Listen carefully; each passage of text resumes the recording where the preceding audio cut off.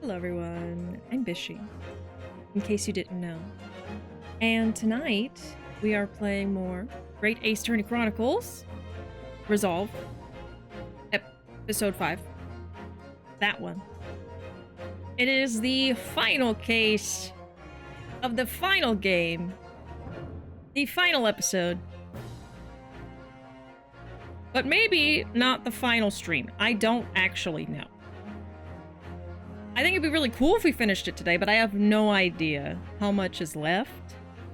I don't know if episode 5 is actually longer than episode 4, despite it being part 2 of the same case. I don't know. I just felt like titling the game Final Case, Final Game, finally. But it might not be the final time I play. I am not sure. But anyway, we're in the final case of the second game, which is the final game in Ace Attorney Chronicles. So any day now, really. We're gonna hop in just a second. Like I said, I have no idea how much is left of the game, so we're just gonna hop in and see what we can do. Strong heart, handsome, horrible person. Yeah, see, there's such a thing as being attractive, but a terrible personality, right? That's Strong Heart, right? He could be hot to someone. He's not my flavor, but you know, he's could be attractive. However, that personality though, 0 out of 10. 0 out of 10 personality. But we're gonna go for it anyway. We're gonna do it. He induces fear in my heart, but nicely built. Nice pecs. Nice biceps. Is there a name for that type of person? It's almost like not quite the opposite of a himbo, but like instead of like being really hot but dumb with a heart of gold, it's like you're really hot but evil. Hear me out. Not my cup of tea, so to say, right? Not my flavor, not my cup of tea. Not my flavor of cup of tea. We're just making everything convoluted today. Enough idle chatter. It's time. It's just me chattering for no reason. Okay, we're gonna play Ace Attorney. Okay. We're gonna continue. We left off on a to be continued. Some fun stuff happened. We were doing an investigation as Herlock Sholmes and his right-hand man, Mikitoba, to my surprise. And now we're gonna get back into another day of court. I forget what day it is. It's been so many days.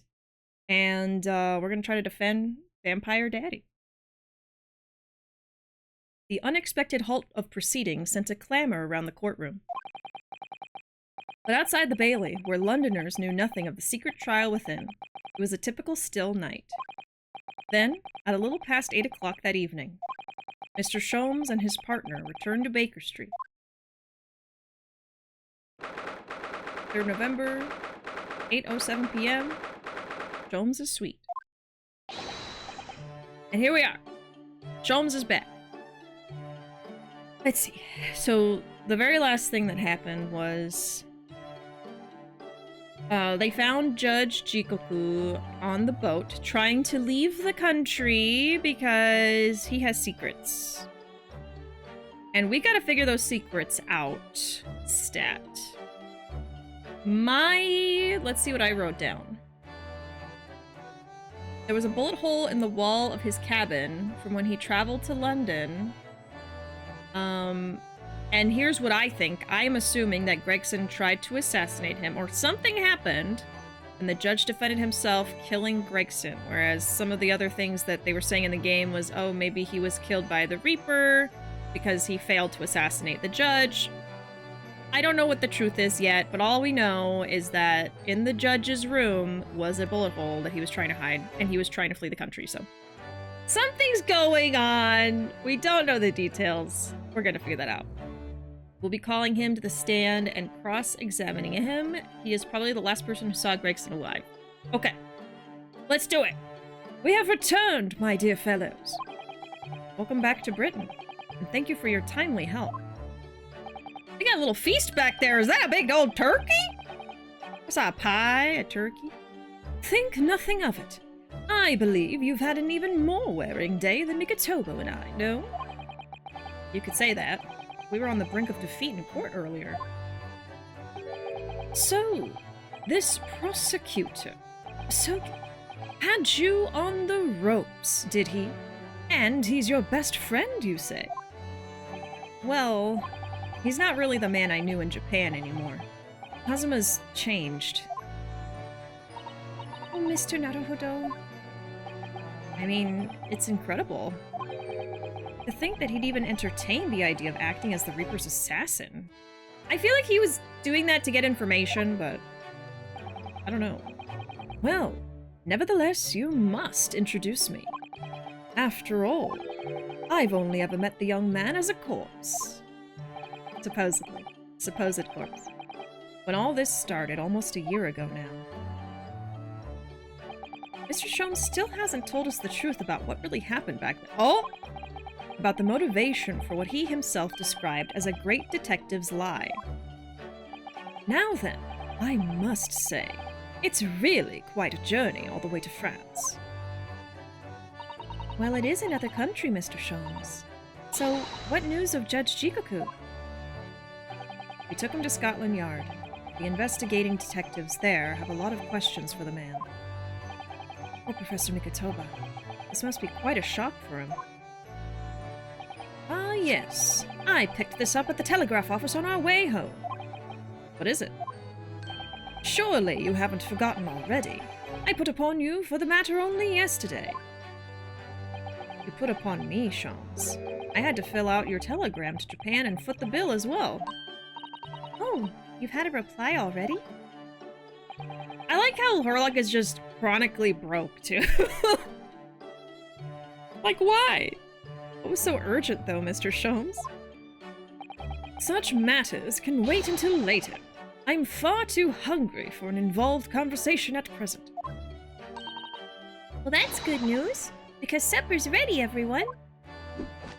Ah, and what a feast it is! If I were none the wiser, I'd think the trial were won already. That does look good. Roast beef, kippers, stew, steak, and kidney pie, Yorkshire pudding. Tomorrow could be a very long day, so eat up. In that case, I think I'll seat myself just here. This place appears to be the only one set with a helping of pheasant as well. Oh, I'm sorry, it's not a turkey, it's a pheasant. My bad. I had no idea. Oh, sorry, Hurley. Not there. Hmm? Why ever not? Are we in set places this evening? Yes, and that place is for Susie's daddy. For me? That's right. I made it especially for you, Professor Mickey. Mickey? Oh, Mickey, you're so fine. I see. Well, that's terribly kind of you. Is it an apology? I bet it's an apology. It's a shame, really. What? What do you mean? Well, for a brief moment, I believed it. Oh. That Susie and I were half-sisters, I mean. Oh.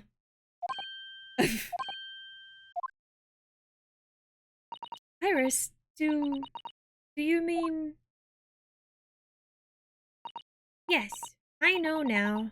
I overheard yesterday. I secretly listened into the conversation you had after I tricked you all into thinking I'd left. Oh. What?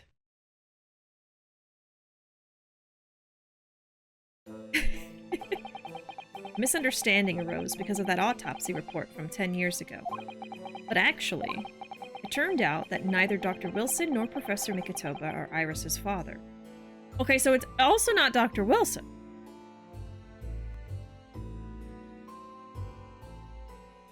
Yes. He was just bad at being a detective. He was just bad at detecting. That's the lie. He actually did think he was dead. That's not even being bad at detecting. That's just being bad at observing bodies. That's just bad at finding a pulse. Not the autopsy report. It's always the autopsy report. Girl, who is your daddy? Yes, about that, Iris. You know, I know. You can't tell me at the moment. Iris. Ruuuvo, is that your baby? Like, whose baby is this? Come forth! Raise your hand! Who is this child's daddy? The pheasant is by way of an apology. I'm sorry for eavesdropping. Oh, it is an apology. Oh, no. That's quite all right. Then why don't I get any apologetic pheasant? Will the real father of Iris please stand up? So just who is Iris's father? I suppose that's not something we'll be finding out today. Damn it. So many secrets. So then, let us dine, while our largely pheasantless plates are still piping hot. A fine idea, Sholmes. It all looks absolutely delicious. Eat as much as you like. They're always second. Slim Shady is her father? The real one? This could be our last chance to ask questions before tomorrow's trial. About that telegram from Japan, and about Cosimo. Can't let this opportunity slip away. Alright, we're gonna get some secrets. We're not even starting the trial yet. Maybe this is just like a mini section of the case. Let's see. Imagine this takes 4 hours. I can't- look at you sitting all twinkly. Are you serious?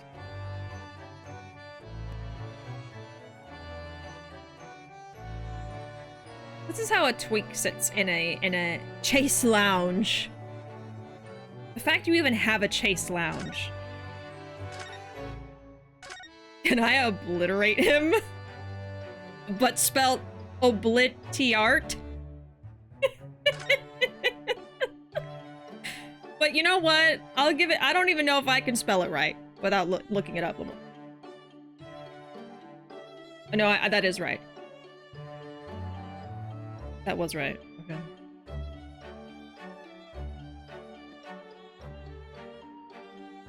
I'm never typing things right, and that's alright. I didn't mean to autocorrect you in the chat, I swear. I was like, oh, I bet I don't remember how to spell it. But I did.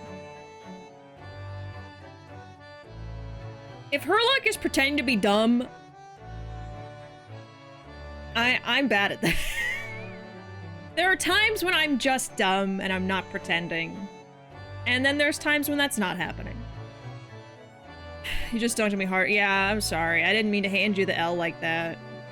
I literally was just like, hold on.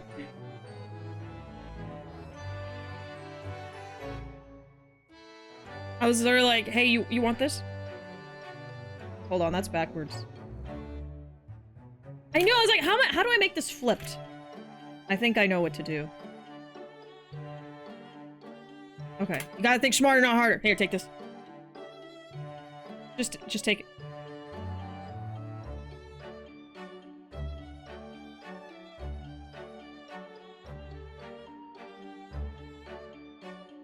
You want it? Yeah.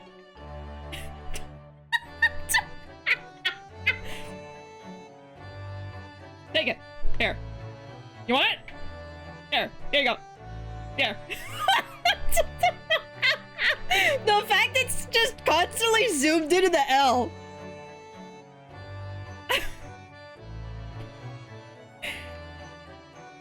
Just take it.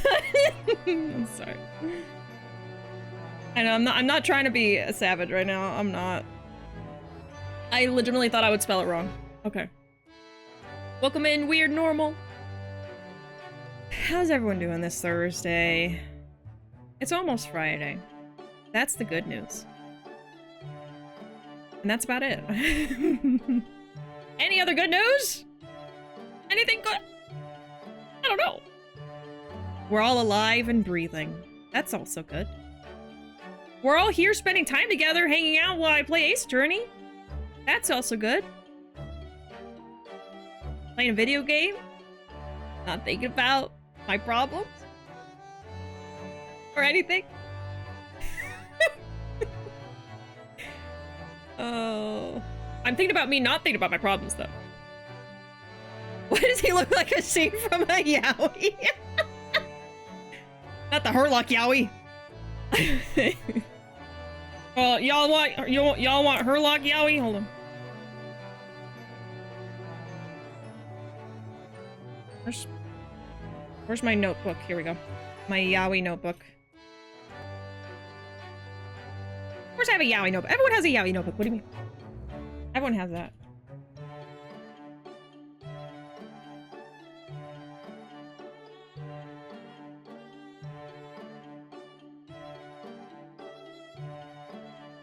This is terrible already. I'll give you Herlock Yaoi.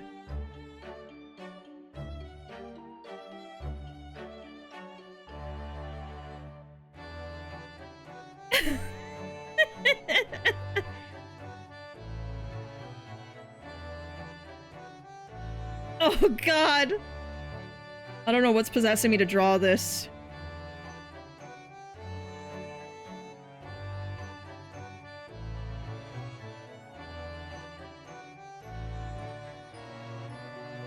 But you're gonna get Herlock Yaoi whether you want it or not.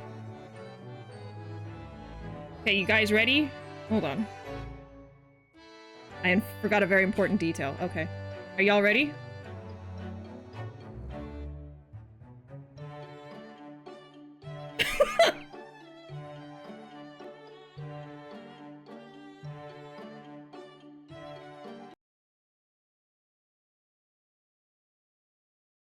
You like it?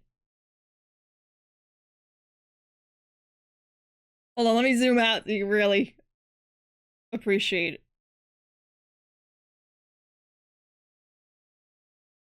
You like it? I remembered his goggles.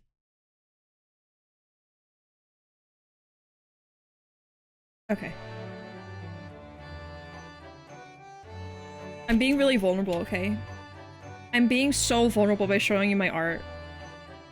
I don't show my art to just anybody. You better. Oh yeah. Well, no, he doesn't get the big hands. Someone else will get the big hands.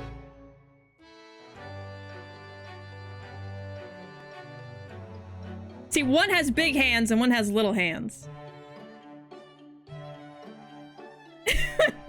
Is he an okay or 7? Exactly. I'll leave that up to the audience. You decide. It's a yaoi make your own adventure. You made him look like handsome Squidward. Yeah, sometimes I love that the music stops when I zoom in, and sometimes I'm like, oh, this is terrible. But sometimes it works. It makes me feel like I'm gonna die in 7 days. Oh. 6 days and 23 hours and 45 minutes. More like. Yeah, the silence. Or like yaoi in progress. Found out I got a new job today. That's awesome. Weird normal. I'm sorry. I like did a little yaoi segment before I got to read that. But congratulations. That's so exciting. What kind of a vocation field, what kind of job field are you in? You don't have to say the exact place you work at. And you don't even have to answer the question if you don't want. Whatever you're comfortable with. I'm just always curious what people do, you know? You do for work, or if you go to school, that kind of stuff. Oh, a vine boob every time the L comes in the frame. I should edit that in.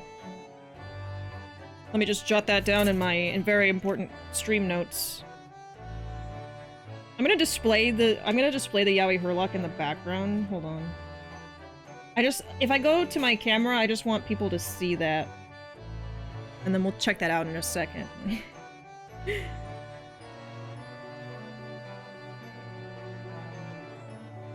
There. I made a note to myself. Definitely. Okay. A librarian! Oh, that's awesome. It's part-time with a bookstore, but very excited. I get to have double the books now. Oh, that's so cool. I always thought working at a bookstore or a library would be really fun.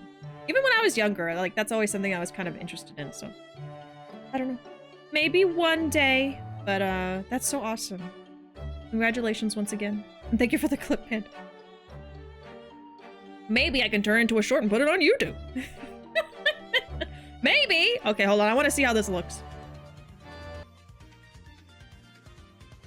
Do you guys see it? Kind of covered a little bit. Oh, sorry. My kitty was back there. Oh, that's better.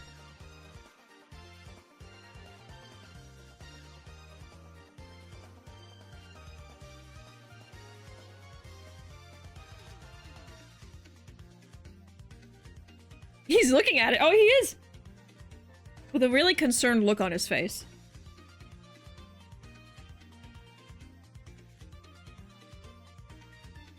That's how he's looking at it. He's judging my art. He's like, what is that? I'll start the bidding at $2 million. Hey, Lucha, welcome! I opened stream to abs. Oh, wait, why don't I have my chat up here? Hold on. There it is. There we go. Somebody say something. Put a booty emote or something. He doesn't get it, but he likes it. Oh, I'm glad he likes it. Aw, he likes it. Oh, whoa. There it is. 1. Just the number 1. Haha, 1. Yeah. A normal Bishi stream emote. Yeah. I mean, you look. This is how you're supposed to hold your fingers, by the way. This is how you're supposed to hold them.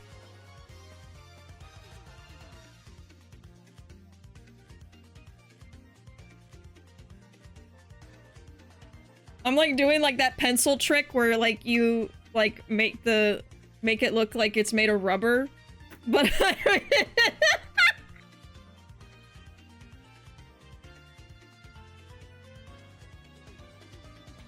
okay, I'm gonna leave you alone now, kitty. This hurt the kitty. No, but he feels a little sick.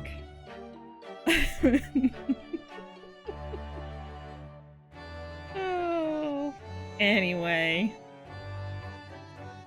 It's gonna be a good Thursday, y'all. It's gonna be a good one. Okay. The only thing we can do is pretty much look at the food or Herlock. So, obviously, we're gonna look at the food first.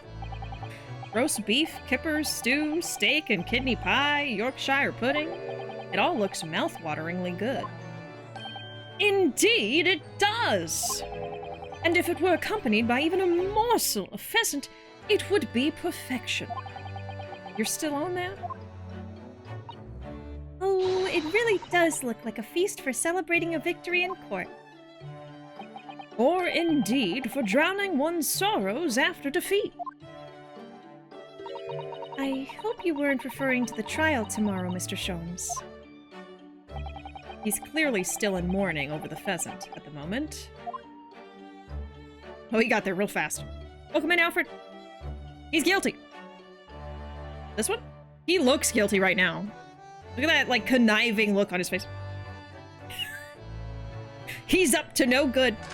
Let's talk to him. Mr. Sholmes, what are you doing? Why are you sitting there like a twink? Oh, sullen. Oh, so sad. Surely it's abundantly clear that I wasn't brooding over Mikotoba's refusal to share his pheasant with me. Nevertheless, I felt the need to withdraw from the social circle for a while and look on with hungry eyes. Huh. Sorry, Hurley, but I cooked that pheasant especially for Susie's daddy. Even though I've played the role of father to you for far longer. Mr. Sholmes, could I discuss some things with you? Certainly, my dear fellow. I find myself quite in the mood for a spell of conversation. No doubt you're hungry to learn more of my deep love of game. I can probably contain my curiosity on that one. You needn't look at me in that fashion. In what fashion? It seems that before we discuss the pheasant, we have some rather unpheasant matters to discuss. And now everybody boo. Everyone boo this man! Chat, sick him! Thank you! Get him, chat! Knights, arrest this man!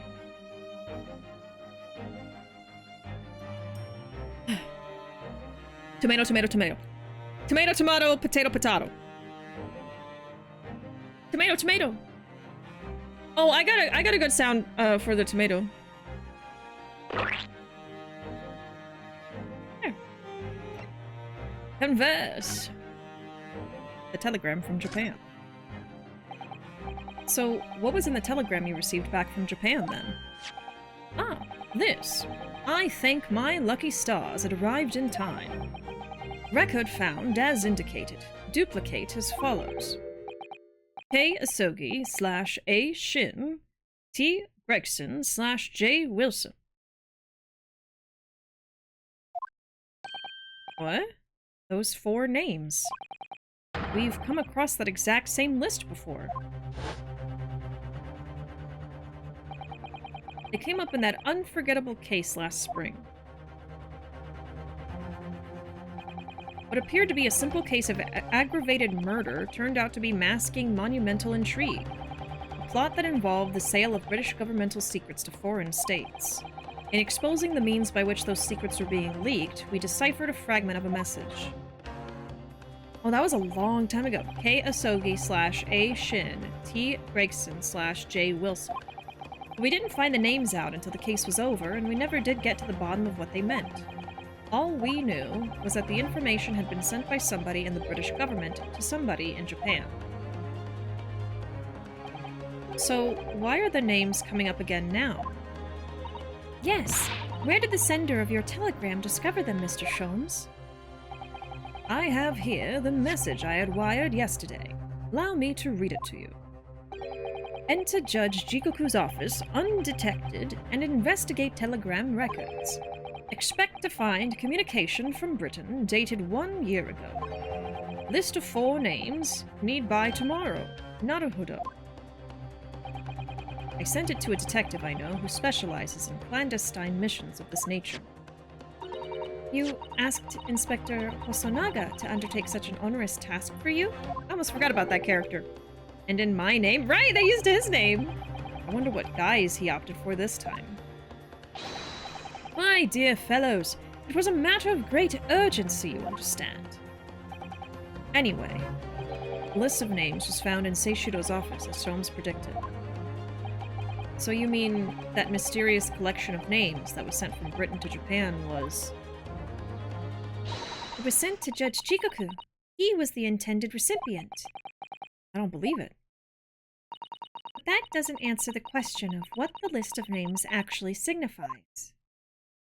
So someone in Britain sent Jigoku that list of names. I did formulate a hypothesis about that. Without a shred of evidence, I couldn't possibly have shared it. Mr. Sholmes looks deadly serious for once. Telegram from Inspector Hosonaga in Japan with details of the telegram he managed to locate by stealing into Judge Jigoku's office. Okay. Hey broski, welcome in.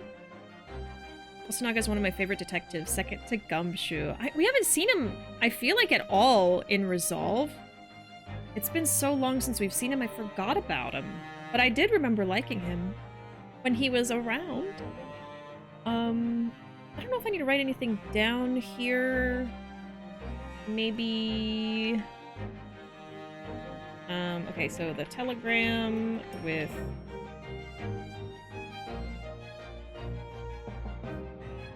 Let's see.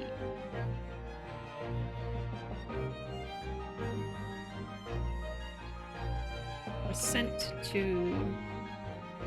Jigoku. I'm just gonna say that it was meant for him.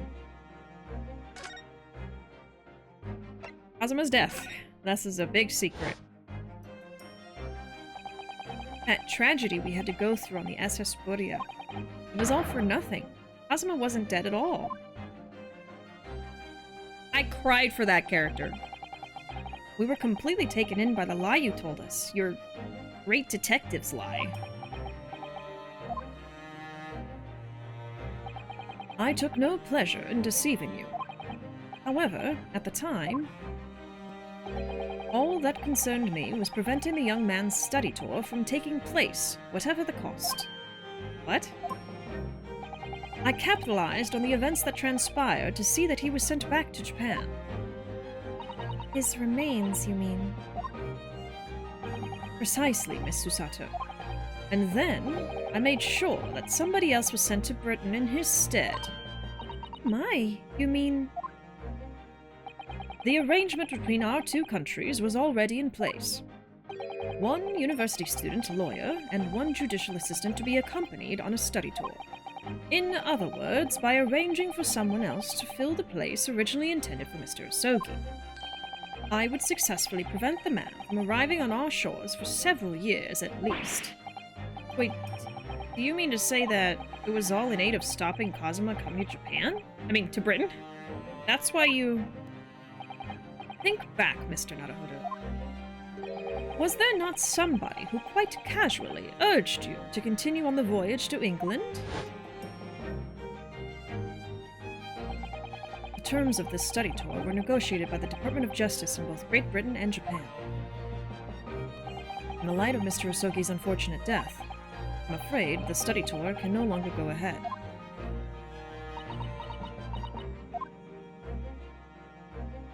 My dear fellows, the majority of problems have an extremely simple solution, you know. This is a long time ago. All you require is one lawyer, and the study tour can continue, surely. But there is no one else with the necessary qualifications, Mr. Sholmes. We know of no other lawyer. The voyage to London still promises a good month of time. Ample opportunity, I would say, to find ourselves another suitable lawyer.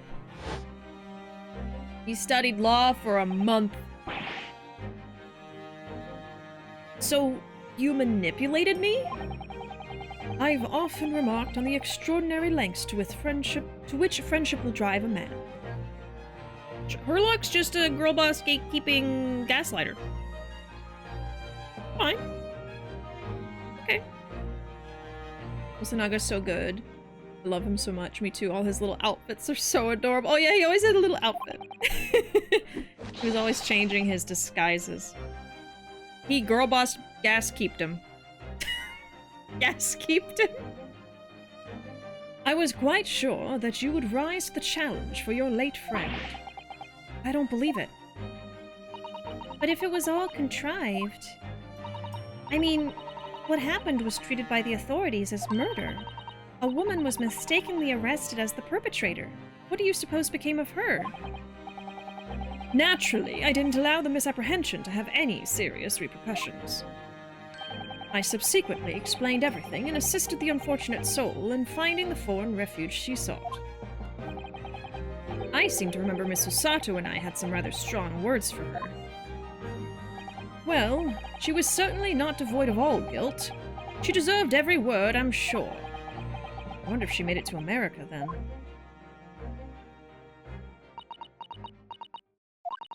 I'm afraid I simply cannot comprehend it. Why would you go to such lengths, Mr. Sholmes? Why were you so determined to keep Kazuma-sama from reaching Britain?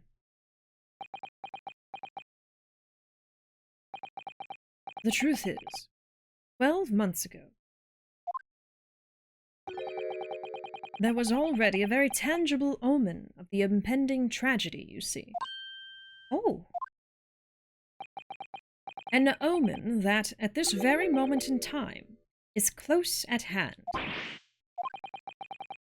An omen of all these tragic events that already existed a year ago is close at hand? I need to find out exactly what Mr. Sholmes knows. Oh. Now I gotta present something to you? You can't just tell me? Telegram.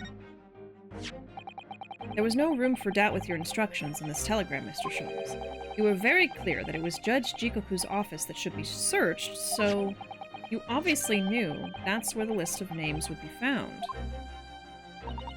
K. Asoki, A. Shin, T. Gregson, J. Wilson. We only learnt of those 4 names just over 6 months ago now. And only because they appeared as part of the top secret government communications that were leaked. That's true, yes. But at the time, you were unaware of the background. You see, those 4 names were wired to Japan. Around 6 months before that. Approximately this time last year, in fact, when you were both still in Japan. It really would be hypocrisy on my part to reprove others for intercepting state secrets. Because after all, I'm perpetually eavesdropping on communications between the British and Japanese governments.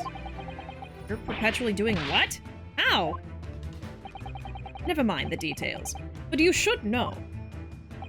No secret is safe from Herlock Sholmes. When he has designs on knowing it. Panda has redeemed Ruuuvo voice.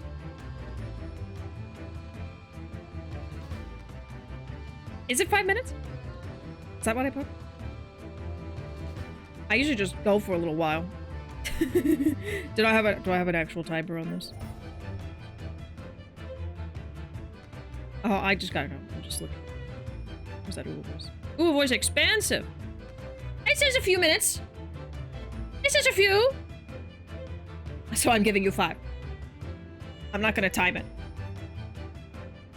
No secret is safe from Herlock Sholmes when he has designs on knowing it. Oh my, Mr. Sholmes, what a fabulous line! Now, 1 month after that list of 4 names was wired to the recipient Jigoku in Japan. Dr. John H. Wilson was murdered! As soon as I learned of the incident, a hypothesis rapidly took shape in my mind. As it turned out, I was partly correct and partly mistaken. Nevertheless, it was the beginning of all the tragic events that were to follow.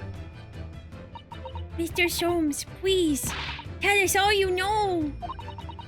Tell us about these 4 names and the tragedy to which they're all somehow connected.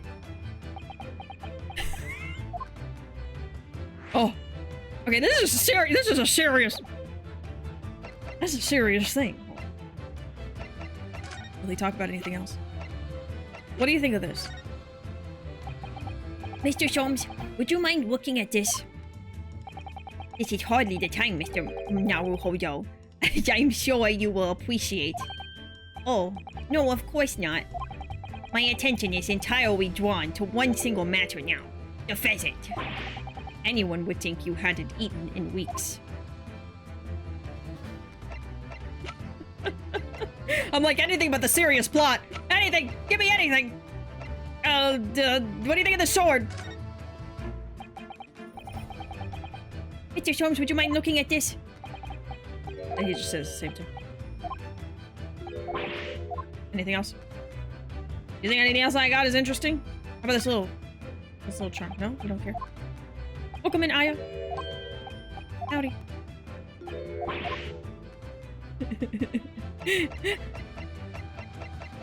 Who was I am doing it! Maybe I can go look at something in the background. I'm not timing 5 minutes. It takes a few. Look at this globe. There's all sorts on these shelves. Chemistry apparatus, books, papers, and lots of things I've never seen before. It's all heaped up so high I can't help feeling that the whole lot is going to topple at any moment. It looks as though it might topple, and yet it doesn't. The epitome of Mr. Sholmes' brilliance. I don't get it. As it happens, I'm quite well practiced when it comes to stacking shelves myself. Just the other day, the shelf in my office finally gave way under the strain, though. It looks as though it might topple, and it does. Yes, the epitome of your disarray. I really don't get it.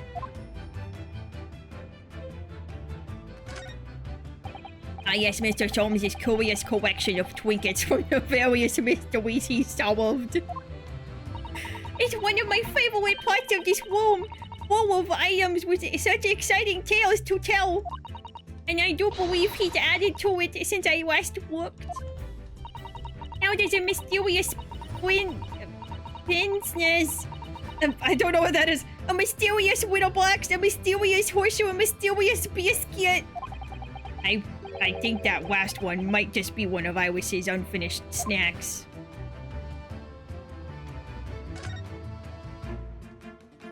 What else? Tea time. Iris's pretty little tea set is set out beautifully as ever. Look. Well, it's only by carefully taking care of a tea set that you can make good tea. Is that a roundabout way of telling me I need to tidy my desk?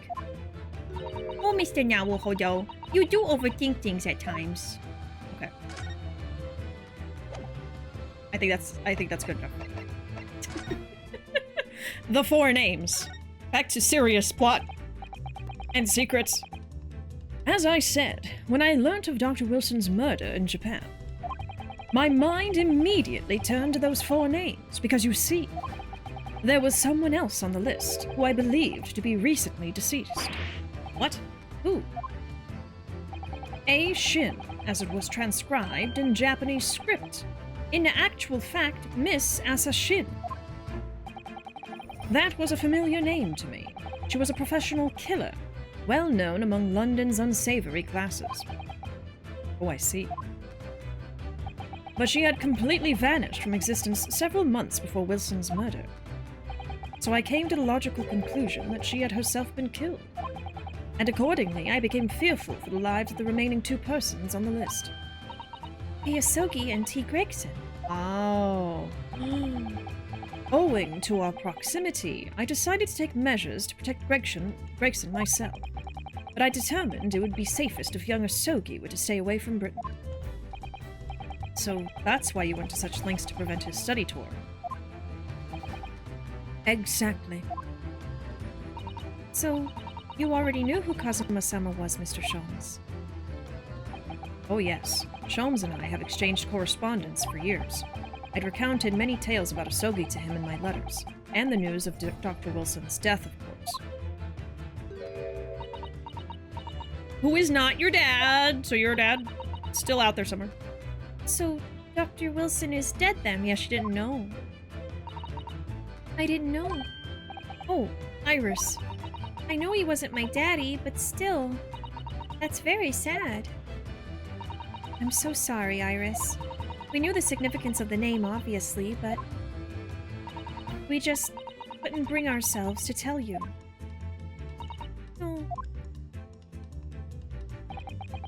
What you just told us, Mr. Sholmes, doesn't completely tie in with the facts.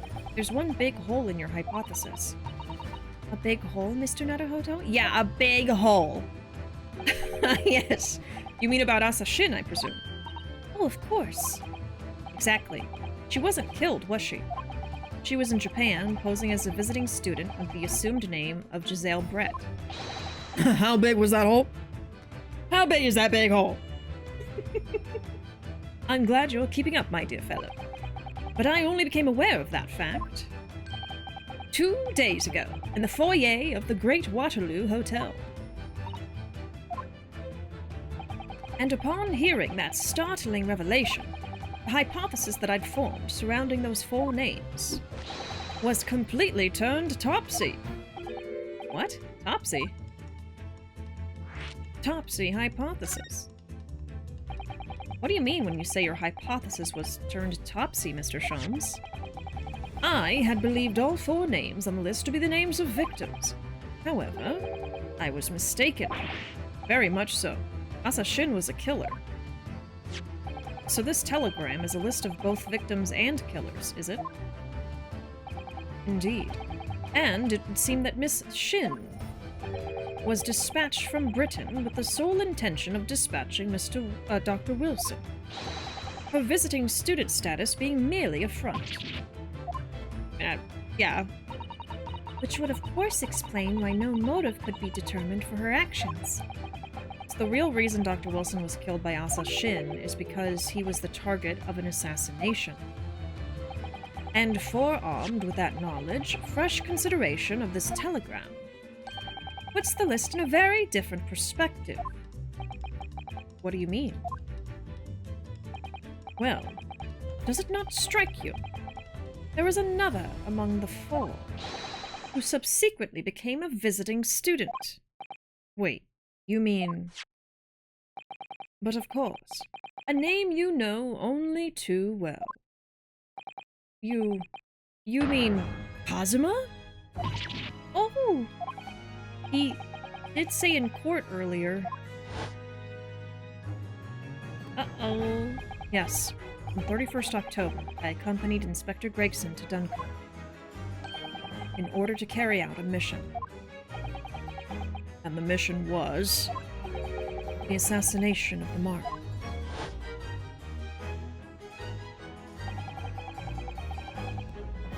Young Mr. Asogi accepted that mission a year ago now. Surely not. In conclusion, this document is a contract of sorts. An international agreement, one might say, detailing an assassin exchange. An assassin exchange? How could Kazuma possibly have got involved in something like that?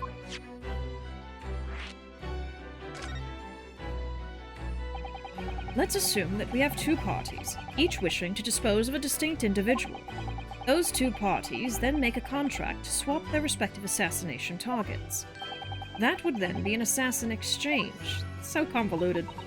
So to begin with, the British assassin is dispatched as a visiting student to Japan, where she kills her target. And then, the Japanese assassin is dispatched as a visiting student to Britain in order to eliminate his target. Oh god, things are starting to make sense and I don't like that. It certainly does sound like an exchange. But what on earth is the point? Don't forget, Naruhodo, that the British assassin at least escaped conviction. Thanks to diplomatic immunity afforded by consular jurisdiction. Oh yes. Such jurisdiction should be null and void under the terms of the new treaty between our two countries. But the fact that it was brought into play suggests intervention at the very highest levels. Highest levels? These murders were two sides of the same coin, linked not by a common motive, but by contractual agreement. As such, they appeared utterly unrelated, yet in truth, the assassins were complicit in one singular devilish scheme. That disassociation and the safeguard of diplomatic immunity were, I believe, the motivation behind this plot. Well, wait a minute, Sholmes. This telegram really is describing the exchange of assassins as you're suggesting. It would mean that the Japanese killer's target was never Seishiro Jigoku at all. Right. It would mean Asogi's target was actually Inspector Gregson. What? Kazuma was here for Gregson? So Judge Jigoku wasn't actually the mark? Yes, that's exactly what it would mean.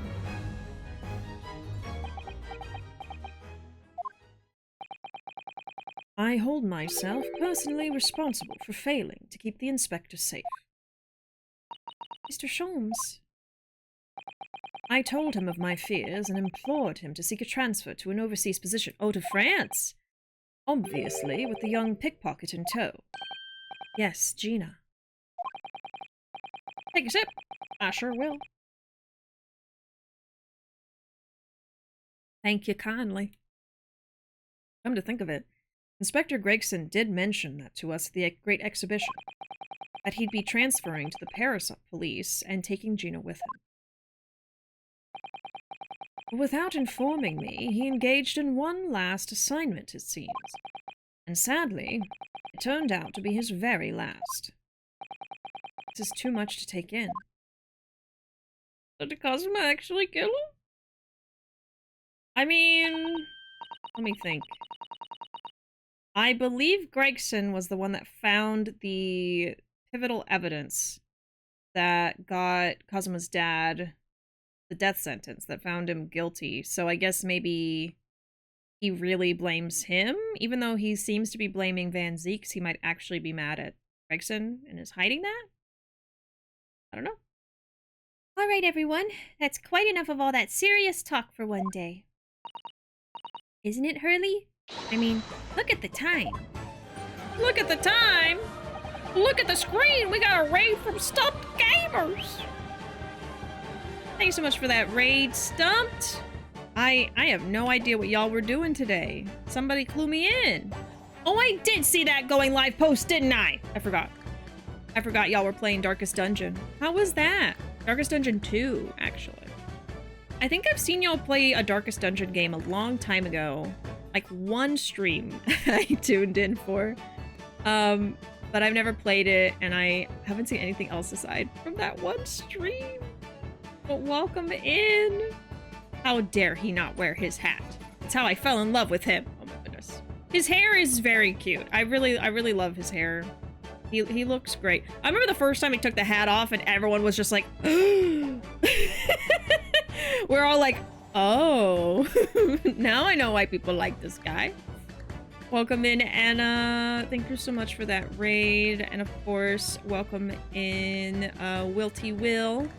And hello, Aya. Hello. How are y'all doing? How are the Stumped crew? How are the Stumped enjoyers? I hope y'all having a good Thursday. If you're new here, my name is Bishi. I play games with Stumped sometimes, and also play all kinds of games here on my channel. Hey Matt, how you doing? Do I have a shout out for you, Matt? Am I even following you? Hold on. Okay, I'm at least following you. I was about to be mad at myself. Yeah, hold on. I'm gonna set you up with an auto shout out, Matt. Give me 1 sec. Where do I do that again? How do I do that again? I seem to have forgotten. I just gotta click on every single thing. Okay, here we go.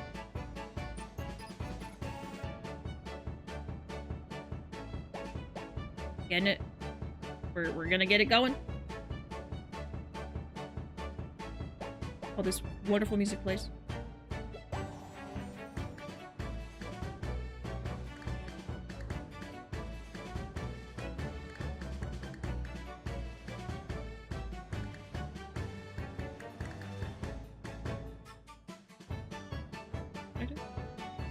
Oh. Dance! Dance, chat! Dance while the technology works.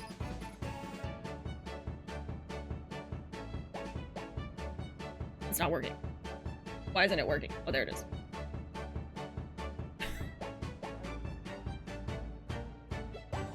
Do I know how to do stuff? I think so. Okay. I think that's working. Hopefully. Anyway. Welcome in, everyone. Welcome in, Stumped and Matt and Lucha and Panda and Ruuuvo and everybody that's here in the chat. Like I was saying, my name is Bishi. I play all kinds of games here. Right now we're playing Great Ace Attorney Chronicles. I'm in the final episode of the final game of the Chronicles. And, we're just gonna see what we do. I don't know if we're gonna finish the case tonight. But we should be finishing the case soon. And with that, I'll be finishing all of Ace Attorney Chronicles. So I'm pretty excited to almost be done with this game. Right now we're having a chat with Mr. Sholmes. But, yeah, I'm also a huge fan of the Yakuza series. I'm currently going through a second playthrough of Kiwami, and very, very, very much looking forward to the Majima game coming out in 2 weeks from tomorrow.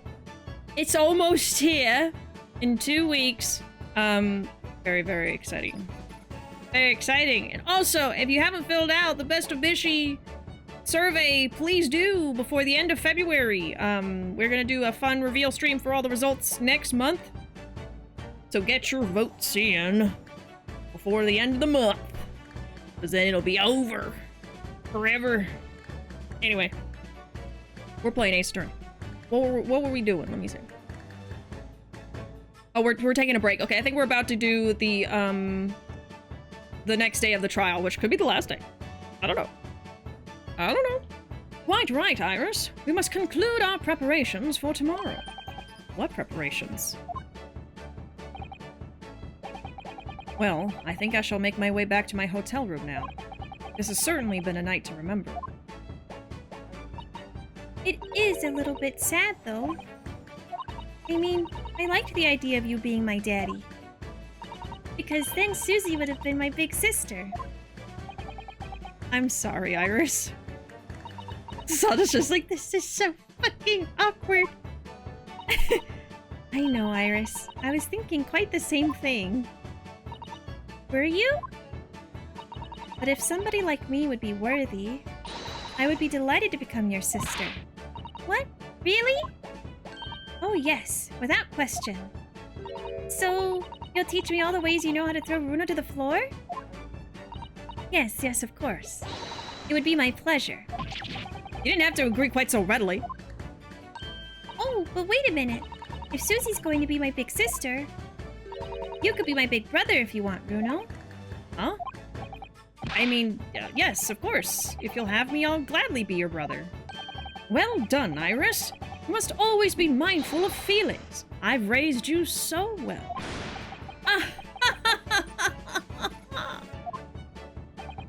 Because being sensitive is your strong suit, naturally. So anyway, that's Mr. Sholmes. Mr. Bishy's such a funny idea. Yeah, we started doing it... I think this is the third time we've done it. So, about 2 years ago. Maybe 3 years ago? Something like that. This is the third time. And I wasn't able to stream for like a month in December. Like all of December I couldn't stream because there was something happening at our house and we couldn't be in our house for like a month, and I felt bad I couldn't stream for so long. And so to fill the time, I made a survey of like all that year's clips and everything. Thank you so much for the follow, Wilty Will. Oh, good night. Thank you so much for being here. Oh, I totally understand. Almost 12 a.m. I totally understand. Have a good night. We'll see you later. So I couldn't stream for a whole month, and so I made this survey of all my clips from the last year and was like, hey, when I return, we'll have this big fun, return stream where I'll reveal the results of the survey and we'll hang out and watch the clips and stuff, and it'll be a fun time to come back to. And then it just became a tradition after that, and so now every year I make this giant survey. They get bigger and bigger. I feel like this will be the biggest one. I'm gonna try to stick to this size or smaller for next time, because it's a very long survey. I appreciate people who fill it out very much. And yeah, so I keep adding new categories and stuff like that. I'm always trying to make it a little different, but it's just kind of a fun recap for the end of the year, make people feel included as well in the community. And viewers also win awards too for like clipping the most clips or being quoted. We have a quote system of like 700 plus quotes, and I'll tally up who got quoted the most that year, and then there'll be like a reveal for that. We have a quote compilation that'll put all the best ones. That one was a hit last year, so anyway, it's just a funny, silly time, and I'm all about that. Okay. I'm gonna work extra hard for tomorrow now, because it's for my big brother and sister. What is all this talk about preparing for tomorrow? Preparing what? Hehe. You'll just have to wait and see. Oh. Good luck in court tomorrow. I'm expecting a sterling performance. Do my very best, of course. Okay. Took like an hour? It's supposed to be short. So the overnight break in the trial's proceedings became a crucial turning point, exposing new truths whilst posing new conundrums. That list of 4 names on the telegram in Judge Jigoku's office, and the extraordinary assassination plot in which my best friend had somehow become involved. I felt as though I'd been plunged into an even greater darkness all of a sudden, but at the same time, I felt sure I would see the light again soon. Oh. Because I was lucky enough to have the most wonderful family in the world standing steadfastly behind me. Found family! Found family. Theme. Alright, that's it for the stream, everybody. Goodbye. After streaming for 1 hour. No, we're still going. I knew that was going to be a short one.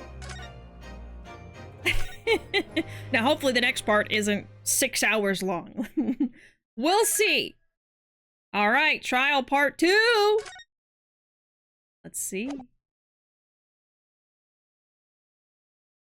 Now would probably be a good time to take some notes, huh? 4th November, 9:30 a.m., the Old Bailey courtroom. Back again. Vampire Daddy's back. Hello, friend. Oh! Almost thought that was the game, just for a split second. Before we begin today, I have a brief announcement. As with the closed trial 10 years ago, some astonishing facts have come to light in these proceedings. The revelation that the well-known Reaper is actually an organization illegally executing its own brand of justice, and the discovery that a respected yard inspector was at its heart until he himself perished in an assassination plot. Well, I say to all members of the judiciary here present on this occasion that we will stop at nothing to uncover the whole truth behind these disturbing findings. There's Mr. Strongheart for you. There he is. I need to take some notes. Okay.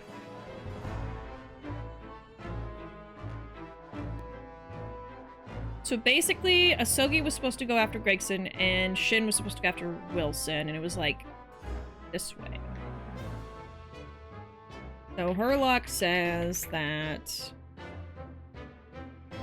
Asa Shin was sent to Japan to kill Wilson, and Sogi was sent to Britain to kill Gregson, which was an assassin exchange. But we don't know why Asogi agreed to it. Okay. I can guess. If this is really what's happening, I can guess. Maybe he agreed to it, but didn't want to actually go through with it, you know? I don't know. But I'm remembering some stuff he was saying from the very beginning of the game, and it's worrying me, so... I don't know. They also said Herlock tried to stop Asogi from going to Britain because of this. Is why he pretended he was dead, so he'd go back to Japan, and told Ryu to take his place as a lawyer. Okay. A student lawyer. Obviously evil guy being obviously evil. Yep. I don't feel they've really been hiding his motives this whole time. Like, I don't know the reasons exactly for what he's doing, but the fact that he is a bad guy, the fact he's a bad guy has not been a surprise. It still hasn't even confirmed it, but I already know. There's no way this guy isn't a bad person. Counsels, you will undertake this trial with the resolve to pursue the truth to the bitter end. Resolve? Yes, that's my intention. Sounds like real life, obviously evil guy being obviously evil. Yeah. They said the name! Title drop. Game's over. That's like the 10th time they've said resolve in this last case. Like, I know, it's the title. They keep telling me that. My lord, if I may inquire. The defendant may speak. On what grounds is Kazuma Sogi permitted to continue in his role as prosecutor? He has admitted to colluding with the victim in a plot to assassinate an innocent man. He shouldn't be enjoying the privilege of freedom, let alone be leading the prosecution. I submitted a written petition to Lord Strongheart, requesting that judgment of my transgressions be delayed by 1 day. You did what? In today's proceedings, I intend to expose everything. My whole life, the last 10 years, has all been leading up to this one day. Possible. Whatever the outcome of this trial, I give my word that I will accept whatever punishment is deemed appropriate, however severe. Even the death penalty? And I suggest you prepare yourself for the same, Reaper. Kazuma is bristling with hostility today. I get the distinct impression we're heading into very dangerous territory. that really even Kazuma-sama standing before us? As an extreme exception to normal practices, I have granted this prosecutor's request.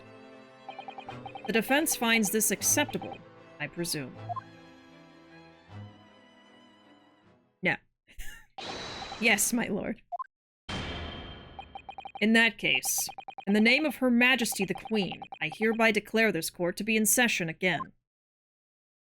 We resume the closed hearing of Barrick Van Zeeks. The defense is ready, my lord. Prosecution is more than ready. Very well, then. This preamble has taken long enough. Prosecutor Asogi, begin. So dramatic. As you wish, my lord. Prosecution calls the first witness to the stand. Bring Seishido Jigoku into the courtroom. Last, then, we've reached the final battle. Okay, I think this is the last time I'm gonna play this. He's putting literally everything on the line now in order to get to the truth. I'm still worried this is gonna be a 6-hour stream. Come on, Ryu. It's time for that steely resolve. Resolve. There's gotta be a resolve counter at this point. Because this is going to test it to the limit. That's like the 3rd resolve today. And I remember there was 1 or 2 last time. Obligatory Van Zeek so fine comment. Witness, state your name and occupation for the court. Huh. So it was you who issued this, was it? Your subpoena. I did what was necessary. Well, look what the young man has become. I didn't think I'd see the day when you take that tone with me, I must say. The witness will ensure his responses are pertinent to the questions asked. Okay! Jeez.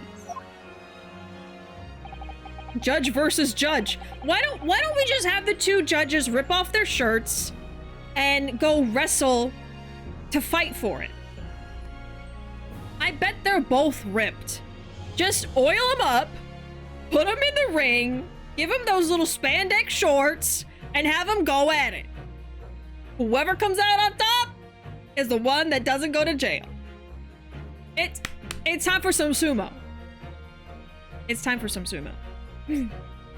Bishi, this isn't Yakuza, but it should work the same way. That white man wouldn't stand a chance.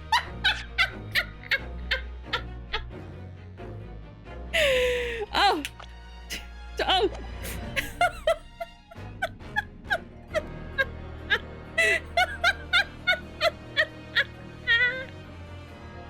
Oh my god. Okay, but Jigoku is hot. I'm not. I don't disagree. I don't disagree. The beard, I don't really understand, though. It's like... he's got like 20 of them.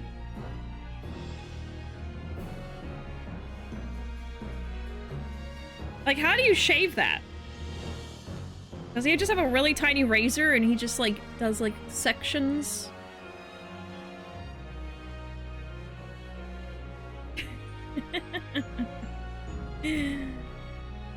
Why does the larger judge simply not eat the lesser one? Just eat him! He outbeards Strongheart. That's how he'll win. The beard will give him his strength. It's where he stores all his power. No, it's like... no! It's like that thing where someone has, like, weights on them, so then when it's time to get serious, they take the weights off and they're even stronger. That's him, but with the beard. The beard is, like, tied into little sections, and then when he's like, you know, what's his fucking name? Strongheart, when Strongheart has him down, and he's like, I win this time, Judge Jigoku. Judge Jigoku just stands up, and he's like, ah, I see. It's time for me to get serious. And then he cuts all the little bands that hold his beard and just... and then it just turns into a giant beard. And then he goes Super Saiyan. My name is Seishido Jigoku, Supreme Court Judge from the Empire of Japan. 16 years ago, this man came to London as a visiting student. 6 years later, he returned to Japan. As well as presiding over the Supreme Court, he is also currently Japan's Minister of Foreign Affairs. Yeah, the beard goes Super Saiyan, not his hair. It's like an upside down Super Saiyan. I am, of course, fully aware of Mr. Jigoku and his preeminent roles. I invited him personally to the International Forensic Science Symposium as a representative of his country. I hear he also played a key role in the conclusion of the Anglo-Japanese Treaty of Friendship and Navigation. Ah, it was a great honor to be involved in the negotiations. I put my all into that treaty. Judge Jigoku, I must ask. Well, I never. Fancy the young murdering student turning up here of all places. Murdering! We were found innocent, thank you! I'd like to treaty his friendship. His friendship must be magical. You acquitted me yourself, and now I'm a practicing defense lawyer. Yes, and full of self-importance like your friend across the courtroom, I see. You came here to London by invitation to the International Forensic Science Symposium. Can we shorten this? Do we have to say it all through every time? Let's see. International Simp. Does that work? Ifs. That probably is a better one. To the ifs. Sorry, wait, let me think of another one. The Inter-for-Sci Simp. Inter-for-Sci Simp. That works, International Simp. We're gonna call it the International Simp. Okay. You came here to London by invitation to the International Simp. But then, without informing anyone of your plans, you took flight to France. Took flight? I'd have to object to that turn of phrase. You fleed! Then explain yourself. What exactly were the circumstances? Well, I was somewhat expecting this. And I'm sorry to say, I decline to comment.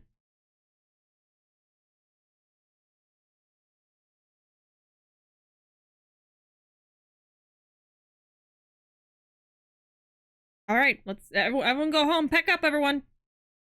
Case closed. He declines to comment. It's over. Decline D's.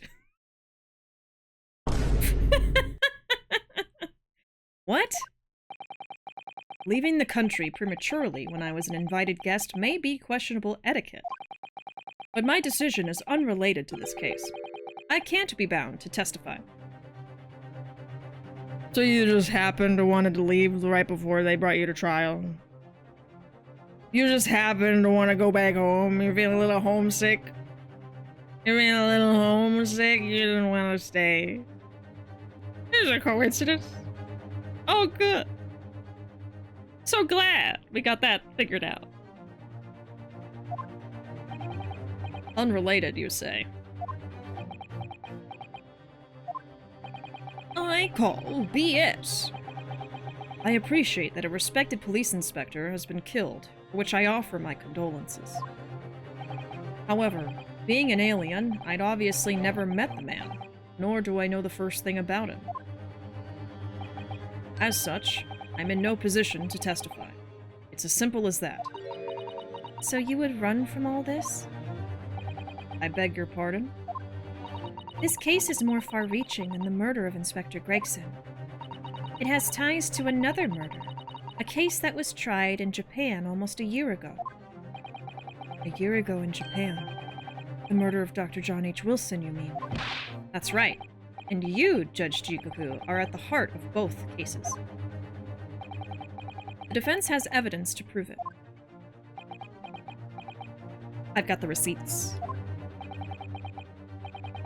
Well, Ryunosuke, I see from the look in your eyes that you're resolved to carry this through to the very end, too.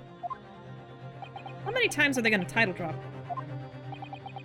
They just called it resolve because they had resolve in the dialogue so much. They were like, oh, what do we call this sequel? Great Ace Attorney Adventures. It could be Great Ace Attorney Journey. That rhymes. And then someone was like, I think it should be called Resolve because we say resolve like 500 times. And everyone else was like, oh, yeah. Oh, yeah. Let's see your evidence then.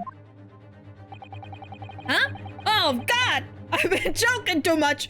What proof do you have that Seishiro Jigoku is involved in this case? This one? Turns out the real resolve was the Sholmes yaoi we discovered along the way. Do y'all want to see my Sholmes yaoi? Oh, here. We're gonna play Where's Waldo. Okay? I'm gonna switch a scene, and then you, audience, have to find the Herlock yaoi. Okay, ready? Okay, go. Can you find it? I don't know, it's kind of hard. There's a lot of stuff going on in the background, so I don't blame you if it's a difficult one. Some of those Where's Waldos are pretty difficult. Can you find it? Can you find the Herlock yaoi? Chat, ¿dónde está la yaoi?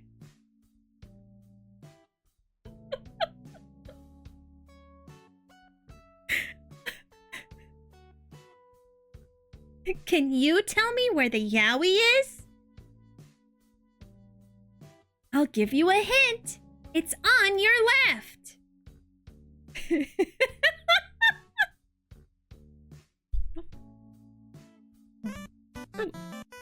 Your left.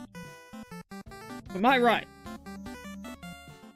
It's on your left. Thank you so much for the follow. It's right here. I drew this just today. It's Herlock. But beautiful. Because he wasn't already beautiful. I made him beautifuler. And I remembered his goggles. Here, you want a close-up? I'll give you a close-up. Pucker up, chat! He's coming in hot! He's coming in hot! Anyway. I drew this earlier, I forget why, for stream, and then I'm displaying him here and Kiryu is staring at him. Kiryu's judging me. But anyway, that's Herlock. I thought those were titties. Oh. He's not buff enough for that. They're his goggles. He was lounging on a couch, very twinkly earlier. He looked like very much a twink earlier. He was on this chaste lounge, lying there, and I just felt it appropriate to make him into yaoi. This makes me want to make Sholmes Kiryu crack ship art. Please do. If you draw it, I will add it to the fan art slideshow. You can display your art here. He's not buff enough for that, not with that attitude. Well, it's up to him. If he wants to work out and not be twinkly, twonkly everywhere, then that's up to him. You know? We got some beautiful fan art right here. From some members of chat. Yes, we do. But the ghost trick poster, yes. This one? Chat's covering it now. But yeah. There's a fan art. That's a new one. From Zoe. Twinkle, twinkle, little Sholmes. This one's from Wolf. I keep meaning to put credits on these. That's me! Well, good job, everyone. You found the yaoi. Let's get back. I might be finishing this case today. We're messing around quite a lot. But I do think I could finish this today. Do you guys think I could finish it today? That's the question. Is there like 10 hours left? You know? I'm not sure. I think this is the last day. At least. I don't know how long that day is going to be. A full 24 hours, maybe. We'll see. Okay. So I think it's going to be the telegram. Oh, I don't think I looked at this. Okay, let's start looking at all the stuff I found last week. You see these little things all over the place, don't you? The part on the top of a pocket watch that you twist to set the time, isn't it? What? It's called the crown, I believe. A watch would be quite useless without one. A crown? Like what sits on top of a monarch's head? It's a very grand name for such a tiny part. But actually... Yes, Mr. Naruhodo? If this is a crown, I have a feeling I might have seen a monarch around here somewhere with a very bare head.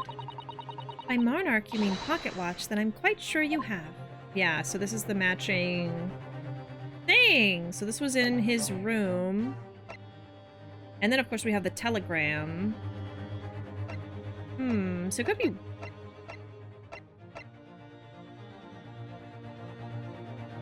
I'm gonna say the telegram, but... And then this was... evacuation drill. Following departure from the port of Dunkirk, all crew members are required to assemble on the main deck at 10 p.m. in order to review evacuation procedures. The drill will take 20 minutes. Crew to resume duties as soon as the drill is over. And then we saw the blade. It's missing the end. And it's embedded here. Okay. I'm going to show this. Take that! This is a telegram detailing a communication sent between Britain and Japan approximately 1 year ago. The communication contained 4 names.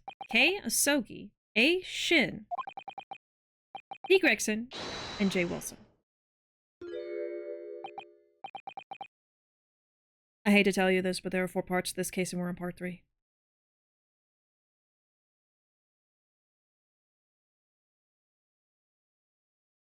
Good to know. It's good to know. No, that's good to know. Okay. Got one more stream after this. Okay. I'm so sorry. No, it's okay. I actually want to know, because if this starts going on for a long time, like I'm at like 4 hours and it's not done yet, I would like to know if I'm like close to finishing the game, or if it's just the end of a single day and we have another day. So that is important. I did want to know, honestly, so thank you for telling me, but I'm a little like disappointed just that, oh, we're not that close to the ending, but we are almost done. We are almost done. So if we don't finish it today, we will definitely finish it next time. I know I promised to do all Kiwami next week, but if we really only have 1 stream left of this game, I will probably just throw 1 day in at least to do it. So we'll figure that out when we get to the end of the stream. But anyway, okay, good to know. You little... Where did you get that? In Tokyo. From your office, Judge Jigoku. What? How on earth did you... What's this all about? Why is my name on that list? This list of 4 names follows a certain pattern. P. Gregson and J. Wilson are the names of victims. Kei Asogi and A. Shin are the names of assassins. No. A year ago in Tokyo, Dr. John H. Wilson's life was taken in a Western-style restaurant in the capital. The culprit was found to be a visiting student who went by the name of Giselle Brett, but her real name was Asa Shin, a professional killer sent on a mission to kill from Great Britain. A. Shin and her victim J. Wilson. And the murder that just took place here in London was the counterpart to that crime. An assassin sent from Japan, also a visiting student, Kazuma Asogi, whose victim was the British police inspector Tobias Gregson. Kei Asogi and T. Gregson. 1 assassin from each country to kill a target residing in the other. What exactly is the defense suggesting? These 2 cases of murder, one that took place in Britain and one in Japan, were masterminded by a pair of individuals from each country as a form of assassin exchange. And the telegram the defense has acquired is proof of this international contract to kill. What? So he seems surprised. The telegram was found in your office, Judge Jigoku. In other words, the mastermind in Japan was you. Judge Jigoku, what's this all about? Maybe we have it wrong? And you, Kazuma, you lied. During yesterday's proceedings, you acknowledged that you'd accepted the assassination mission. The mark wasn't Judge Jigoku at all. It was T. Gregson, Detective Inspector of Scotland Yard, as shown by the name on the killing contract. Very impressive, Ryunosuke. But actually, I didn't lie. The name of the target I was ordered to kill never passed my lips yesterday. The idea that Seishiro Jigoku was the mark came entirely from you. Wow. You deliberately avoided saying a name? The defense claims these 4 names indicate some sort of international assassin exchange. I'm sure I speak for all present when I say that the very idea seems utterly absurd. I bet you're the other one. I bet you sent Assassin to kill Wilson. I bet it was you. Well, Mr. Jigoku, what do you have to say for yourself? His silence only goes to prove his guilt. There's another very important point that this new development brings to light. There's now a distinct possibility that the scene of Inspector Gregson's actual murder was in the witness's cabin aboard the SS Grouse. Judge Jigoku, you have to testify now. To refuse would put you in contempt of court.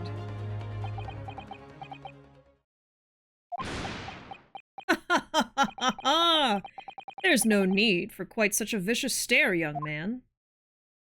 Very well then. As a parting gift to you all, I'll tell you everything I know. Oh, they're in on it together. It seems this Japanese gentleman has information the court must hear about the alleged assassin exchange and the events of the night of the 31st October. Present your formal testimony now. As you wish, my lord.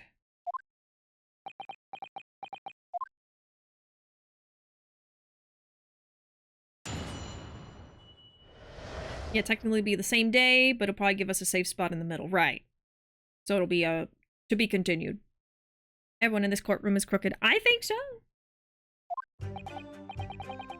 It's true that Kazuma Asogi was assigned the assassination mission 1 year ago now. The target was Inspector T. Gregson. That was a condition of the British study tour. However, in the end, something happened that meant the young man was unable to carry out his mission. On the evening in question, a member of the crew was on duty outside my cabin at all times. If there had been a shot fired, the crewman would have heard it, but clearly I can't be involved.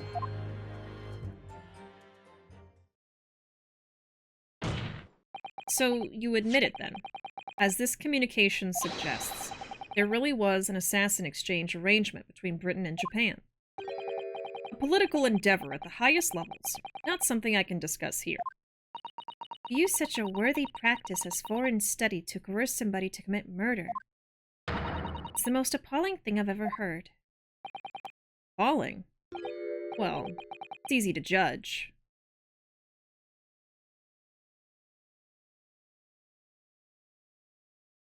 Says the judge. Pardon? So you admit it, your job is easy. Asogi had a reason for taking his sword to that British inspector, you know. What? Which is why he accepted the mission in the first place. Isn't that right, counsel? Asuma-sama? Judge Jigoku, if you are the mastermind behind this operation in Japan, then tell the court the identity of your counterpart in Britain. I'm not obliged to divulge that information. So is he just admitting to it? As I said yesterday, I've killed nobody. I freely admit that I accepted the mission, but on the night the plan was to be executed, I backed out. Okay, so he did accept the mission to kill Gregson, but backed out and didn't go through with it, is what he's saying. But then why did he agree in the first place? Okay, so Judge is the mastermind behind...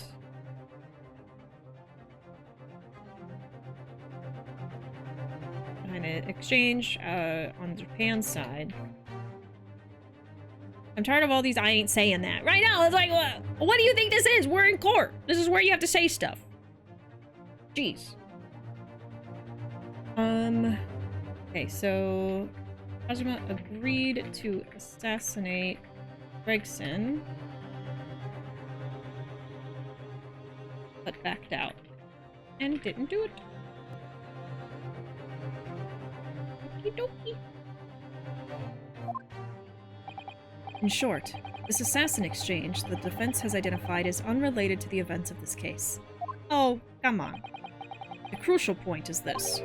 Your police inspector can't have perished aboard that steamship in Dunkirk, because if he'd been shot in the cabin, it's inconceivable that a member of the crew wouldn't have heard it. So that's what this is all predicated on, is if they heard it. Okay. That's right. Gregson was killed after returning to London, in the room on Fresno Street. Nope.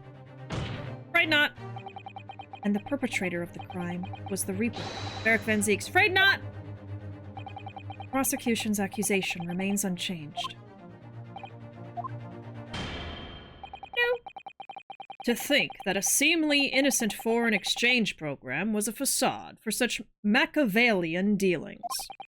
Clearly, it's a plot only a government minister and a high-ranking judge, such as the witness, could hope to execute. Well, I seem to recall that it was someone on the British side who controlled everything. Mm-hmm. Be that as it may, it is not the place of this court to pursue this villainous assassin exchange plot. Thankfully for me. We are concerned only with the tangible events pertaining to the murder of Inspector Gregson. Is the defense clear on that point, counsel? I'm dragging all of you. Yes, my lord. I'll keep that in mind as I cross-examine the witness. I don't know about that. No pinky promises. I didn't pinky promise. Hey, Arkham, welcome in. We're doing it. Okay, So, Judge Jigoku that says that the murder couldn't have happened in his cabin because the crew would have heard it. However, as we see here, they were gone at 10 p.m. for 20 minutes. So, most likely, the gunshot happened then. I'm like 500 steps ahead right now, okay? I'm playing 10D chess. I know this is the truth. I know. I know it. Okay. I'm gonna put that in my notes because I might forget. But the crew was gone at 10 p.m. for 20 minutes. So we probably will have to prove that 10 p.m. was like the time that the body was... That he was shot or something? I don't know. I don't know how we're gonna get to that, but I'm pretty sure that's gonna be the end point. According to a note. Okay. And there was a bullet hole in the wall of his cabin, so it happened there, 100%. 100%. All right. I know the judge is the jury this time. Or not the jury, but the defendant. It's true that Kazuma Osogi was assigned the assassin mission 1 year ago now. Hold it! A year ago? When Kazuma was still in Japan then? Correct. It was at the examination center for applicants for the study tour that I approached him. I'll never forget it. I remember exactly what you said. You just came out and asked me forthright if I'd consider traveling to Britain on an assassination mission. What the fuck? Surely not. And yes, the boat had a cold box. We're assuming because they had ice and it's a boat. So yeah, we have all these connections. We just gotta put them together. But yeah, there was also probably... Because Herlock said there was probably one, so... Probably had a ice room. That's what they called it. Ice room. On the boat. Yeah. Surely not. I thought it was a joke at first, of course, but then it was made clear to me that if I didn't accept, I wouldn't be considered for the study tour. So you agreed to it just for that? Just to go on the study tour? I mean, I know how much you wanted to study in England, but assassination? The Empire of Japan had accepted a proposal from the British Empire at the time. An agreement to send a student from each country to the others to deepen cultural understanding and friendship. But behind the scenes, the chosen students were to be given assassination missions. I had no choice but to accept the proposal that originated from my British counterpart. Why? Why didn't you expose the plot there and then? Murder just to experience British? Yeesh. When you love Britain so much, you'll murder to go there? Like, huh? Britain acknowledges no part in these alleged misbegotten dealings. I advise you not to make spurious allegations, Foreign Minister Jigoku. As a witness, I am bound to tell the truth, my lord. Oh, they've got toxic yaoi going on. Oh, they got toxic yaoi.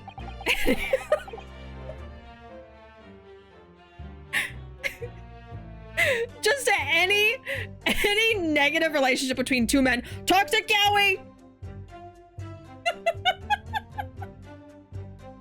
Anyway, I picked Asogi and explained the details of the plan to him. The target was Inspector T. Gregson. That was a condition of the study tour.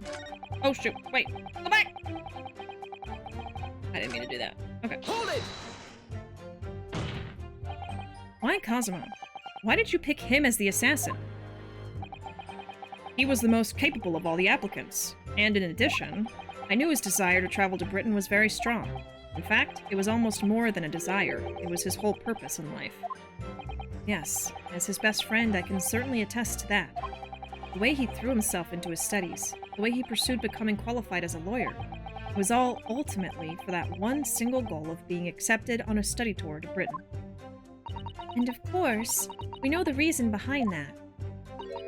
He was determined to find out for himself the truth about his father, Genshin Asogi. There's nothing I wouldn't have done to get here. Be that agreeing to assume the role of an assassin, or betraying people's trust. Well, you certainly did a fine job of betraying mine, Asogi.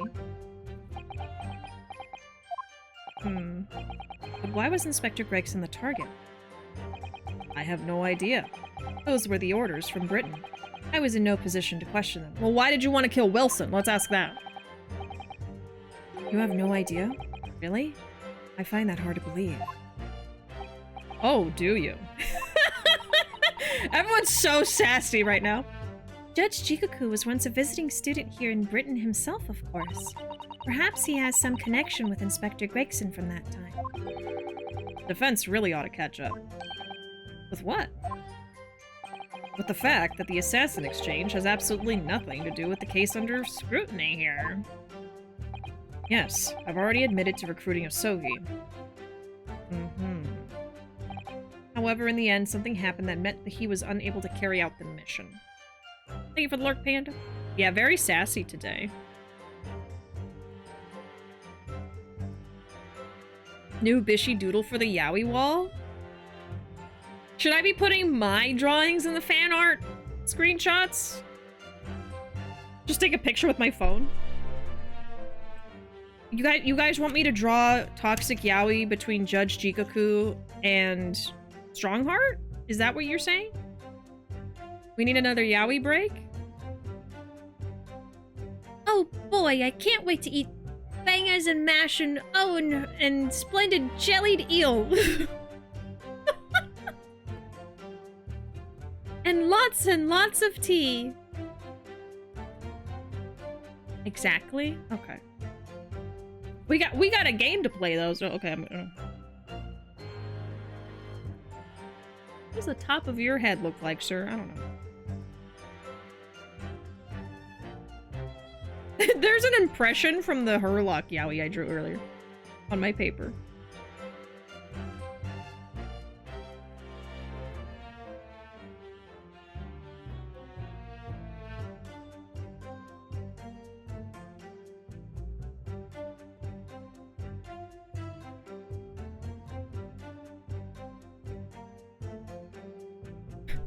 Oh god.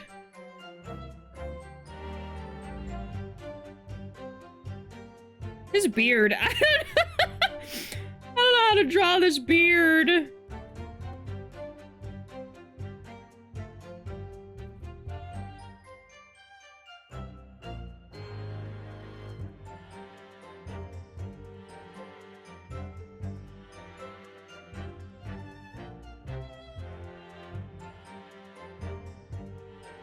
I'm doing my best.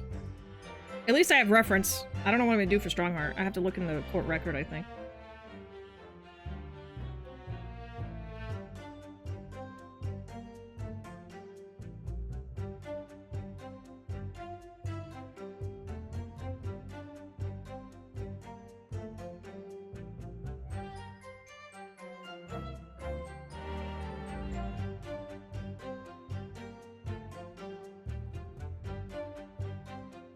What the hell did I miss? You missed, Herlock Yowie. Isn't he beautiful? Yeah, I think he has like a bun or something at the top. I'm still working on, okay? That's not what I was working on. I hold on, I gotta draw a Strongheart now. No, I can't look at the people! I can't look at the people, folks. I'm gonna have to draw Strongheart from nah! What?!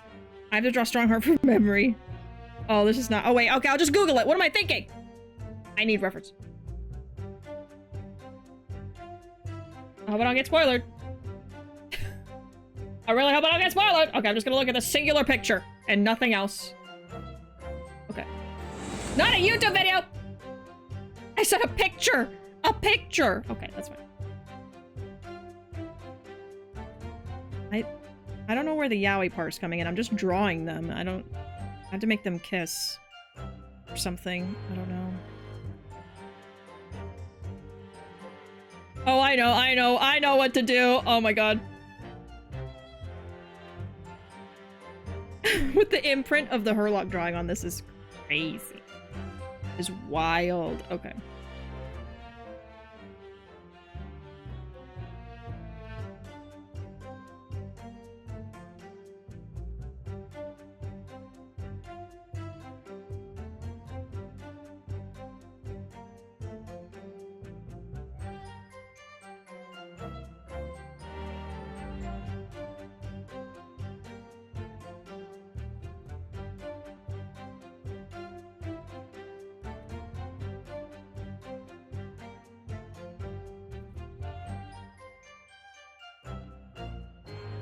This is gonna be beautiful.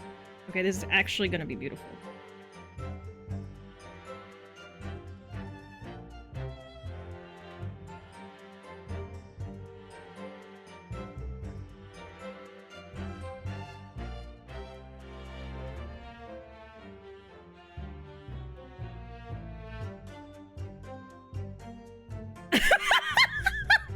I think I should actually post this.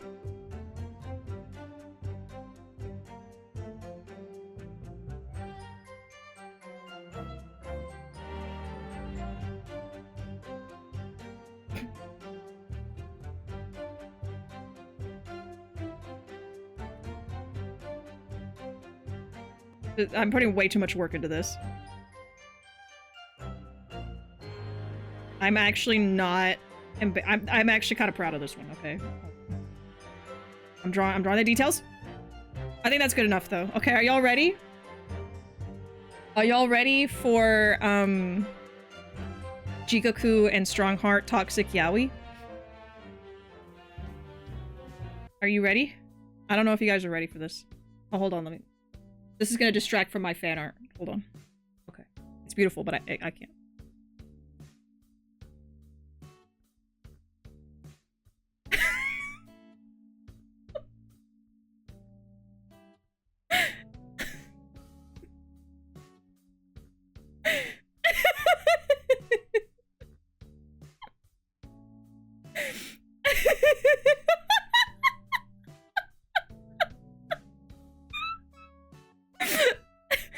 Okay.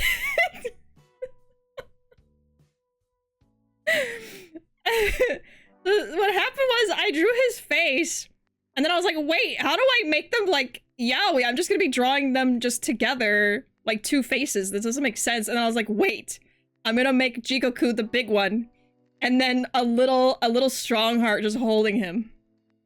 Strongheart is not supposed to be naked, but I can make him naked.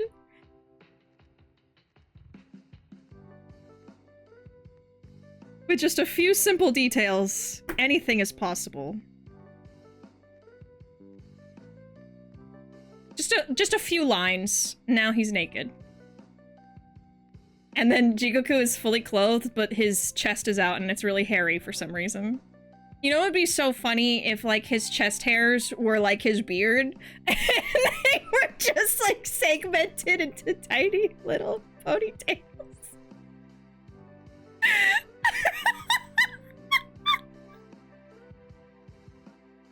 I didn't draw that, but it would be pretty funny.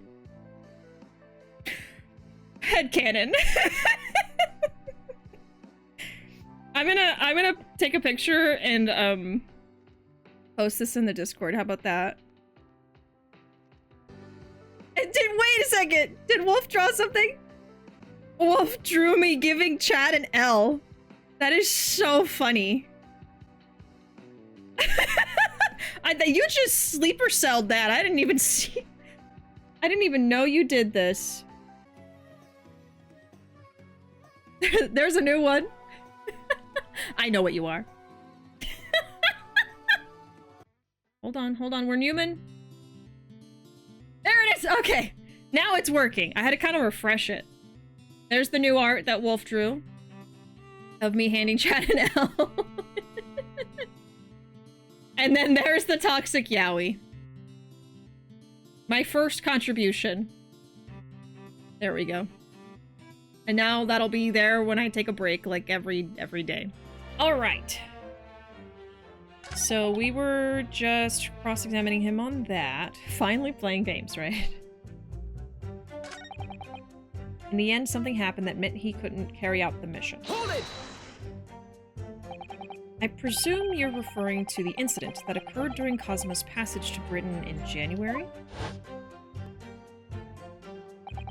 The awful tragedy that took place on the steamship. Word arrived at the ministry some 2 weeks after the ship's departure from our shores. The visiting student had been killed, but his body had somehow gone missing in Hong Kong. The news was wired to me from a detective I'd placed on the ship to accompany the assassin.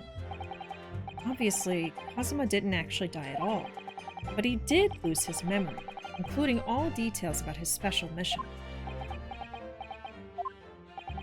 Did you not consider dispatching another assassin at that point? That wasn't possible, simply because that black-clad young student over there had already put himself forward as Asogi's replacement, and there was no way to stop him from reaching Britain.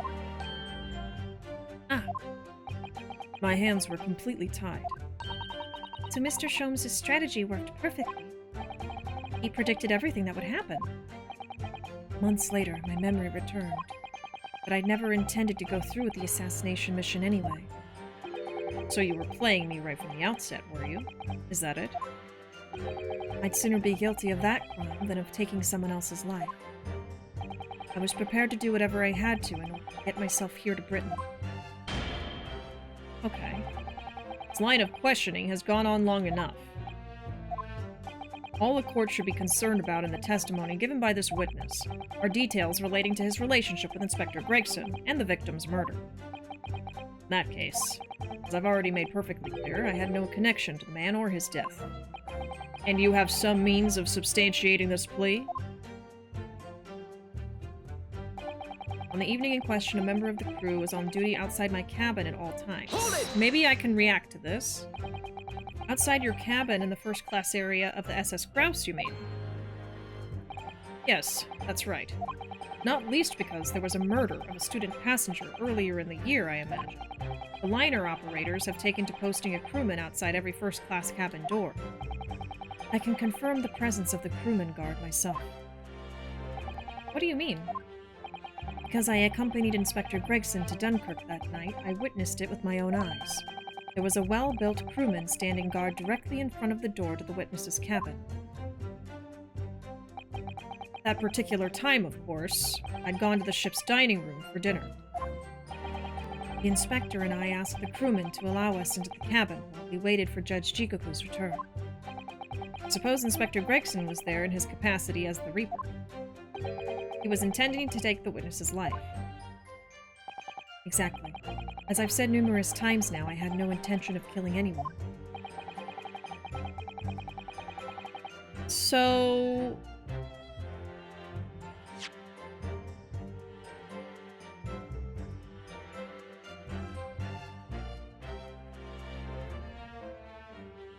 Oh wait, okay.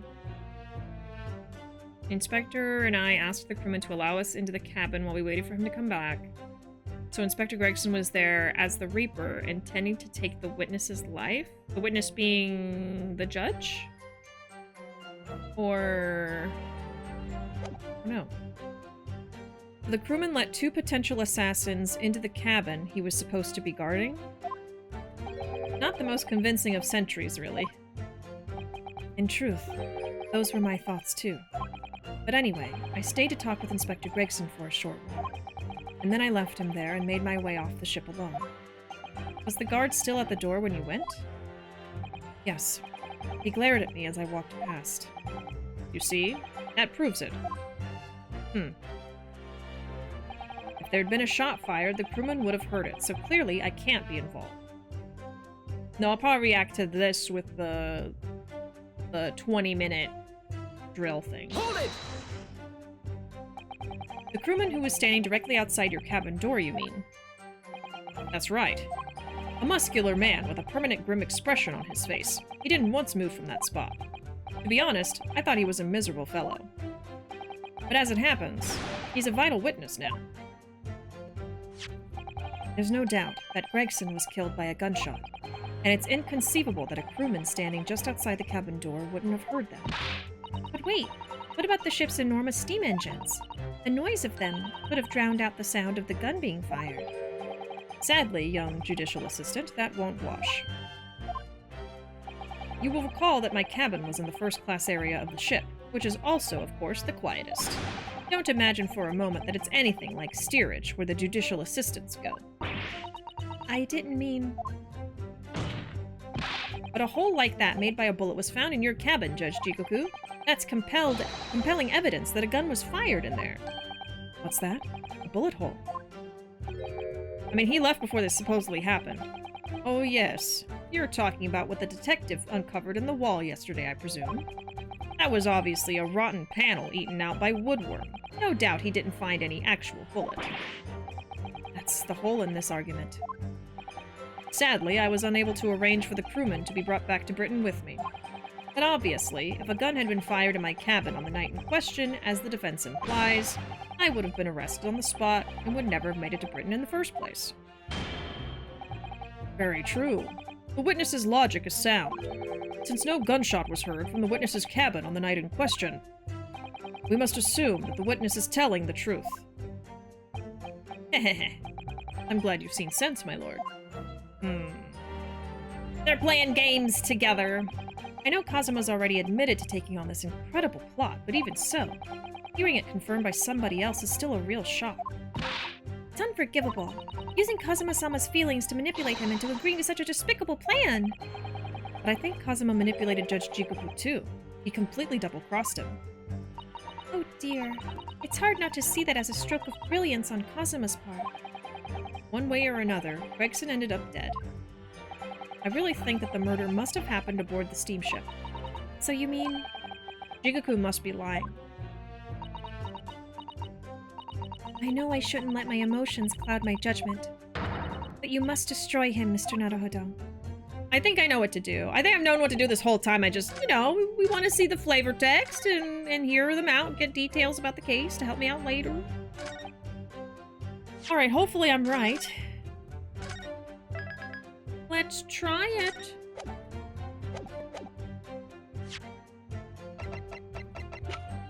Objection! Yep. Yes. As the court has heard, there was a crewman posted outside Judge Jigoku's cabin.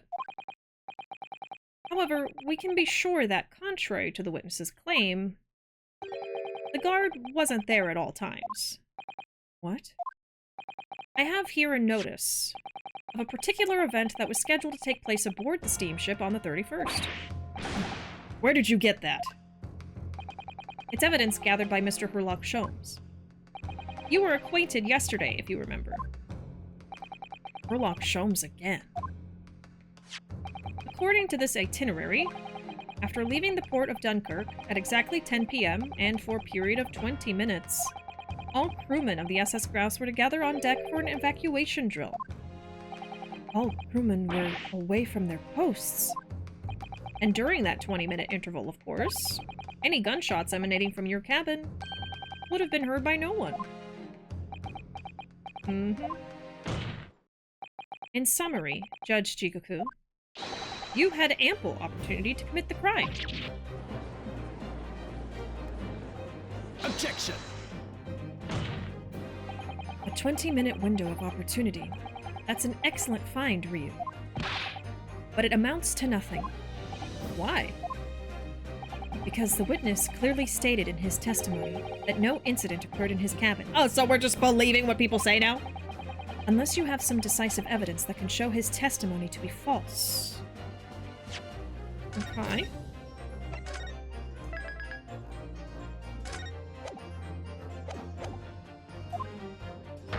Your accusation is nothing more than conjecture.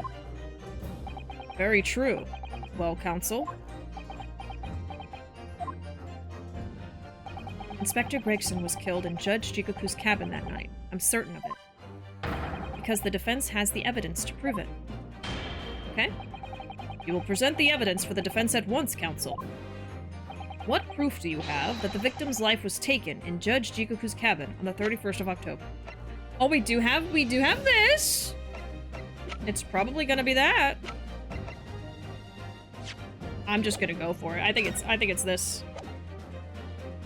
Take that! Judge Jigoku, this was found in your cabin yesterday. What is that? Crown of a pocket watch. A pocket watch?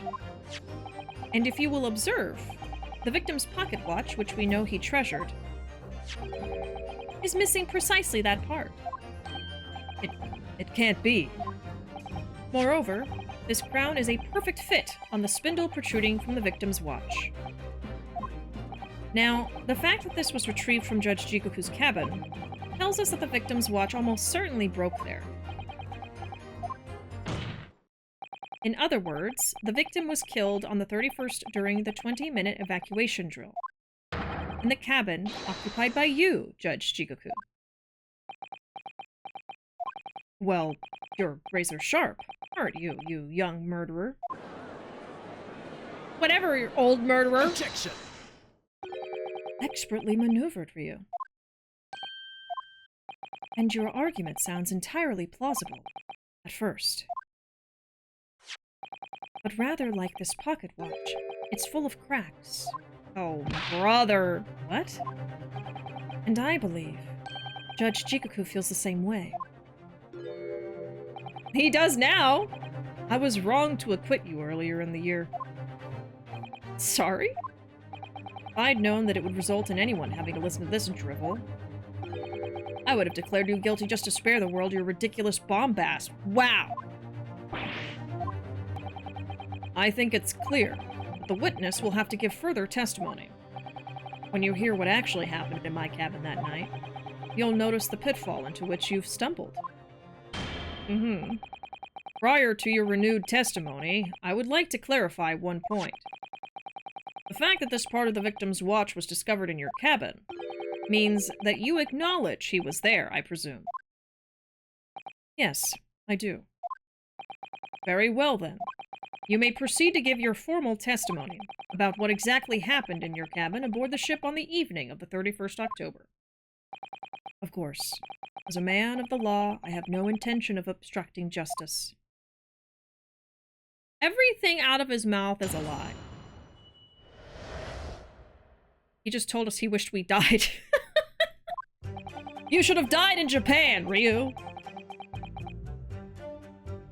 So I wouldn't have to defend myself against you. I had a guest waiting for me when I returned to my cabin after finishing my evening meal in the dining room. When I walked through the door, a mustachioed Englishman was there, foolishly waving a gun at me. I soon took care of him with an ippon seoi throw. He couldn't wait to run away after that. I imagine his watch was broken when I threw him over my shoulder. It has nothing to do with his murder. Well, then why was there a bullet hole? The inspector was clearly killed having returned to Britain because his body was found in London. That last sentence I feel like we could disprove, but... Ippon seoi. Seoi. A common jujutsu martial arts technique in my country. I was careful not to use too much force, but the man obviously landed too heavily for his watch to take.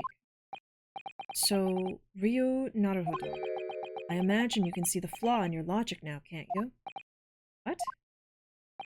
The fact that the pocket watch was broken in the witness's cabin in no way proves the victim's murder took place there. Okay, it just proves he was there. Right. I've no doubt the inspector intended to kill me, but he didn't manage to pull the trigger. Yes, because he was merely the tactician, not the Reaper's hand of death. Well, the testimony appears to make perfect sense as far as I can tell. Let me express my deep gratitude for your understanding, my lord.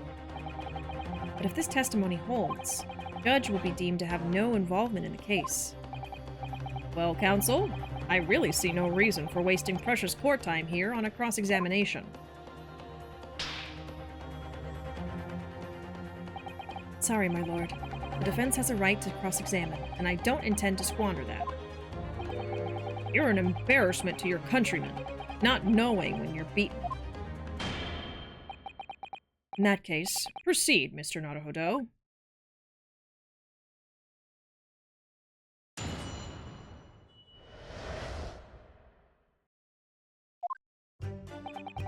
I had a guest waiting for me when I returned to my cabin after finishing my meal. Hold it! Because the so-called guard posted at your cabin door had just let your killer pass, you mean? Apparently, Gregson told the crewman he was a police inspector, which was the truth, of course. He wouldn't have had his identification with him, though. He had his trench coat and mustache, not to mention the bag of chips. I imagine the crewman was convinced. But the man accompanying him would have had 2 swords slung around his waist. You mean me? Who else? Yes, that's true. You would have hoped the sight of a few swords might have set off alarm bells in the guard's head. The point is, I left the cabin before its occupant returned, and I immediately disembarked the ship. Certainly, all I can tell you is that only the inspector was waiting for me when I arrived back at my cabin. And you entered without any inkling of suspicion? That's right. None whatsoever. When I walked through the door, a mustachioed Englishman was there, foolishly waving a gun at me. Obviously, you're talking about Inspector Gregson. Yes, though at the time, I didn't know the man's name. And there was no time for introductions. I value my life over manners. By which you mean that the inspector was there to assassinate you, I suppose. That was certainly the impression given by the gun pointing in my direction. But I've never seen the muzzle of a revolver shake about so much in all my life. Anyone would think the man had never shot somebody before. Believe it or not, most of us haven't. Anyway, there was no time to call for the help of the crewman at the door, so I dealt with the man myself. Yeah, you shot him. Took care of him with a jujitsu throw. He couldn't wait to run after that. Hold it! Even though the man had a gun? It was a very brave move, wasn't it? My Ippon Seiyoi is far faster than a bullet, I can assure you. But surely all that commotion caused the crewman to come in, didn't it? Hmm? Yes, of course. He burst in immediately without knocking. The inspector hurled himself at the stocky fellow and just managed to slip past him to make his escape. This sounds so made up. The outstanding guard does it again. Luckily, there aren't many situations I can't get out of using a quick Ippon Seiyoi throw. I imagine his watch was broken when I threw him over my shoulder. Has nothing to do with his murder.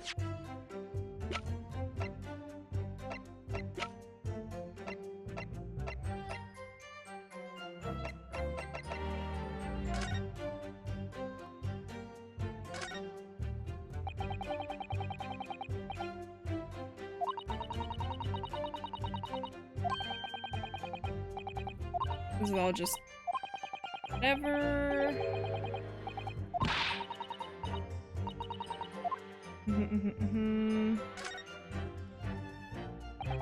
This is where the little policeman figurine's key goes in to wind the watch, winding it up every day for 10 years without fail. Thing of great importance to the inspector, a reminder of the past, lest he forget.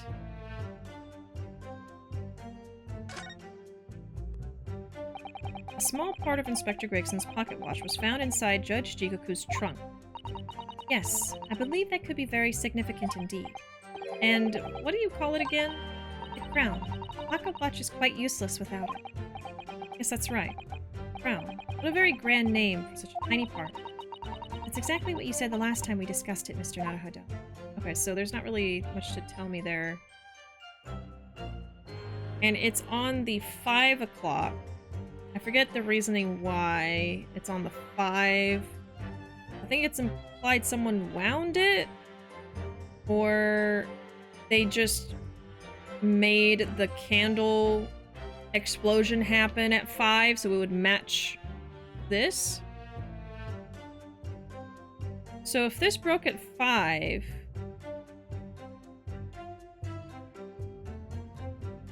It's been too long. I'm trying to remember why it's at the 5. Because apparently everything happened at 10 p.m.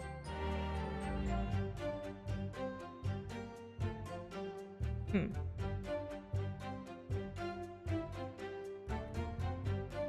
don't know if there's any other secrets it can tell me. Okay. We have to find a way to prove that he's involved with the murder somehow, or at least just show he's lying about something. His watch was broken when I threw him over my shoulder, nothing to do with the murder. Hold it! The crown snapped off, and the glass covering the face of the watch was cracked. Preferable to the man's head being pulled off, or his spine cracking, wouldn't you say? Not that the man was spared for long.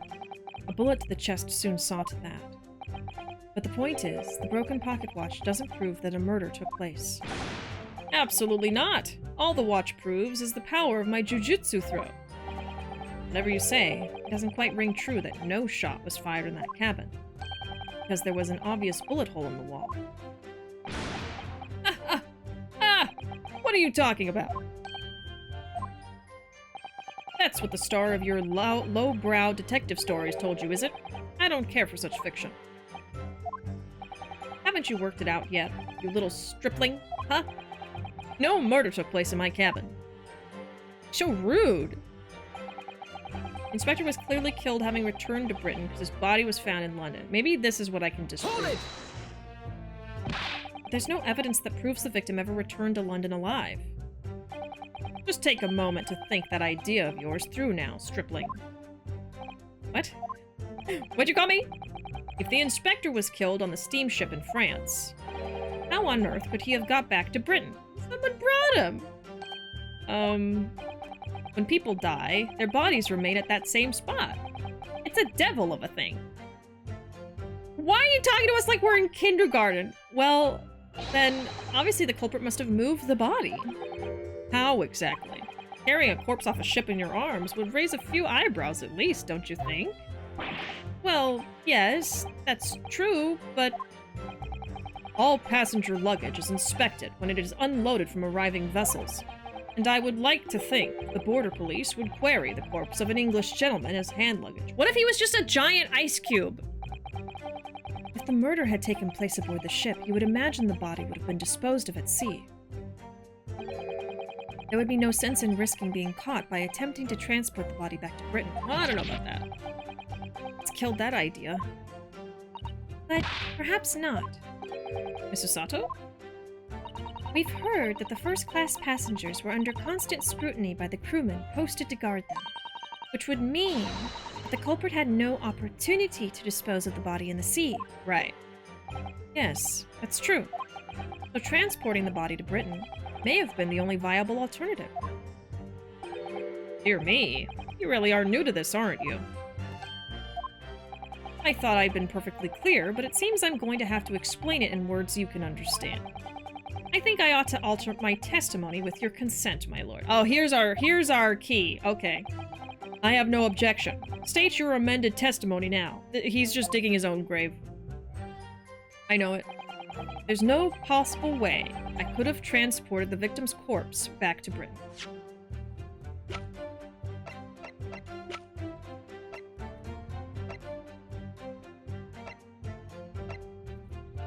You stuffed him in here.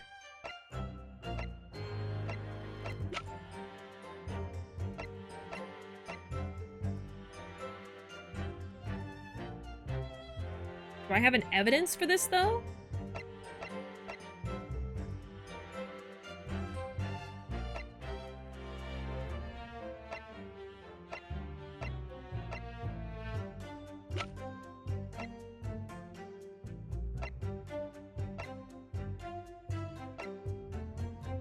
I think we'll just have to cross-examine and see what he says. Maybe that'll give me an idea. I don't know. We got more toxic yaoi in the Discord. Let me go look at it. Oh my god.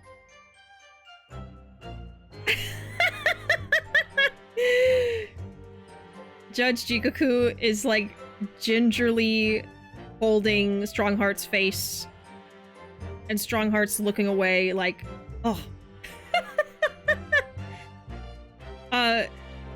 You said you're gonna color it later. That's awesome. Once you color it, I will add it to the fan art. How about that? If you don't end up coloring it, no worries at all. But if you're planning on improving upon it, I'll wait on that. I'll add it then. Amazing. We're gonna have so much toxic yaoi fan art. There's no possible way I could have transported the body back to Britain. Let's see about that. There's an idea. Think about it, stripling. All passengers and crew disembarked at the same time and passed through the same checks at the border.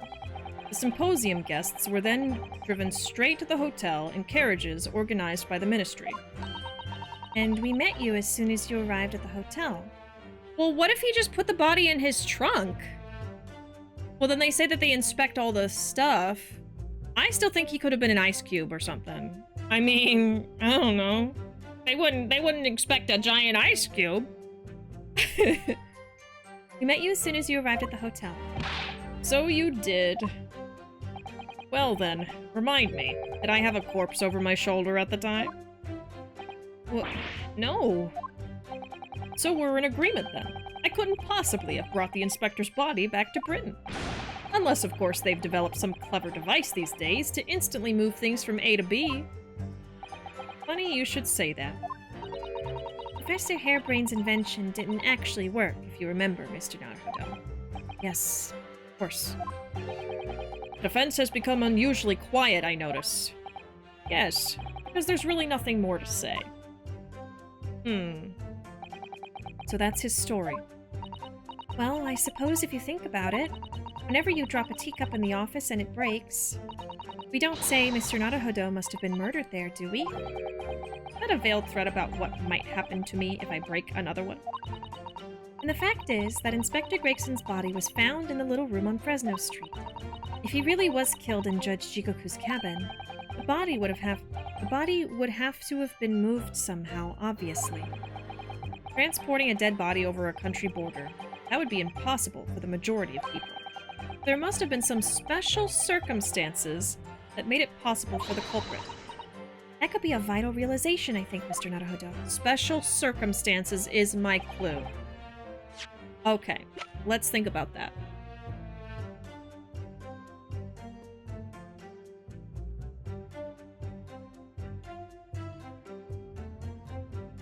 Okay. Yeah, Strongheart's hair is so difficult to draw. I encountered that myself. Alright, let's just go through everything.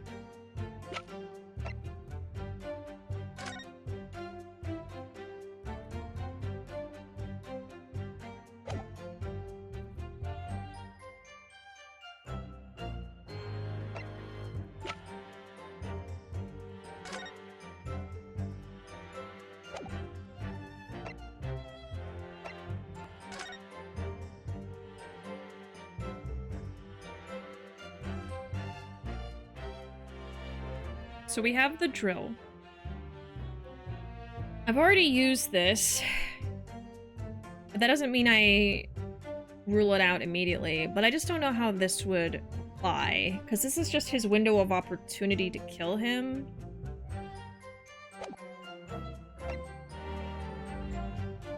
Special circumstances. It's Clint.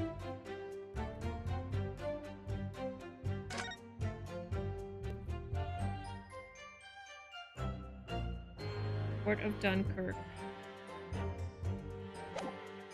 It's the newspaper, of course. It's always the newspaper. Special circumstances. I don't think the trunk is relevant. It has blood. It has the end of Kazuma's sword and the passport inside. The Sogi papers are from forever ago. This is just... Well, let's look at the picture. Yeah, let's look at the picture. I mean, I think it could have been in the trunk. It's right there. That'd be really scary if it was just a dead body in there. Special circumstances, though.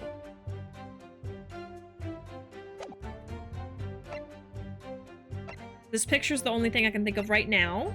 We're still moving along. The ID, I don't think is going to give me anything. They don't really say much about it other than it's the real deal. Having wound it up, it started ticking again.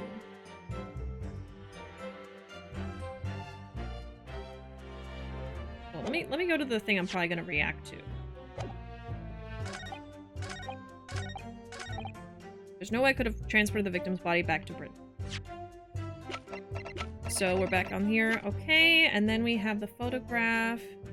His body is tightly curled up, like he could have been in a trunk. And then he has the wig. This is just how they made the gunshot sound. Bloody handprint on the other side. We determined that was from, gossip or whatever. This is the room he was found in.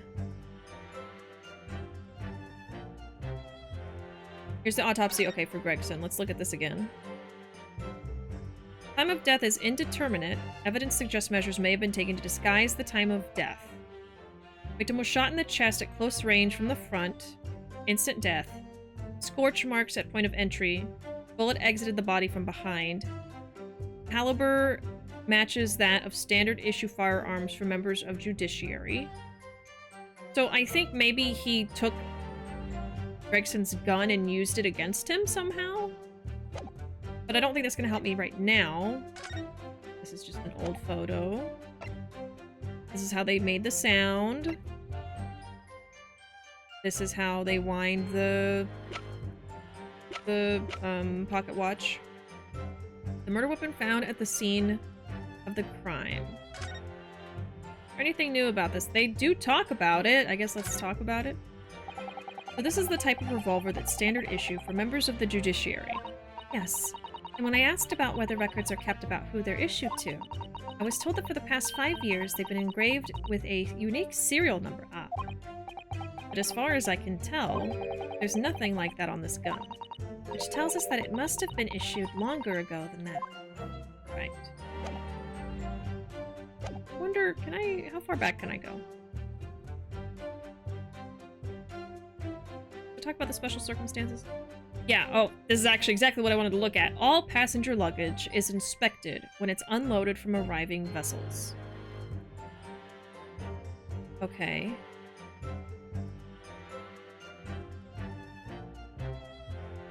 Maybe there's some kind of special circumstances where they're not inspecting the luggage is what I could look for.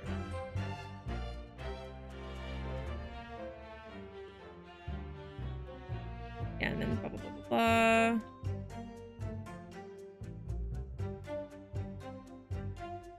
Body would have been moved. Must have been special circumstance made it possible for the culprit to move the body over a country border. Maybe something about how he's a high-ranking official, or something's going on where they're not doing inspections, because something is happening. Okay, we're back over here. This vigil. This is an old notice from like 10 years ago, so I don't think it's going to be relevant right now. This is just saying to trust us. And then is the ship ticket. Photograph of Mr. Vigil. And then we have the Red-Headed League article.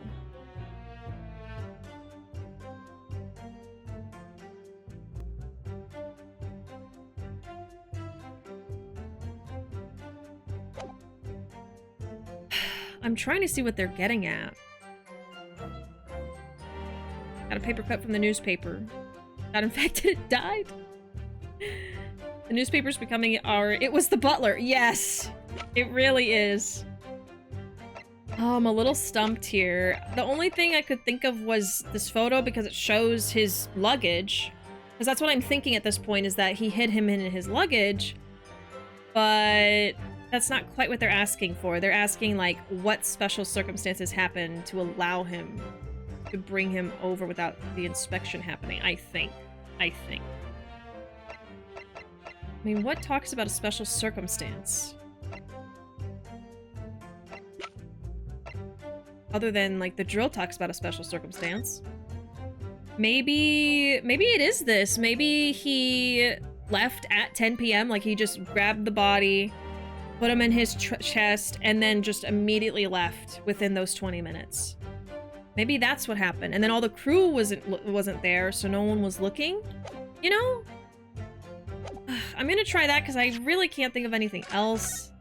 If that's not it, I will think harder, I guess. Okay, let's see. Objection! No. That last statement seemed a little questionable. What do you think? I see no inconsistency, do you? You could span the Straits of Dover with those wide eyes, Council, and be gone from this island forever, I hope. I will take that L. You want me to fill the English Channel with tears? There's no way I could have transported the victim's corpse back to Britain. Have we already pressed him on this? Hold it! There's an idea. No, yeah, I already pressed him. All passengers and crew disembarked at the same time and passed the same checks at the border. Did they?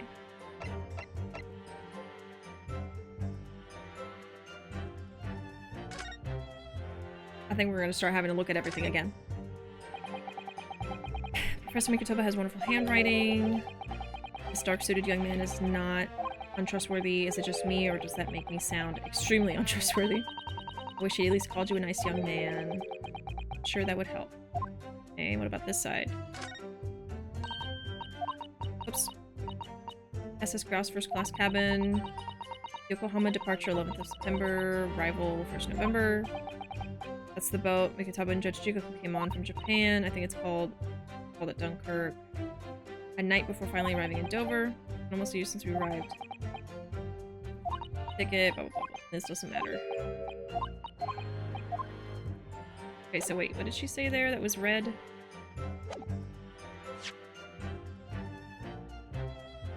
Oh, some sort of steamship ticket. Okay, I don't think that matters. This should not matter. This should not matter.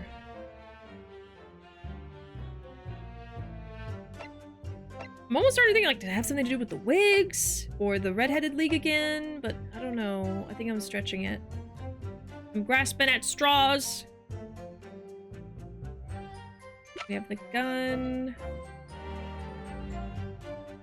Police figurine.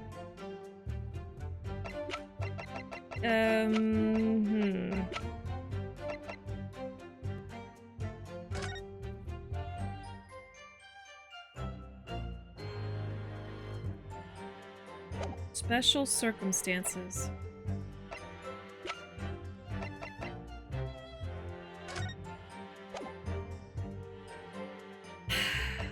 Man.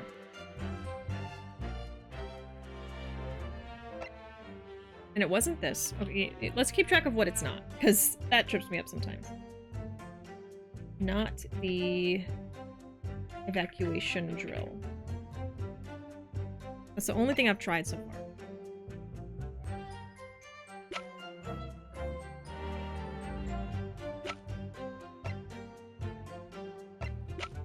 Is it the passport somehow?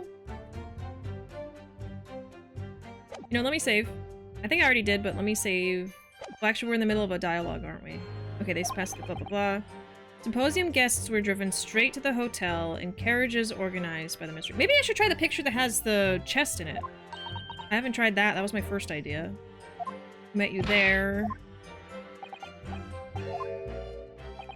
It was probably in that chest, I think is what we're getting at here. But I don't know why they didn't look in the chest.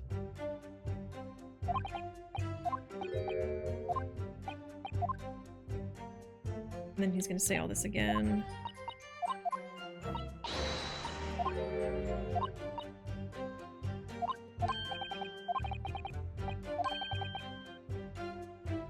Yeah.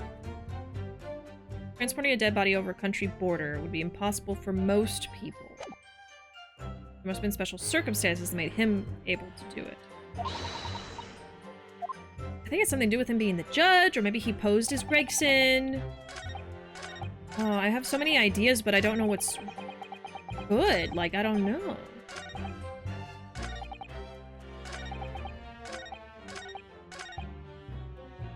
Okay, let's save. And I'm gonna start doing some trial and error, unfortunately. I have a few ideas, but I just don't know how they're gonna work, you know? So, I'm just gonna show the picture. I don't actually think it's the picture. Objection! Oh my fucking god, it's the picture. It's just the picture that shows the goddamn chest, isn't it? It's just the fact that the chest is in the photo. Oh my god, that was my first idea! That was my first idea. I was just like, is it really that simple? It's always that, isn't it? It's always the simplest thing, and I'm like, nah, I can't be that simple. I overcomplicate it. Oh my god. There's no possible way you could have moved Inspector Gregson's body, you say? I would say the opposite is true. So having a giant human-sized chest was the special circumstance? And what's that supposed to mean? Far from being impossible for you to do, the transporting of Inspector Gregson's body back to Britain is something only you could do. What are you talking about, Ryu? As well as being a judge, Mr. Jigoku is also Japan's Minister of Foreign Affairs, which means he's exempt from having his luggage searched when he enters the country. Well, I didn't know that. How does the picture prove this? We learned that when we first met you upon your arrival in London. Was it because that conversation happened there? Well, all those passport checks and luggage searches at the border took rather a lot of time. I must say, I'm very envious of your ministerial status. You didn't have to go through any of that, did you? So you're supposed to just remember this random one-off fact? That the judge didn't get inspected at all? I'm just supposed to remember that? From like a month ago? Is that really what this is? I thought it was because the chest is in the picture. It just shows the means, right? Because I was thinking, like, I think there's some reason why he's not getting inspected, but I don't have any, like, proof that says, oh, judges, it's his profile? don't even know if I could look at the profile a minute ago. Oh, it doesn't... Yeah, it doesn't say that. It just says that he's the Minister of Foreign Affairs, but it doesn't say anything about how... Oh, Ministers of Foreign Affairs don't get inspected at the bar, you know? I don't even know if I would have written that down anywhere, because it's just thrown at you randomly. It didn't seem important. Most people don't wait a moment. Well, even if I played this every day, I don't think I would have remembered that. I must say I'm very envious of you. You didn't have to go through any of that, did you? I knew you were jealous. Ha ha ha ha ha. I'm pissed. I presume you recall this, Judge Jigoku. It's a photograph we took in the foyer of the hotel to mark the occasion. As the court will note, you have with you your large travel trunk. Okay, so it was just my instinct of seeing the trunk in the picture that I guess is the way that you choose this. But it also happens to bring up the fact that he doesn't get inspected. That's why I didn't pick it. I was like, oh, well, they get inspected. Large enough, in fact, to have a corpse inside. Mr. Naruhodo, surely you're not suggesting... I'm afraid I am. 3 days ago, when we were chatting innocently with the new arrivals from Japan in the hotel, the body of Inspector Gregson was just meters away from us, inside Judge Jigoku's trunk. That is so creepy. That is so creepy. Order! Order in the court! I'm skeptical, counsel, that a grown man's body could fit inside even the largest travel trunk. Oh, you'd be surprised. It could. Because I happen to know that the witness himself, a man of considerable size, fits inside his trunk. And verifying that would be extremely simple, wouldn't it, Judge Jigoku? But inside his trunk? How horrifying. And after we'd spoken with you at the Great Waterloo Hotel, you had the opportunity to visit the apparent scene on Fresno Street, taking your trunk with you in a cab to deposit the inspector's body. I don't have to listen to this nonsense. Dr. Gori, the coroner who examined the body, has confirmed the possibility. She's acknowledged there are signs that steps may have been taken to disguise the true time of death. The onset of the body's decomposition could have been delayed by storing it in a refrigerator. And then he's gonna say, there's no refrigerators in Britain. Counsel, as I remember explaining yesterday, the refrigerators of the requisite size are few and far between. Yes, I'm sure they are. But one place they're certainly found is on large ocean liners. Okay, good. We're just bringing that up. Good, good. Okay, so I was right. He was either a giant ice cube or he was in that trunk. I was right. His body was curled up, rigor mortis. Yeah, no, exactly. Like, there's actually so much evidence that he was in the trunk because... where's that damn picture? He's curled up into, like, a little ball so that he could fit in the trunk. Yeah, absolutely. So he put him in the trunk, and then he put his trunk in the freezer. That's what happened. Which I'm like, why did no one question him putting a trunk in a freezer? Maybe he said there was food in it? I don't know. Just pop back in. My sister called me to gossip about family drama. Ooh, the chisme. Chisme sessions are great. Large ocean liners. Such ships are equipped with electrically refrigerated cold rooms to keep food fresh on their long sea voyages, and the SS Grouse is no exception. Professor Mikotoba told me about it only yesterday. Well, Judge Jigoku? However much you prolong this debate, you can't eliminate the truth. All the evidence points to you being the killer.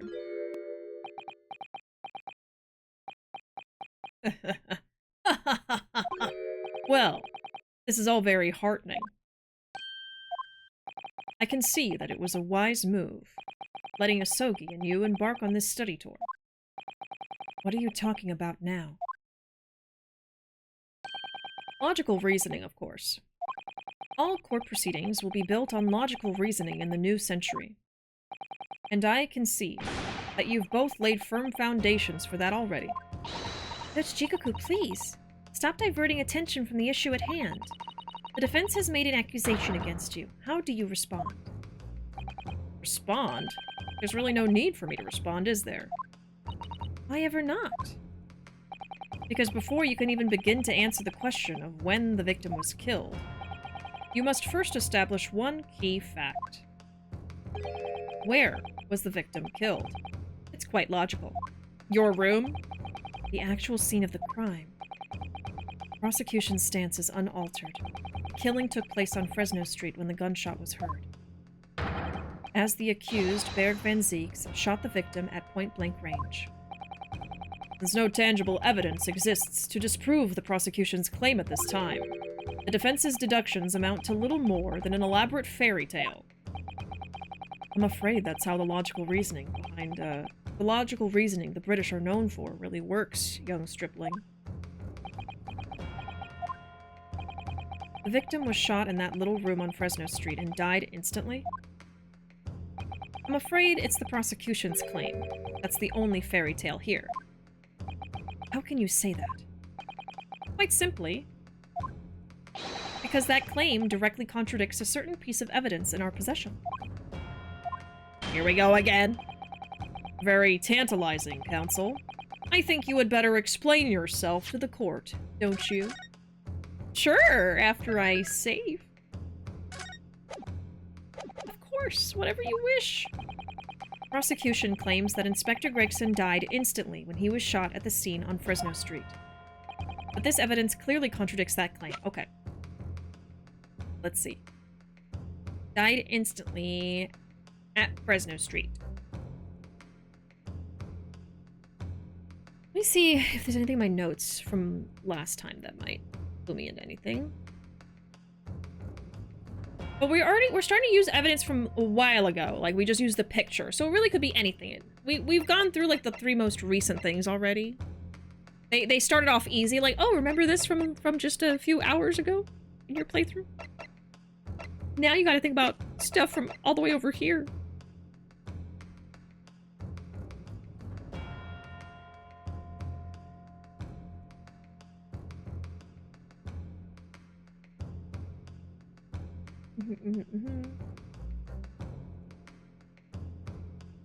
We also know that Kazuma knew about the passport in the trunk.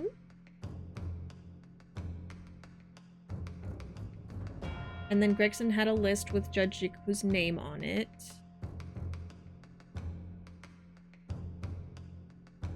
I don't know if there's anything in my notes that's gonna help necessarily. I think we just gotta look at stuff again. Alright, so...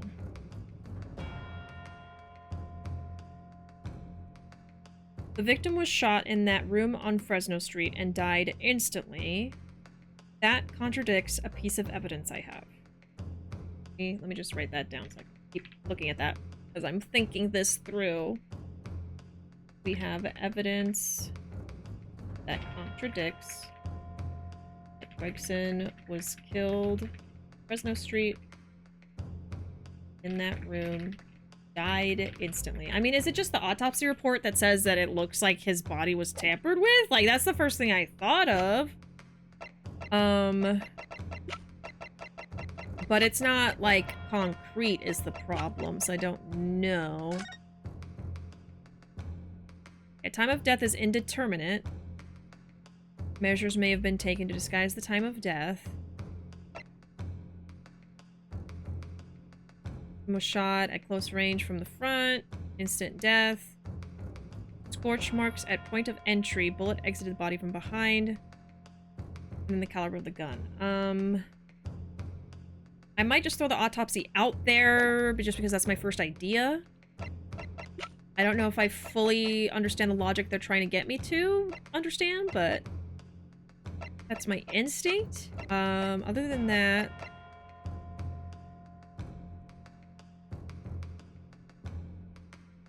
evidence against Gregson being killed on Fresno Street in the room and dying instantly. We have the autopsy. We have... is it the chest? This was found at the scene. It had blood on it. Okay, it could be the trunk somehow. It could be the autopsy. It's the photo again.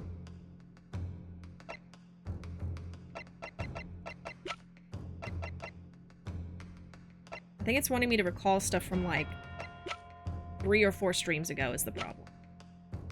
So I'm struggling. I would have to really read these notes, and that would take a while. So I'm like trying to figure it out.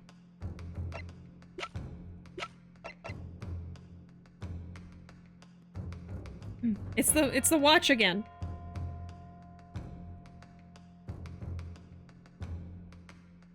Evidence that he wasn't killed in that room.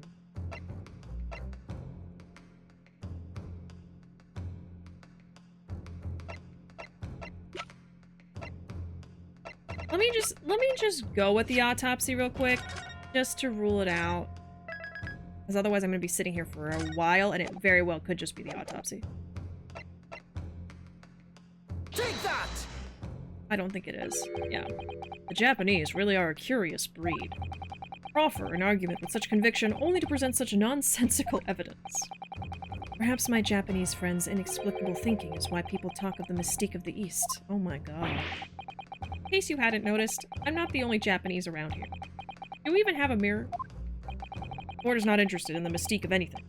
You will be penalized accordingly. Was the victim killed in the room on Fresno Street, or was he moved there after his death? There's one piece of evidence we have that shows the answer to that question surprisingly clearly. Here's another little hint. Was he moved after his death? Okay, something that proves he was moved after his death, maybe, is a better way to think about this. Moved after his death. Maybe it is the trunk? That was the other thing I thought of. Moved after his death. Is it just the picture of his body, maybe? Is there, like, not a blood pool under him or something? No, there is a blood pool under him.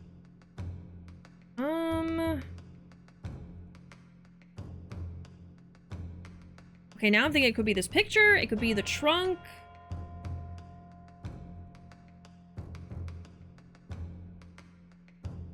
I mean, there's blood under him, but... I mean, I guess the reason for that could be he was put in the trunk and then frozen right away so that he wasn't able to start bleeding yet until they moved him.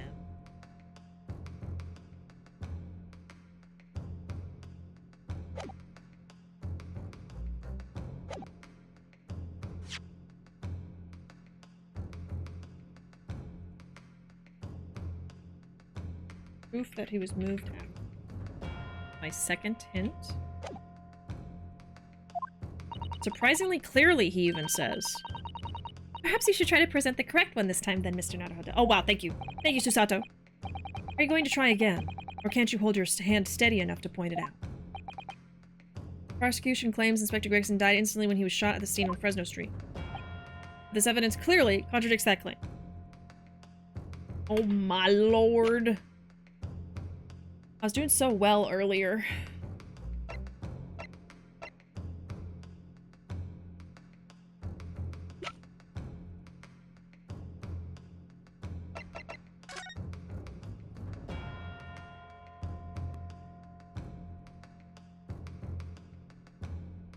Maybe it is the chest. I think it's something to do with his blood.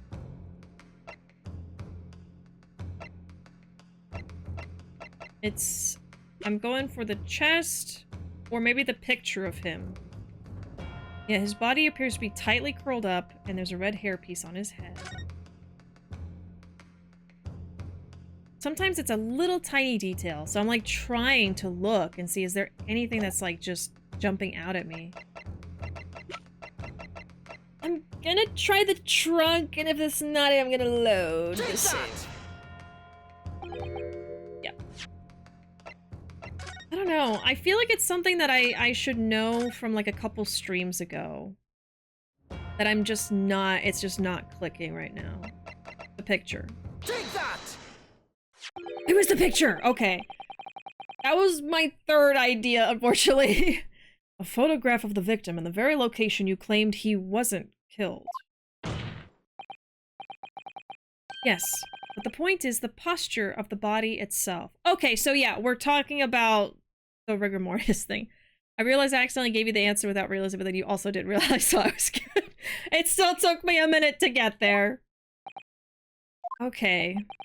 If Inspector Gregson had been shot there in that room, it's out of the question his body would have been curled up in a ball like that. Okay. Okay. I'm sorry to disappoint you, but your logic is flawed. Oh, really? He could easily have adopted that fetal position due to the pain of the shot, which subsequently proved fatal. Objection. No, he died in— oh, I see what it is. If he died instantly, then he wouldn't have had time to curl up in pain. And so his position can only be explained by being in the trunk. Okay. See, I didn't connect that way. But I did see what you were saying earlier. I even was like, oh, yeah. I see that. That makes sense. But, like, I didn't connect it to, like... yeah. I'm sorry to disappoint you, Judge Jigoku, but it's your logic that's flawed. What? According to this autopsy report, and now we bring it out, the victim died instantly. He would have felt no pain, much less have been able to draw himself into that position. Which begs the question of why the victim's body is curled up in that way. Though the answer should be abundantly clear by now. You're suggesting. The inspector's body took on that posture ahead of its arrival on Fresno Street, before it was coldly turned out on the floor, from the inside of a large travel trunk. No. You're quite right. The shape of the body looks exactly as if it had been kept in a confined space. See, even if you give me the answer, I still won't get it. Thank goodness! My brain! Judge Jigoku, present your trunk for examination. I believe it's very possible it will contain traces of the victim's blood. Mm-hmm. And why are you wearing gloves all the time? Present my trunk? I refuse. Show us what you got in that trunk. Show us the junk. What? On what grounds? I don't wanna. I'm the Minister of Foreign Affairs from the Empire of Japan. I shouldn't have to put up with this treatment just because of some stripling's baseless accusations. In other words, Judge Jigoku, there is blood in your trunk. I decline to answer that. As the Minister of Foreign Affairs, I have privileges that... At this moment, you're not a government minister. You're a witness in a trial in Britain's highest court. I don't care who you are, or what your status outside this room might be. You will not withhold information. Nothing is more important than the truth. Ah! Okay, we're getting somewhere. Both in this together, remembering things as we go along. Order. Order in court. Well, Mr. Jigoku, what's it going to be? You can't be serious. You did it? Now Kazuma's against him too. Have you no shame at all, Kazuma Sogi? What? Very well. I admit it. I did bring the inspector's body into the country. Inside my trunk, exactly as postulated by the defense. Is he gonna try to pin it on Kazuma? What? You... Dear God. Outrageous. I totally didn't know that. No. I admit to nothing more than what I've said. What did he say? So it was you. You admit to Inspector Gregson's murder, and he says, no, I admit to nothing more than what I've said. Of killing the man, I certainly have no recollection. What on earth is that cryptic statement supposed to mean? I merely disposed of the inspector's body, which was left in my cabin, in order to avoid unwanted attention. As the judicial assistant over there pointed out, I had no chance to throw it into the ocean. So, I decided my only option was to bring it into Britain with me and dispose of it somewhere else. You can't still deny it. If you didn't do it, then who on earth did kill the man? As you know, there was one other person in my cabin that night. He had the opportunity. And moreover, he'd already accepted a mission to take the inspector's life. Oh, That's right. Who else could it have been? It was you, Kazuma Asogi. you... I don't know. I'm kind of 50-50 on this. I never thought you'd stoop to this, Seishiro Jigoku. Because he was like, Kazuma, have you no shame? And now he's like, I never thought you would stoop to this. So it's like, who's right? I want to believe Kazuma didn't kill anybody. You've taken the words straight out of my mouth, Prosecutor Kazuma Asogi. They're just pointing fingers at each other. You thought by leaving the body in my cabin you could pin the crime on me, did you? I think it's the judge. I think the judge killed him, but... Well, the prosecution counsel has already admitted to visiting the witness's cabin on the night in question. Yes, on an assassination mission, no less. You wouldn't. So, what do you make of that, young stripling? I still think you did it. You've heard my testimony now, and that's all I have to say on the matter. I'll admit to nothing more. I don't believe this. Counsel for the defense. What is your position now? The court awaits your response to the witness's assertion. The assertion that on the night in question, the victim's assailant was in fact Mr. Kazuma Asogi. This isn't the dead end it seems to be. The answer's right in front of me. A little rhymester. Okay. Comes down to Jigoku or Kazuma. Oh my god, I just have to pick one?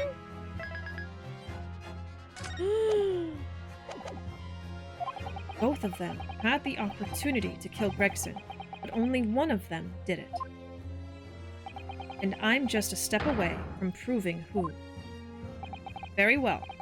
The defense is ready to respond to the assertion put forward by Judge Jigoku. The idea that the victim's murder could have been committed by Prosecutor Asogi is impossible or possible are my choices. This does not mean I am saying that he did it. That's just saying whether or not it is possible. So I think I have to say possible, because to say impossible, they're gonna be like, okay, prove it. We have evidence that he was there, we have evidence that he slashed him with his sword, and, you know, everything. So I'm gonna have to say possible, and then we're just gonna have to work through it back to saying, it's possible, but it didn't happen. I think. Possible.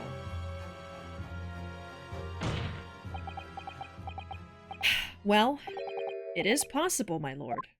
How could you? Logically. You think I want to believe it? But the fact is, I can't say with complete certainty what actually happened because I wasn't there. You disappoint me, Ryu. I know, it hurts me to say this. I may, Mr. Naruhodo.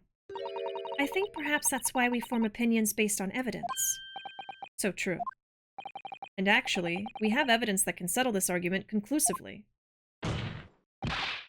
My lord, the defense would like to present evidence in support of... Before you plow on, feigning ignorance of what just occurred, counsel. Oh. I'm supposed to say impossible? You must be penalized for that short but embarrassing "ah" you uttered a moment ago. Oh. You try to logic things out, you think you do okay. I thought if I said impossible, it was gonna be like, no! No, I'll take the L on that one. I still have more, I have more HP, so it's fine. I'll just keep going. I really thought I could just brush past it if I was quick enough. Me too! Never mind the penalty, Mr. Naruhodo. The truth is all that matters. Judge Jigoku, let me remind you of something you said only a few minutes ago. You claimed that logical reasoning is the future of the judicial process. It is. No question. Well, logical reasoning can prove something here. Namely, that it would have been impossible for Prosecutor Sogi to commit the crime. Okay. So we have something that proves he literally couldn't have done it. I guess I just didn't think of it that way. What? Yeah, I'm like, what? We do? The court will only accept an argument that is supported by compelling evidence. So present what you have, Counsel. What proof is there that allegedly demonstrates the impossibility of Prosecutor Asugi's involvement? Okay. There just must be something I forgot about. Save here. Just in case I regret. Just in case I have regret. Yeah, I still have 3 chances, so... Once I get down to 2, I will stop taking the losses there. Alright, impossible for Asugi to be involved. Do we have proof that he wasn't there? At the time?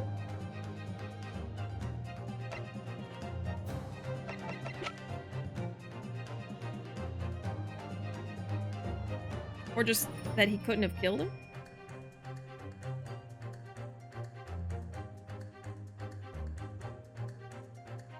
Damn. Okay.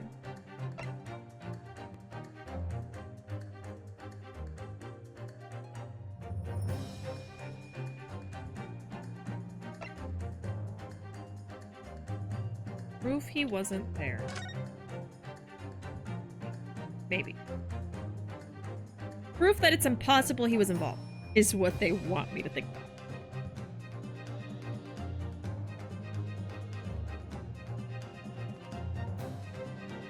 And he says he left. Say something about the sword. I could check my notes. Usually I remember stuff from like a week ago, but I guess it was a long weekend. I don't know. Alright, let's see. I wish I like showed little like signs of this is from last week, this is from last week. I just have it all together based on what chapter it is. Okay, we'll just start from the top of chapter 5. How about that? Okay, the day of the murder, Gregson was secretly investigating the black market smuggling. Which may include government officials. People saw the Reaper there too that day. Some of this stuff is going to be proven wrong. Dealings happened at a gentleman's club in London, the Grouse. Witnesses say they saw a Zeke at the house, but no witnesses for Gregson being there. SS Grouse is actually a ship. Gregson was in France at Port Dunkirk the day before the murder. Kazuma says that Gregson was doing an assassination for the Reaper. Gregson, Mikotoba, and Judge Jigoku were on the same steamship. Zeeks knew Gregson was going to a place called the Grouse, mistakenly went to the club with the same name instead of the boat. Final name at the end of Gregson's list was Judge Jigoku. Kazuma says he failed his assassination mission to kill him, so the Reaper killed him for failing, which we know that was not true. Kazuma knew about the passport in the trunk. How? Something to do with that? Proof that he wasn't involved. Well, I mean, the trunk just proved that Kazuma went with Gregson. And then that's how he admitted to agreeing to do the assassination. Kazuma knew about the passport in the trunk. How? Notebook. Usually assassin is listed as the assassin, but for Mikoku's murder, there's just a question mark. Kazuma agreed to the assassination mission and accompanied Gregson onto the Grouse boat, but had no intention of killing anyone. Yeah, so he disembarked and stayed at a boarding house that night, according to him. I remembered that. But I don't think I have, like, a piece of paper from him staying at a boarding house, you know? So I'm, like, trying to figure this out.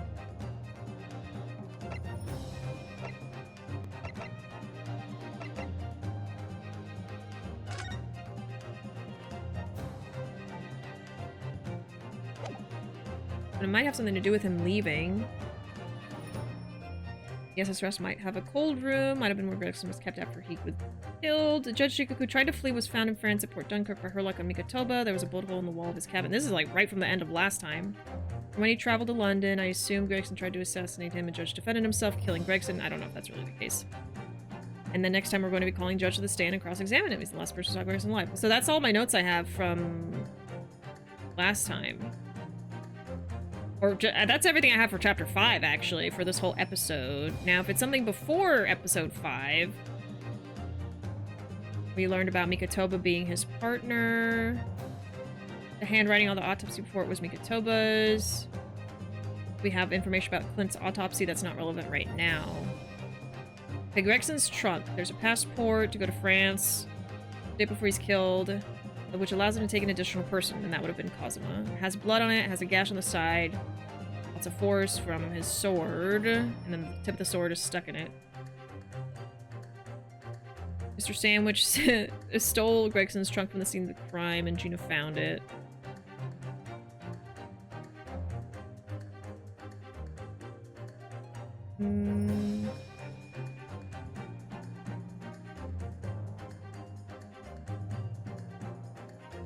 I need to look at everything. Is it the trunk? Like...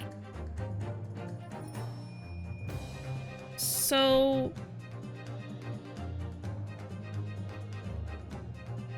So what happened with the trunk? So the trunk was at the scene of the crime in the cabin, and that's how it got blood on it. Or like, did Kazuma bring it? I don't have anything about that. He knew it was in it, and he slashed it with his sword. So this is an evidence that ties Kazuma to Gregson somehow. I don't know if there's a detail that I didn't write down. Maybe. How did the trunk... Okay. It's removed from the scene and then recovered by Gina. I know that. But how did the trunk go from the cabin on the boat to Fresno Street? Did Jigoku bring it? Did Kazuma bring it? Did Kazuma take his trunk with him? I'm only going down an avenue that has nothing to do with the answer.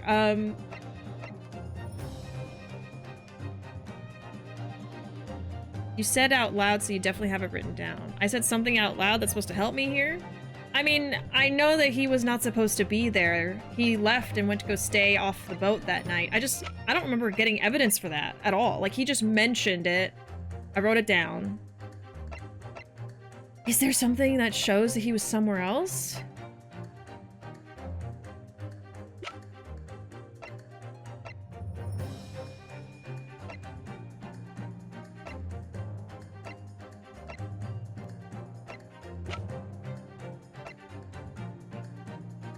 Piece of evidence.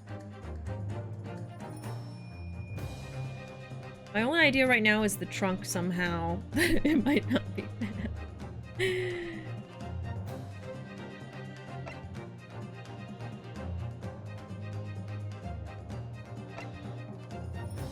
And I even said it out loud. That's wild.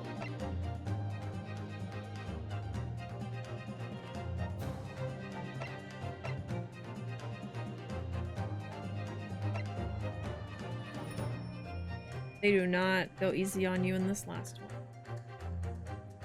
You better recall stuff from 2 weeks ago, Bishi, even though people play this all in one sitting. I'm just... I've spread it out over weeks and months, years.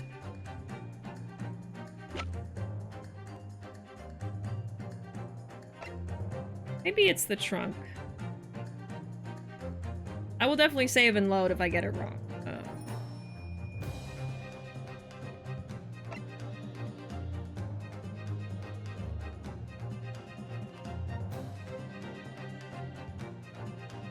I'm gonna lie on the floor so I don't tell the answer. I'm sorry, and I appreciate the restraint. Oh, man.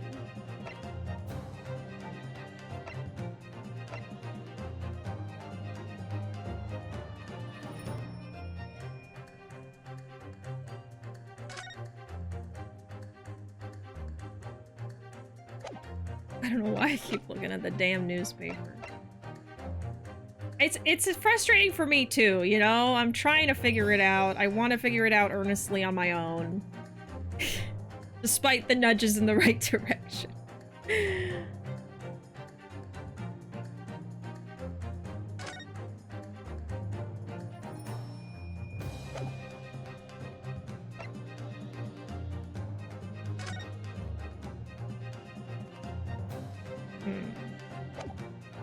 Well, the things we have related to Kazuma whatsoever are the sword,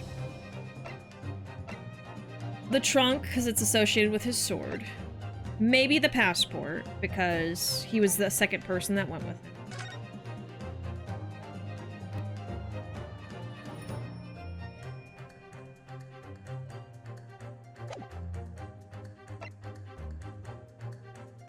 I guess let's look at the trunk again just to see if this is right.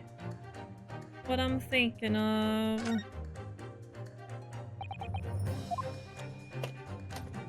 I just want it to click. I want it to click in my brain. Tip of the Kadama. Oh, or tip of Kadama. So this is how it was broken. Kazuma's swordsmanship is second to none. I can't believe he'd misjudge it like that. Misjudge it. Clearly he wasn't in his right mind. He didn't have full control of the power in his stroke. Too distracted by malicious thoughts, perhaps. Well, that wouldn't be surprising. After all, he was on an assassination mission. That's not why he did this. I still don't quite know why he did this, but we have new stuff to say about the blood as well. Look at this dark stain here. You think? Yes, I'm afraid so. I think it's blood. I knew you were going to say that. That means this was present at the scene when Inspector Gregson was killed. It's the most logical conclusion. So, I mean, maybe it is the trunk, because how else could Kazuma have moved around without the passport? So maybe it could be the passport or the trunk, because the passport was found in the trunk, which I believe means that I think it is the trunk. I think it is. I'm gonna try it. Because how else was he able to get off of the boat to go stay somewhere if he didn't have the passport? So it's one of these, but I think the trunk will do it. Well, let's save. And try the frickin' trunk, which was my idea, but I just wanted to solidify it before I did it. Okay. Take that! No? Maybe it's just the passport. You're making the evidence weep here, Ryu. Sorry? Every piece of evidence has a role to play in arriving at the truth. They're not playthings you can toss around the courtroom. I thought that through very thoroughly, thank you. Let's try the passport. Maybe I need to be more specific. Take that! It's not? Oh, I'm screwed. Oh, I'm cooked. I'm flambéed. I'm broiled.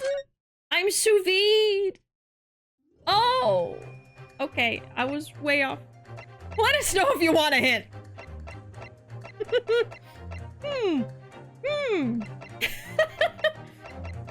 Oh, brother. I really thought I was going somewhere. I was like, well, how could he get off the boat?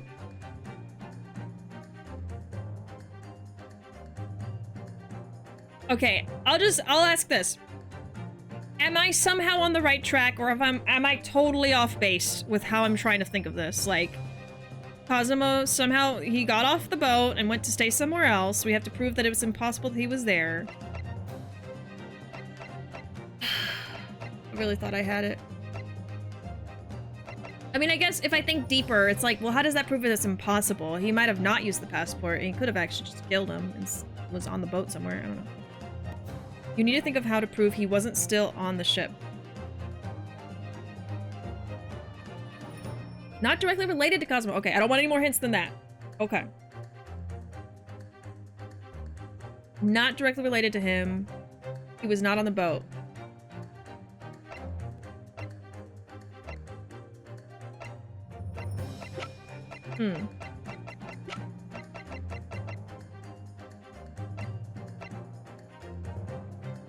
Oh, I have the proof he wasn't on the damn boat! I have a ticket related to the boat, but this is for their trip from Japan to London. This is about Mr. Vigil. Not gonna be that, it's not gonna be that. Oh my god.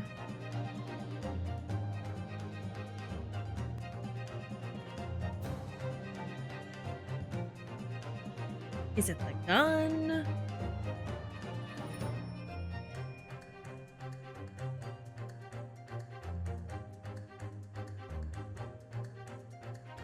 Start writing down my ideas.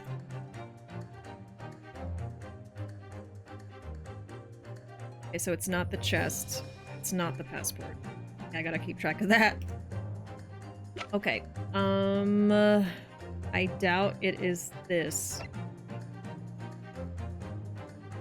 There's just something in this logic that's not clicking. I know it. Like, once I know the answer, I'll probably be like, oh! And then we're all gonna facepalm together. Okay.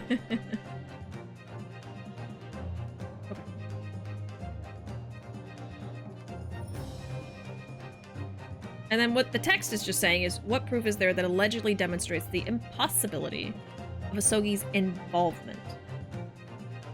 And then y'all are saying it's not to do with Kazuma directly, which tells me it's not the sword, it's not the chest, not the passport.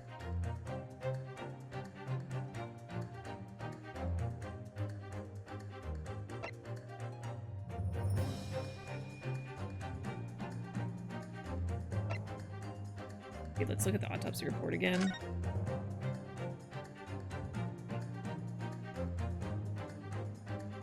I mean... Okay, hold on. So...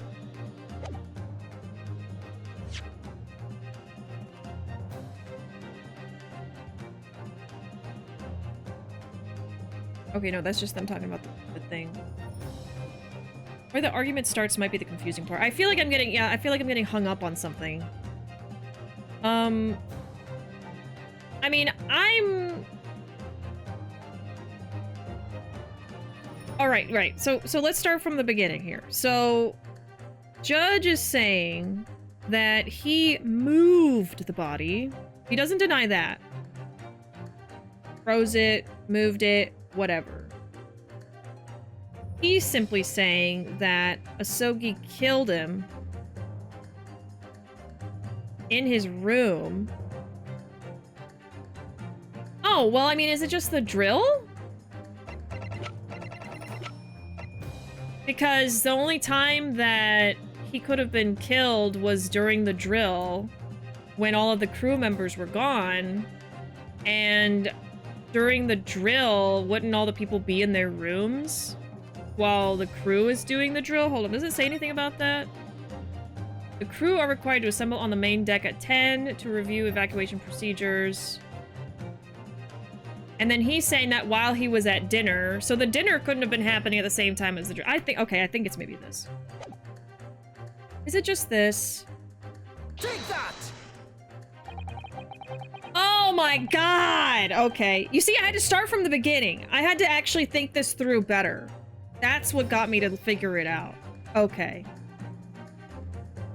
Oh my god. I guess I was getting hung up on...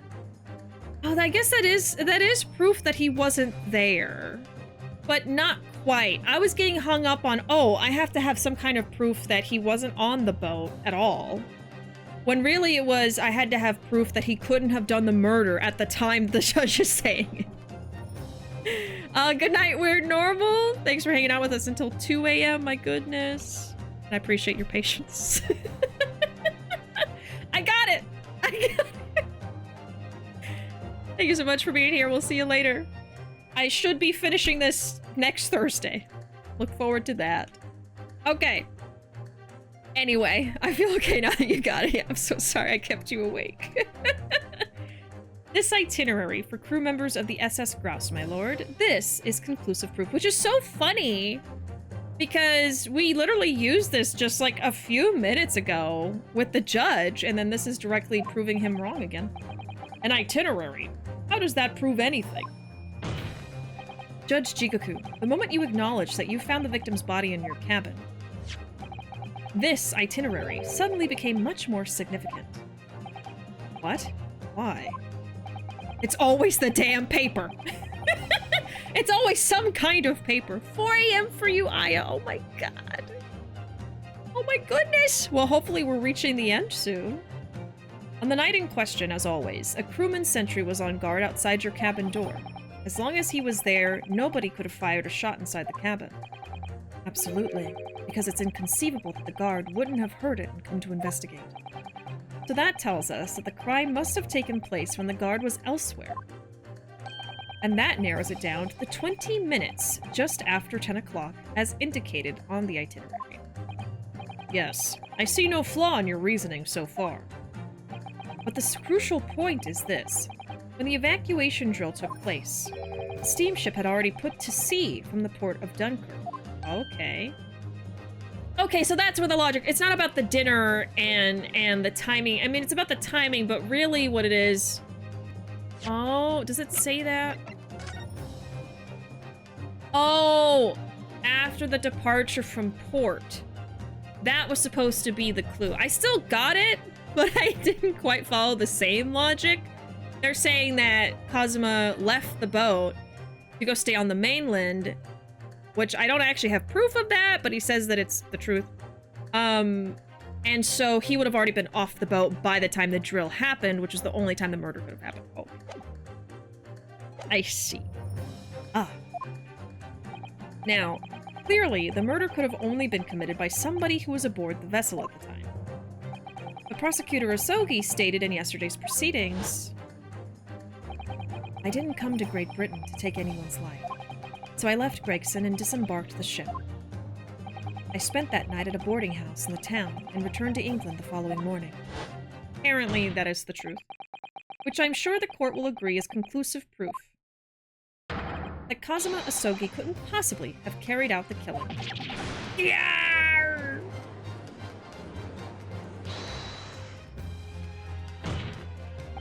I hope when he has his breakdown, his beard just like falls off his face from the stress. No, absolutely not. I don't accept that at all. What do you mean? The boy's just saying that to exonerate himself. We can't trust that he really disembarked the vessel. That's what I'm saying. We need evidence. Obviously, after he left my cabin, he hid himself somewhere nearby on the ship, just waiting for his chance to come back and finish the crime. No, that's out of the question. Isn't it, Kazuma? As the defense rightly recalls, I disembarked the vessel and spent the night in a boarding house in Dunkirk. And as I said yesterday, I signed my name in the accommodations register book. Right. I just don't have that. All extremely easy to verify and undeniable proof. No, There's no escape this time. You can forget that you're a judge or a government minister. It's time you gave the court an honest answer, as a common man. A commoner. You killed Inspector Tobias Gregson and transported his corpse back to Britain. Then, you dumped the body in the room on Fresno Street and made it look as if the murder had happened there. That's what really happened, isn't it, Seishiro Jigoku? It was that damned trial 10 years ago. That's when all this began. Looking back now, my fate was decided that day. I was doomed already.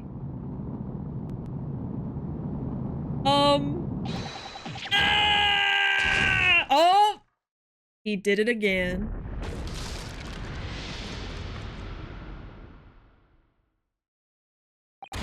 It's over! My life is over. Yeah, that was pretty good. I did want the beard to fall off, though. Wow. British assassin to eliminate a professor in Japan. A Japanese assassin to eliminate a detective in Britain. Both assassins will use diplomatic immunity to evade conviction and return safely to their homelands. The assassin exchange request arrived from Britain about 1 year ago. Though it was hardly a request, it was a demand. And for that, you decided to recruit Mr. Asogi. I know, when we first met the judge, you never think! He's the frickin' judge from the beginning of the game! You wouldn't think he becomes a murderer. But things didn't go according to plan. Your chosen assassin never made it to Britain, and you found yourself unable to dispatch a replacement. Because I was already on my way to Britain at that time in Kazuma's place. And that left me with only one option for carrying out my obligation. DIY! To eliminate the mark myself, personally. Of course, there was but a single opportunity for me to do that. DIY murder. The international forensic... Oh, sorry. The international simp, I presume. I couldn't remember my shortening. That's right. I decided it would be safest to carry out the plan before my arrival in Britain, so I enlisted the help of my British counterpart and made arrangements for a pretext that would take the inspector to Dunkirk. To lure the man in, he was given a sham mission by the Reaper. What? The Reaper? So he is involved. There's only one person who could have done that. The mastermind of the entire operation. the Reaper himself. Ah. So, that means that the assassin exchange was... It was all planned by the Reaper.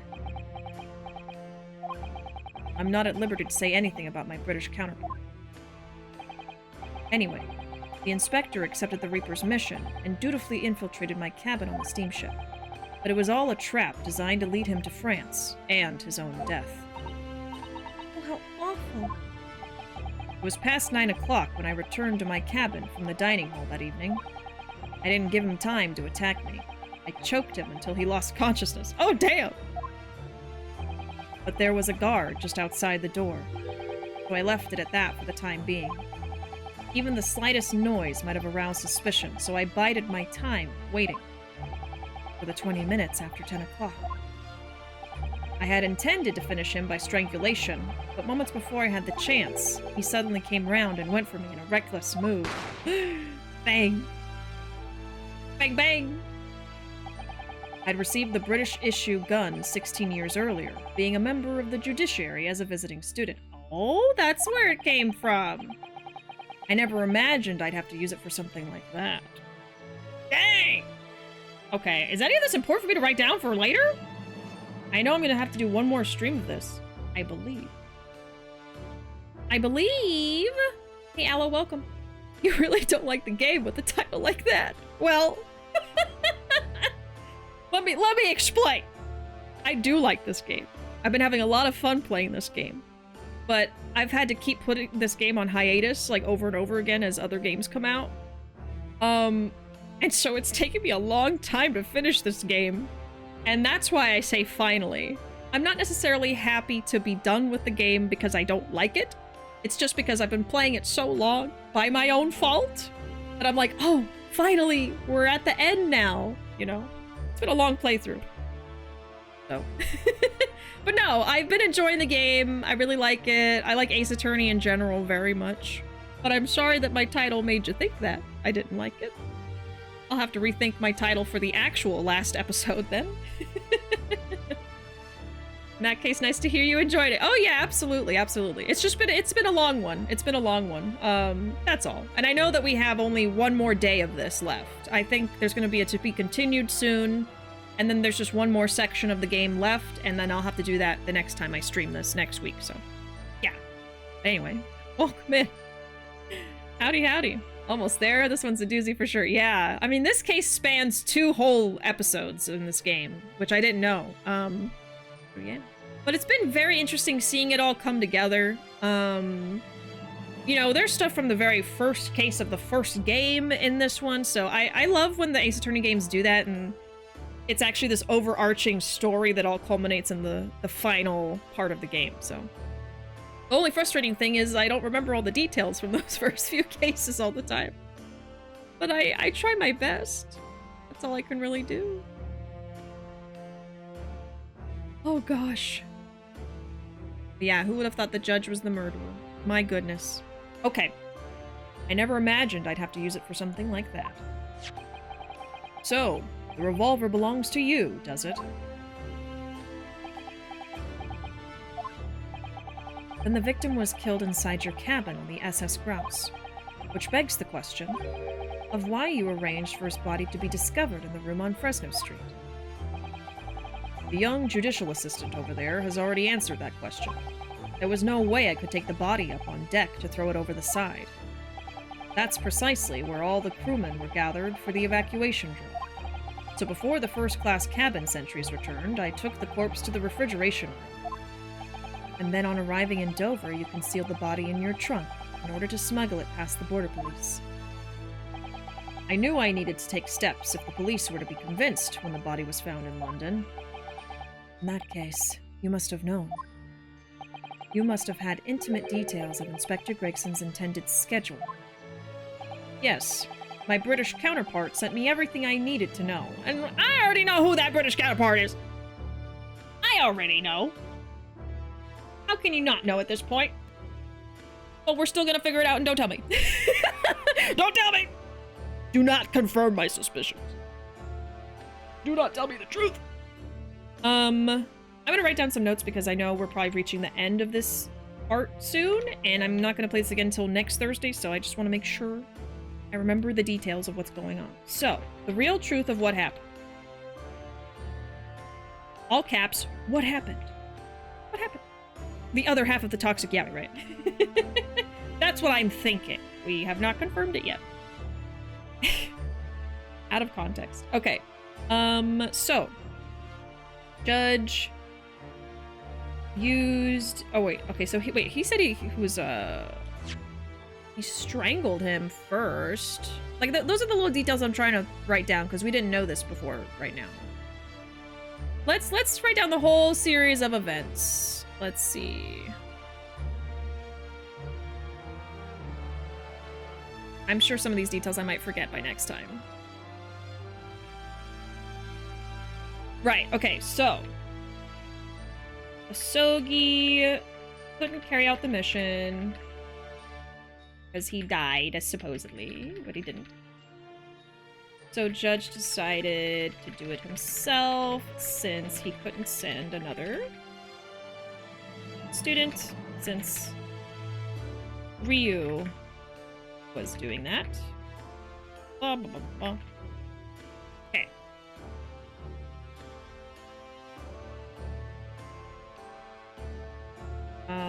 And then Gregson was given a fake mission.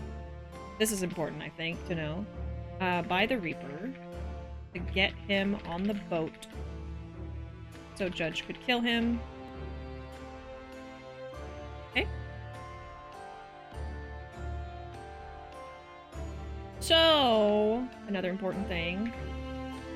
The assassin exchange was all planned. The Reaper themselves.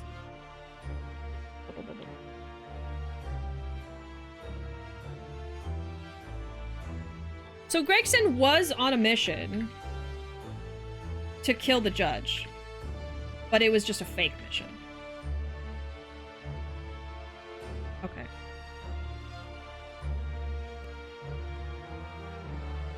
After 9.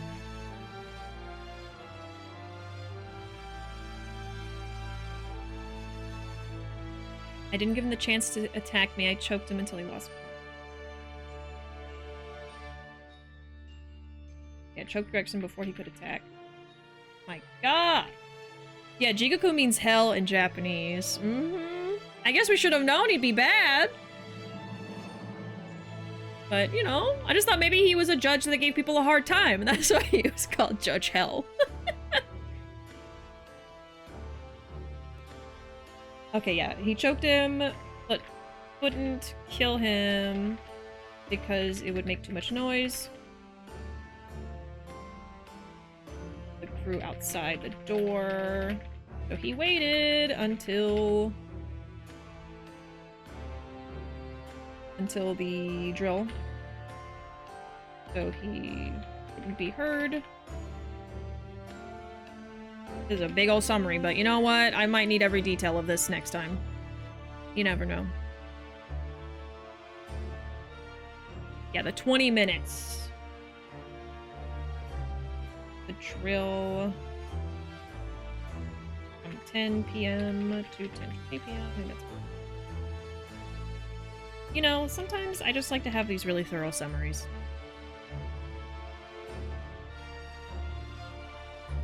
Okay, but then Gregson woke up, attacked, so Judge killed him, or I'm gonna say shot him. Shot him with a gun given to him 16 years ago, so this might tie some stuff in. Years ago when he was a student in Britain. Okay. And then he doesn't say the revolver belongs to him. He doesn't say that. He doesn't answer. But is it his? Question mark. I'm gonna put. Hey, why'd you arrange for his body to be found there? So he put the body on Fresno Street because he couldn't throw him off the boat with all the crew there.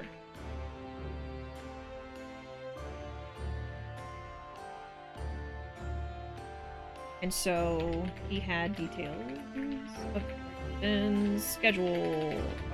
I'm sorry, I need to make very thorough notes because I play this once a week, and even taking notes, I struggle to get all the answers. So I gotta be pretty thorough. Yeah, he received it 16 years ago. So it's your gun. But then he doesn't say anything. I don't know. I could believe it was someone else's gun, and then he took, I don't know. This game has changed me as a person. It says, so this is your gun? And they say ... even though they just said, I was given this gun. The fact he says ... I'm like, oh. Yeah, he's hiding something. I have to think like this because I don't know. This game, oh, it's very fun, but it can also stress me out. I wonder what it's like to play this in Japanese. Yujin means dear friend, so the Watson twist was more obvious in the Japanese version. Oh. What mysteries do to a person? Exactly. I have to question everything. Seishiro is comprised of the kanji for government and samurai. Referencing his professions under the government, Jigoku uses the kanji for mercy and prison, alluding to his profession as a judge, but when written as Jigoku means hell. So his whole name is a bunch of references and meanings, yeah. Alright. My British counterpart sent me everything I needed to know. The inspector was due at Fresno Street at 5 o'clock that afternoon. Okay, so he's just filling in his schedule. So Gregson was supposed to be at Fresno Street. Probably to talk to, the gossip boy. Gossip boy, as opposed to gossip girl. He was supposed to be at Fresno Street at 5 p.m. the next day. That afternoon. In order to meet a man by the name of Hugh Boone. Oh, that's gossip. Meet gossip. I know. Go Biz boy! Gossip boy. From whom he would take back his police ID. Right. I decided that man would be the perfect person to set up as the culprit. So I took a hackney carriage over there with the body still in my trunk. That must have been just after we took this photo with you at the hotel. Yes, I wasn't expecting a welcoming committing. I was more than a little nervous. There's a dead body in that picture. On Fresno Street, I spotted a young girl selling little firecrackers. So he came up with all this. Miss Venus. I conceived of the candle trick there and then. So I donned a simple disguise and approached the girl to buy enough firecrackers to replicate a gunshot. How did you disguise that beer? What sort of disguise? That's what I want to know. For some reason, the inspector had a bright red hairpiece in his own traveling case. You used his red wig? So I put that on. Although I suspect I drew more attention to myself in that than I would have otherwise. The hairpiece we found at the scene. The inspector had it ready for the red-headed leak investigation. I only arrived at the room at around 4:45. So I quickly placed the body on the floor, moved the notice board, set up my little candle trick. I arranged it so the firecrackers would go off with a bang around 15 minutes later. So that Mr. Boone, who was due to arrive at 5, would walk straight into a trap. Except, at the last moment, I made a careless blunder. What was that? I imagine it was the bag of fish and chips. Not the fish and chips! Yeah, that's actually how we found out his body was tampered with at all. I didn't notice that it had fallen out of his overcoat pocket when I moved the body to the refrigeration room. I put it back into his pocket the following morning, but... well, it seems the warmth of the heated cabin had accelerated the decay of the fish. What I'm wondering is... why did he even put it back in his pocket? like... the fact that Gregson's body could have been found without his fish and chips in his pocket was so damning of evidence of like, something happened to him that's not normal. His fish and chips are gone. And it would have drawn more suspicion than to put the old rotten fish.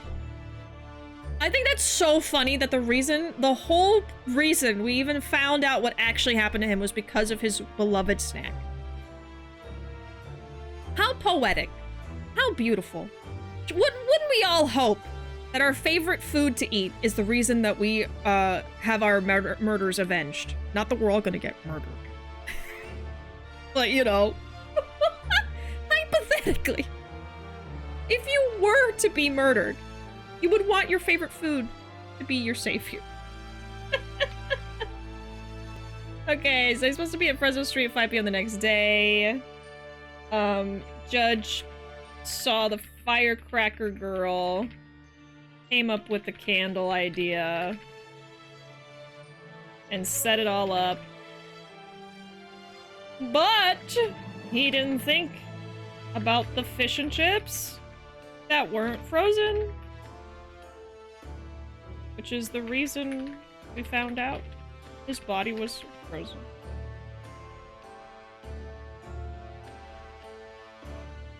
Their absence could have simply meant he finished them and discarded the newspaper, right? That's what I'm thinking.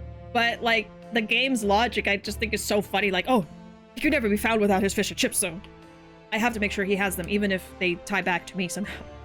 But I think probably realistically it's like, oh, I didn't even think about it. I just wanted to make sure he was found the way that he would have been found.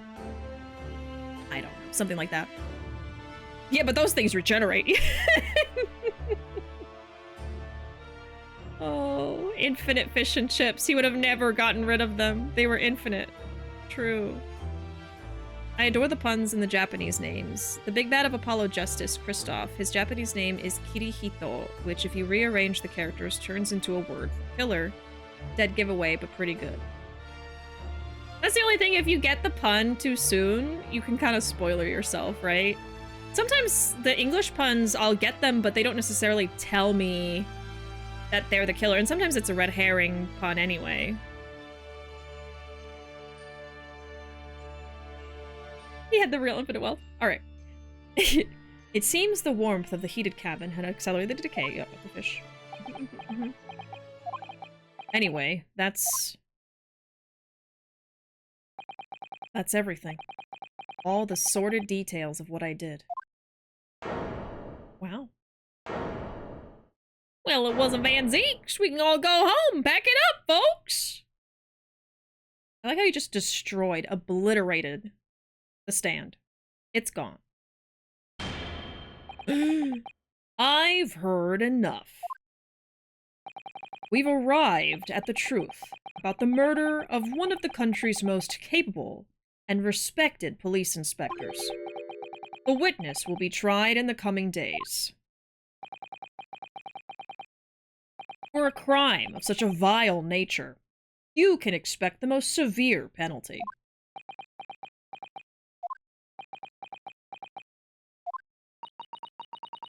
An exchange of assassins? What a foolhardy idea. Mr. Jigoku, one last detail. Yes, I know what's coming. Who was your counterpart in Britain? Who was the mastermind behind the assassin exchange? Hey, you got nothing to lose, man. They're gonna kill you. Nothing you say now can make matters any worse for you. Just tell us. Enough! I've already told you. I cannot say. Even though as things stand, you may very well never set foot in your homeland again. What are you waiting for? Can't we just get this over with now? It's finished. All of it. I'm finished.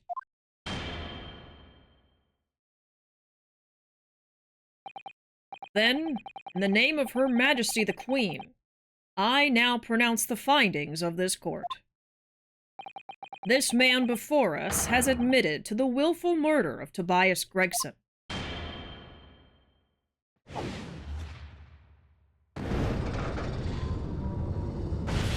Ooh. Seishido Jigoku, it is the opinion of this court that you should be found guilty. And may I remind all those present of the strict confidentiality demanded by this closed court.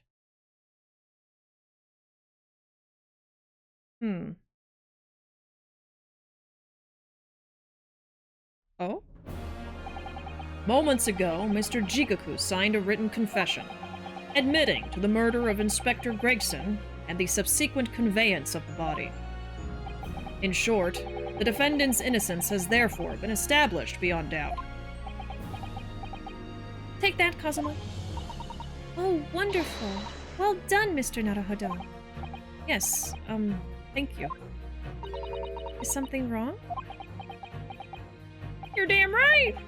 I'm just a little troubled by his silence. The true identity of the Reaper of the Bailey and this extraordinary assassin exchange, we do remain in the dark about these mysteries. However, insofar as the indictment brought against the defendant in this trial, we have reached a conclusion. I have every intention of pursuing both mysteries as a prosecutor. As you wish. Now, for the formal adjudication. I hereby declare the defendant, Beric Van Zeeks. Objection! Oh!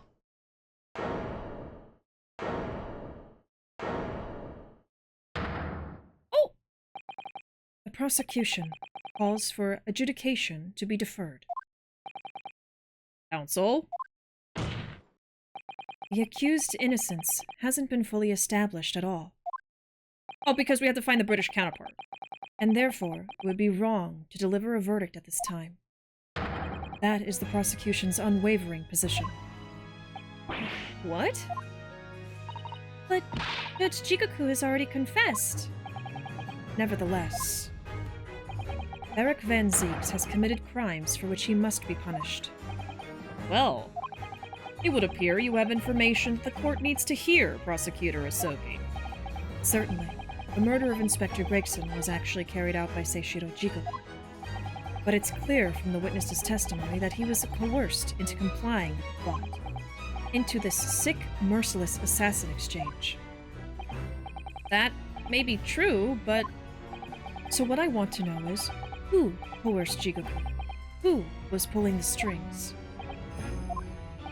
The victim went to France, having been ordered on a mission for the Reaper, only to be murdered.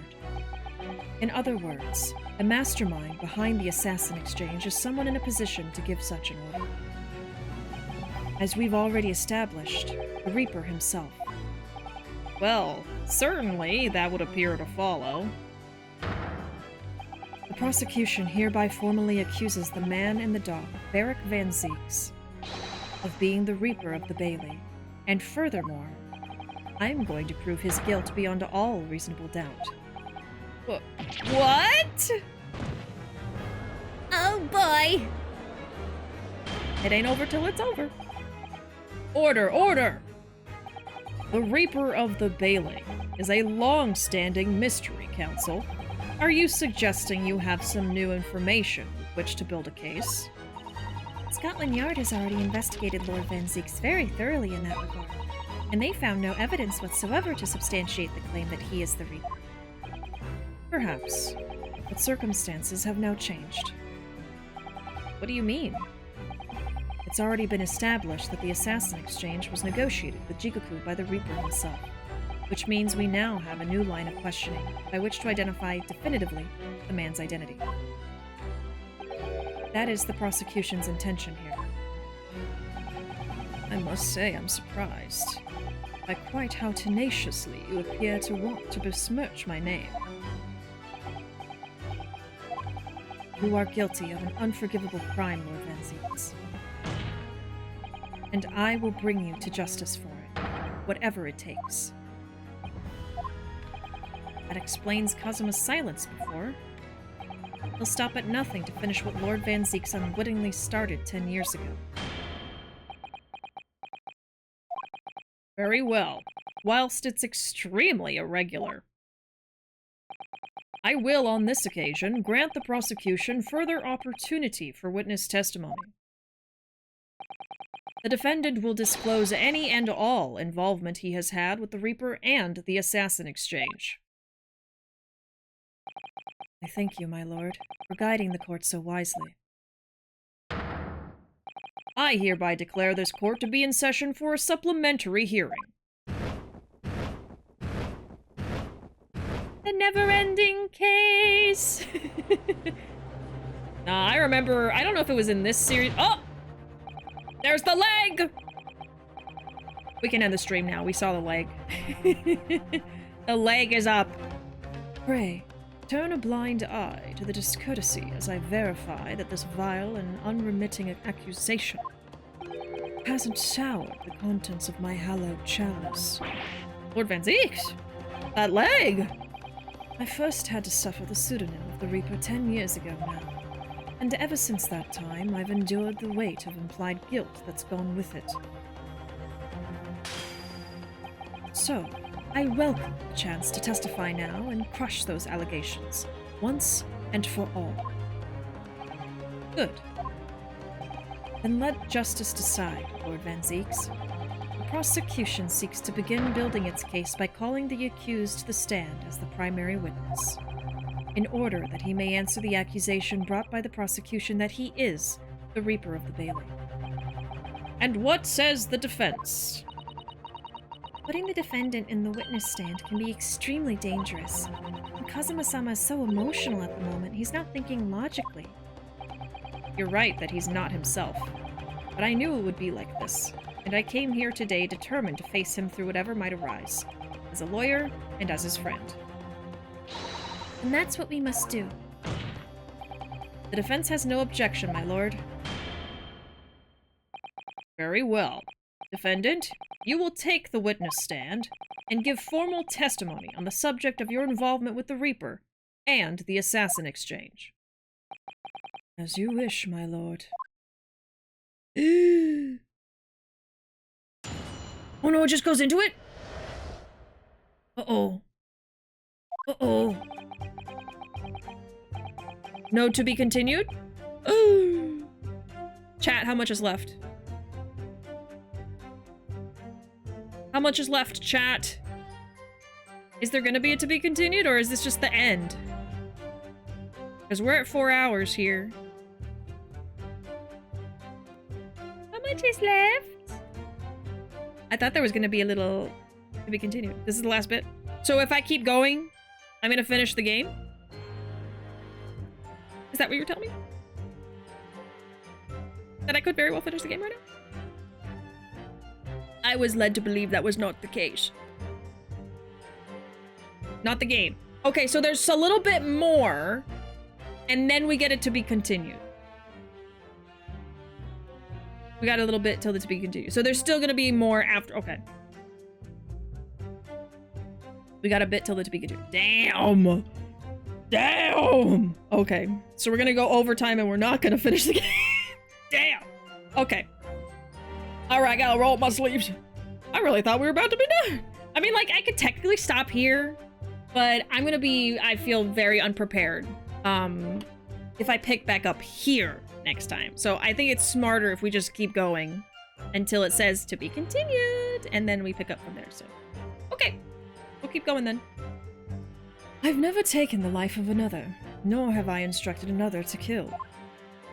I've been investigating the truth behind the Reaper for years, and I was aware of Gregson's involvement. That's the reason why I went to Fresno Street that day, and how I came to discover the body. The point is, no common thread exists between myself, Gregson, and Dr. Wilson. Clearly, therefore, there's no reason to suspect me of being behind the assassin exchange. I think that last statement was not true, though. Not too much longer. Okay, okay. So, you deny all accusations by the prosecution, both that you are the Reaper of the Bailey and that you masterminded the Assassin Exchange. I acknowledge that the public at large believe me to be the Reaper. However, that's a fallacy, which I alone am in a position to forswear. Forswear? Naturally, the prosecution believes the testimony just given by the accused to be untrue. Ryunosuke Naruhodo, Yes? Let me ask you, why are you here? What really brings you to this courtroom? Why are we human? A desire to uncover the truth. Even if the truth proves your client to be guilty? I guess. From all my experiences in this courtroom, I've come to realize something. The truth can't be hidden. Sooner or later, it will come out. So it's always my intention to work with my client in pursuit of the truth. I want you to remember what you just said. Okay. Enough dilatory chatter. Counsel for the defense, proceed to cross-examine the witness. Yes, my lord. I know exactly what you're thinking, Kazuma. I know you're just waiting to point it out. Contradiction you're convinced lies somewhere within this man's testimony. I think I heard it already. We'll see.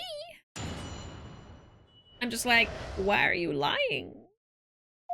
I only have three lives. All right, let's save. Once again. Let's do this. I've never taken the life of another, nor have I instructed another to kill. Hold it! So you're not what the general public refer to as the infamous Reaper of the Bailey? Exactly. Don't imagine for a moment the court will be satisfied with a one-word answer on this. I realize that. If you're intending to comment on every sentence, this could take a while, Kazuma. Kazuma's real mad. Didn't you find it disturbing, though? That one by one, defendants who had been acquitted after your unsuccessful prosecution were killed? Ain't that interesting? Let me answer that question by posing another. If, one by one, defendants who had been acquitted after your successful defense were killed, would you find that disturbing? Disturbing? I couldn't possibly say how that would make me feel with a one-word answer like that. Exactly. Well, that told me. That told me. But even though I'm not the Reaper, that doesn't mean I ignored all the hearsay. I've been investigating the truth behind the Reaper for years. I was aware of Gregson's involvement. Hold it! This is true. You say for years. How long exactly? Since the very first time the Reaper's influence was felt in this courtroom. 10 years ago now. And your investigations led you somehow to Inspector Gregson, you're saying? I didn't want to believe it. It was a personal acquaintance. We'd worked on cases together in the past. Friend, even. It felt like a betrayal, but I demanded permission to search his office at the yard without his knowledge. Which is when you found his secret notebook, is it? It's when I first learnt the location he'd noted only as grouse, and the appointment at 5 p.m. on the 31st, though I didn't know the significance of those details at the time. So now we're at the nub of the matter. As it turns out, significance for me personally was very unfortunate. That's the reason why I went to Fresno Street and how I came to discover the Hold it! But why did you go to that specific location? I thought that if it was the Reaper's headquarters, then by turning up there at 5 o'clock I would catch whoever was involved red-handed. Sadly, all that was awaiting me was the inspector's corpse. Yes, even though it wasn't designed for you, you walked straight into the trap set by Jigoku. Right, he wasn't even supposed to be the one to take the fall. Exactly. Jigoku had intended to implicate Hugh Boone, but unhappily for me, I arrived at the scene first. A ridiculously careless blunder. Moved on to just throwing insults around, I see then, Cosmo. Think what you will. It doesn't change the truth. Exactly! The point is, no common thread exists between myself, Gregson, and Dr. Wilson. This is what I think is not true. Me, Gregson, and Dr. Wilson. I mean, I think... I'm not going to do it right now. I want to cross-examine everything, but... So that's him and Gregson, not Wilson. But we do have the autopsy from years ago. We have Clint. We have the coroner Wilson. And we have, Gregson is the one that produced the, I think it's gonna say him. Yeah, Inspector Gregson. So we have all three. I mean, it's about Clint, not Zeke's, but you know, this is his brother, so that's a connection there. So I'm pretty sure I'm gonna just present the Clint autopsy to this statement. But I want to cross-examine and see what they say for everything anyway.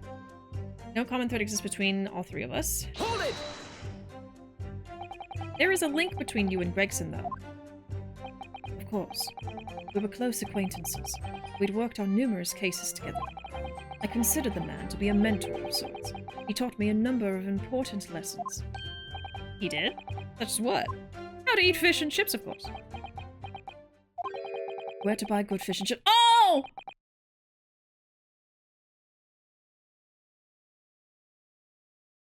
Called it. Absolutely called it. Where to buy good fish and chips. Such like. Well, that was convincing. Dr. Wilson was a coroner, of course, but that was some time in the past. And in any case, I understand it was several years ago now that he was invited to work at a Japanese university. That's right. He was a visiting professor at the Imperial Yume University in Tokyo. It should be unambiguously clear, then, that no link exists between myself and him. In other words, I had no motive for sending some assassin across the oceans to kill the man. It sounds plausible enough, and I want to believe it. But something about this just doesn't quite sit right with me. Yeah, there's my hint that this is the text to respond to. Clearly, there's no reason to suspect me of being behind the exchange. Hold it! The ass exchange. Certainly as it stands, there's no evidence to suggest that you concocted the scheme. Objection!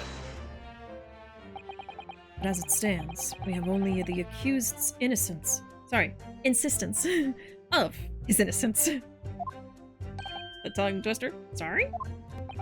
Perhaps there is some reason that would explain why he masterminded the assassin exchange. And if a reason could be established later in these proceedings, then the accused's claim in this testimony that he wasn't involved would amount to perjury. Well, yes, that's true, but... Clearly, Kazuma-sama intends to identify a reason and use it to make his case. So if you don't identify something first... he'll gain the advantage. This could be dangerous. Alright, I think I've got it, so let's do it. Convincing testimony by Lord Van Zeeks. Certainly, with no apparent connection between the three men, there's no way to establish a motive. The testimony seems unassailable as far as I can see. Oh dear me, what a bleak expression. I agree. There doesn't appear to be any particular link between them at first glance. But with the inclusion of one other person. Right, Clint. That's your hint. Your Clint hint! I must be overthinking it, surely. Another person, Mr. Naruhodo? I need to think back over all the information we've gleaned. All right, and I'll review my notes about the case and all the evidence in the court record. That's what I do. Could it be that Lord Van Zeeks has something to hide, after all? I don't know, but I think I know the answer. To this question, but I'll save just in case. You never know. With this game, I could be 100% confident, and I lose. Objection! Yeah. But this one was pretty obvious. What is this? An autopsy report? Wait, this is 10 years old. From the autopsy of Lord Clint Van Zeeks. What? My brother's autopsy report.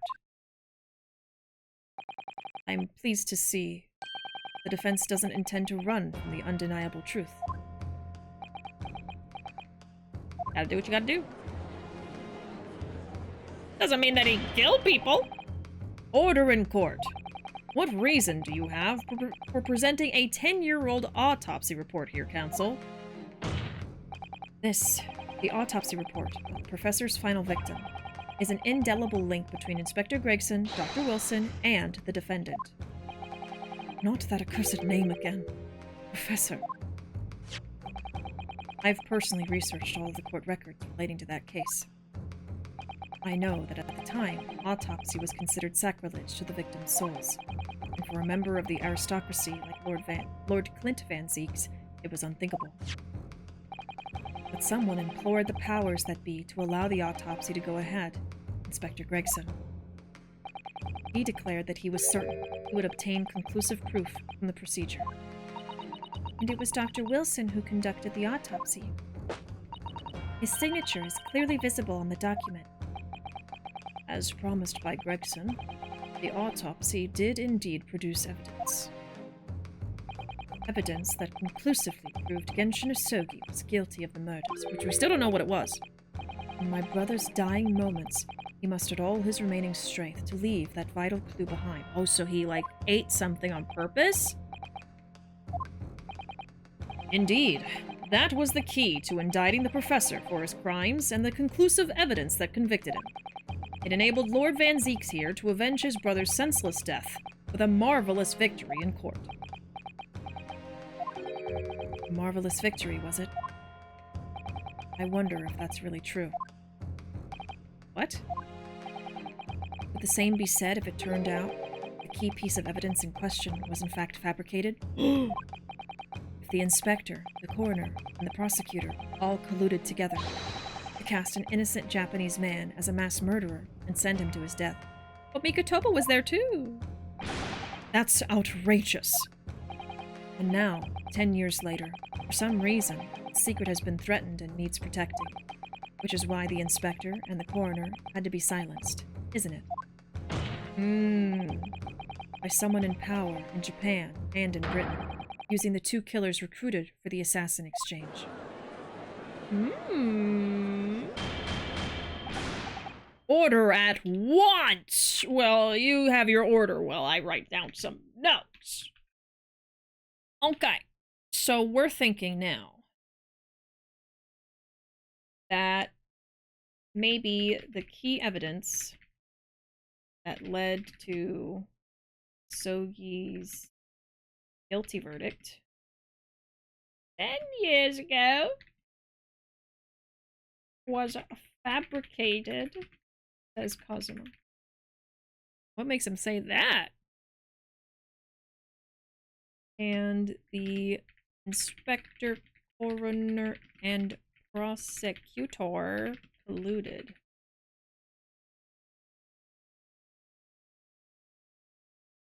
Now they're being murdered to protect the secret. Okay. I get really good at summarizing. 10 years ago, my father was convicted in this very courtroom as a mass murderer, to be sentenced to death. But it was all a sham, and I swore to myself that I would prove it, which is why I had to come to Britain. Whatever the cost. Not you sipping from your goblet again. Who keeps pouring this? You'll have to forgive me if I feel compelled to toast this vengeful Nipponese's tenacity purpose here. However, he who fails to quash his emotions in the courtroom has failed as a lawyer. Come on, Kazuma. You know this won't wash. You're claiming your father was misrepresented in a trial that took place a whole decade ago. You must see that without evidence, that's nothing more than a wild accusation. As it happens, I have evidence. Oh! What? As the court has heard, I crossed the channel to France with Gregson on the 31st. I went with him on the pretext of being the assassin recruited to kill Seishiro Jigoku, but my true intentions were to make the inspector tell me the truth. What truth? The truth about the evidence. And he acknowledged what I'd already deduced. There's a closely guarded secret about what went on in that autopsy 10 years ago. What? Secret? I know nothing of any secret. Yeah, I doubt he would be in on it. While we waited for my supposed mark in Jigoku's cabin, I drew my clan's illustrious sword, Karama, for the inspector's eyes. Oh, here comes this part. Right. He very quickly understood what my true motive was. Oh, so you threatened him with the sword. Okay. Right, I see. You're that Asogi's young lad, are you? And what? You're gonna cut me down with that thing, is that it? That will very much depend on the answers you give to my questions. I want to know what really happened 10 years ago. The truth. That's all. Before we get into it, let me make one thing clear. I still believe your father was the professor. There's no doubt in my mind. But unfortunately, back then, we didn't have the evidence we needed to make the crime stick. Ah. So, you admit it then? The evidence used in my father's trial was fabricated? Wow. Was for the good of the country. Was it? Was it, Gregsy? Anyway, I was just following orders. From who? I can guess. Orders. What exactly did you do? Speak. I'm not saying another word. Even if your life depends on it? That's right. Even then. Ching! Wow. So that's when the tip of the sword broke. Asuma-sama? If the results of Clint Van Zeek's autopsy were fabricated, then the investigating officer Gregson and the lead coroner Wilson must have known about it. This is getting real juicy! I've got goosebumps, chat. I've got goosebumps. Okay, so it's not a maybe, it's a for sure. So, the evidence was fabricated. Kazuma threatened Gregson, and he admitted it.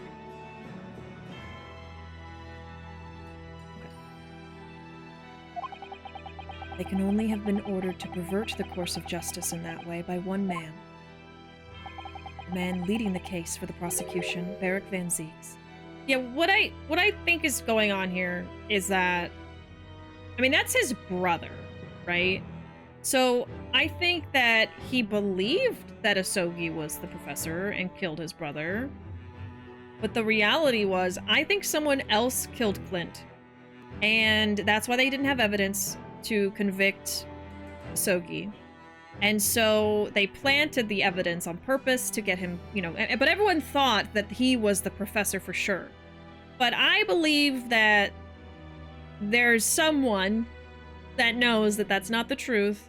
They orchestrated all of this so that they could pin it on a Japanese man, when really the criminal was a British person.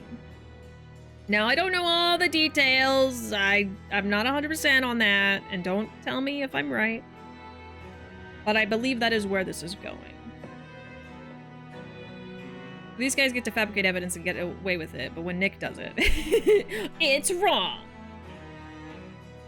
Barrick Van Zeeks, yeah. He thinks Barrick Van Zeeks is not. Is not.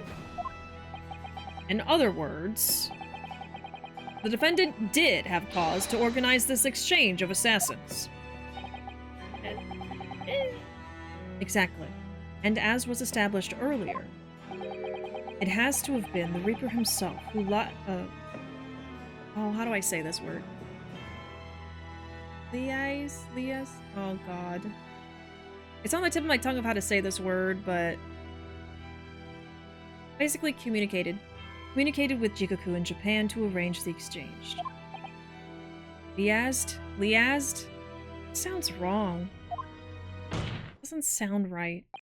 I'm sure it is, but it doesn't sound right when I say it.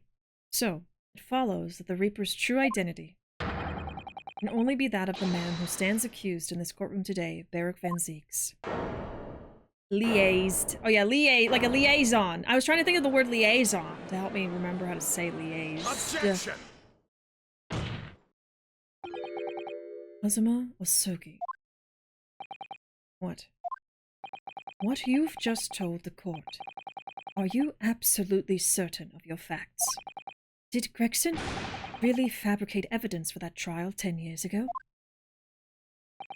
I heard it with my own ears. His shameful admission.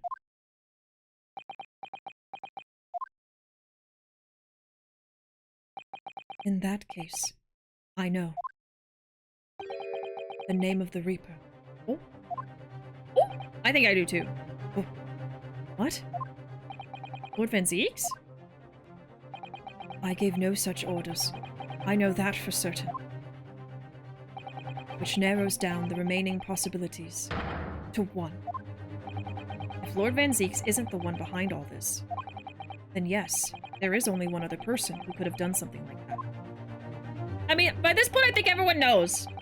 If you're playing the game, I think you know by now. I believe I know who it is, too. You? I just had a feeling this name was going to come up. Yeah. And then it's not this person. Well, I get to say it, okay. The true identity of the infamous Reaper of the Bailey Is. Hold on, y'all. Y'all aren't gonna believe this. But I have it figured out. Don't worry. Iris. It was Iris all along. She's actually, an old lady in disguise. It's Strongheart. It was Sholmes. It's Ryu. Ryu's not even on here, man. It was this little kid. It was I in chat. Sorry, that was me. Sorry, that was me. I fucking called it. I knew someone was gonna say that. It was Peppino De Rossi. Or maybe it was gossip. Or maybe it was Cosmo. Or maybe it was Gregson.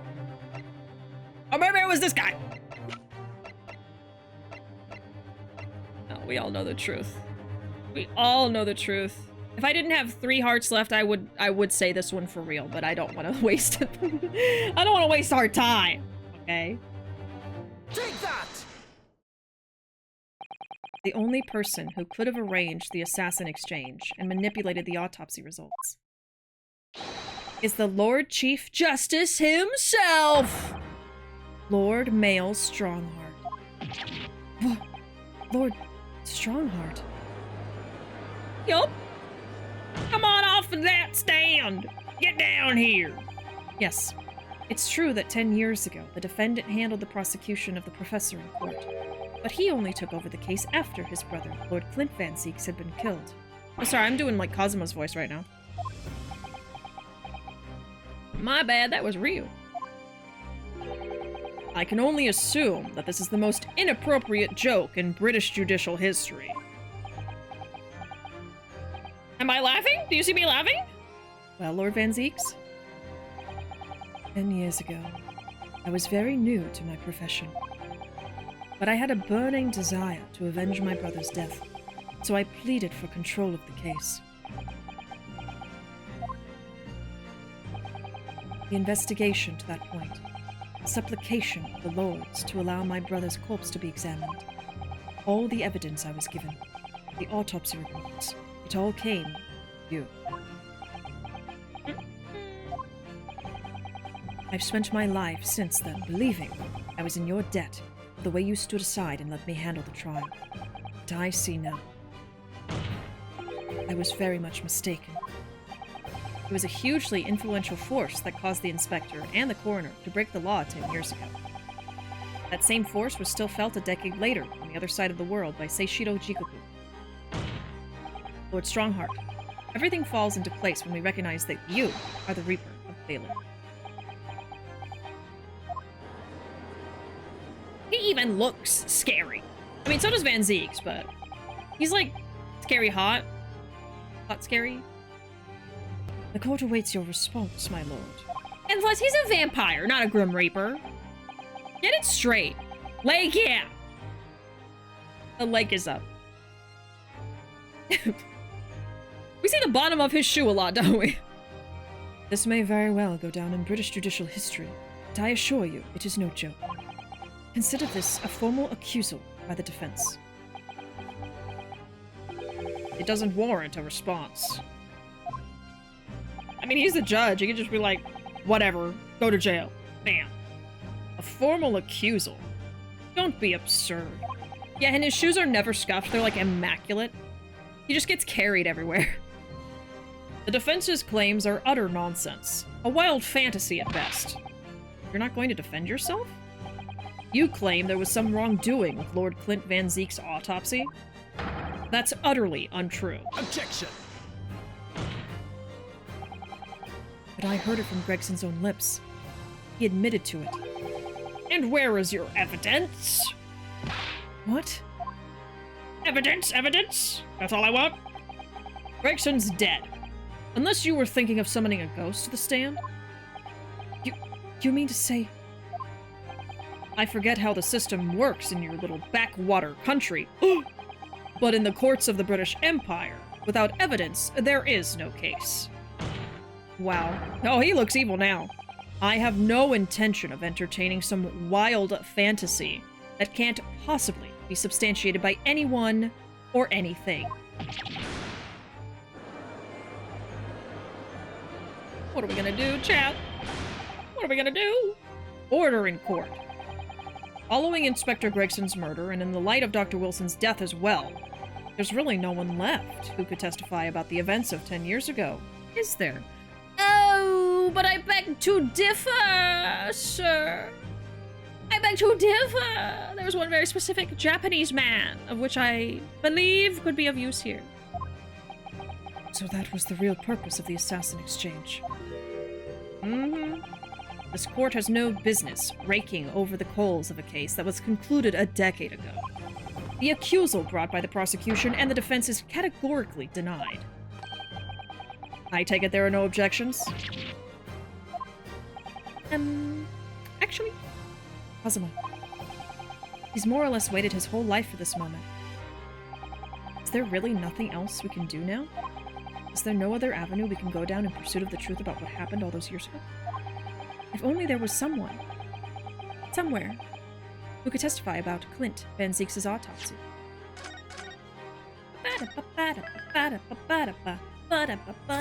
Well, thank God I remembered this little secret. Thank God I remembered this little tidbit, because it's not in the evidence, I don't think. There is someone! He's gone to extraordinary lengths to cover his tracks, even so far as dispatching an assassin all the way to Japan to ensure Dr. Wilson's silence. And Dr. Scythe won't say anything against Stronghold. But there's still one ray of hope. Objection! I remembered.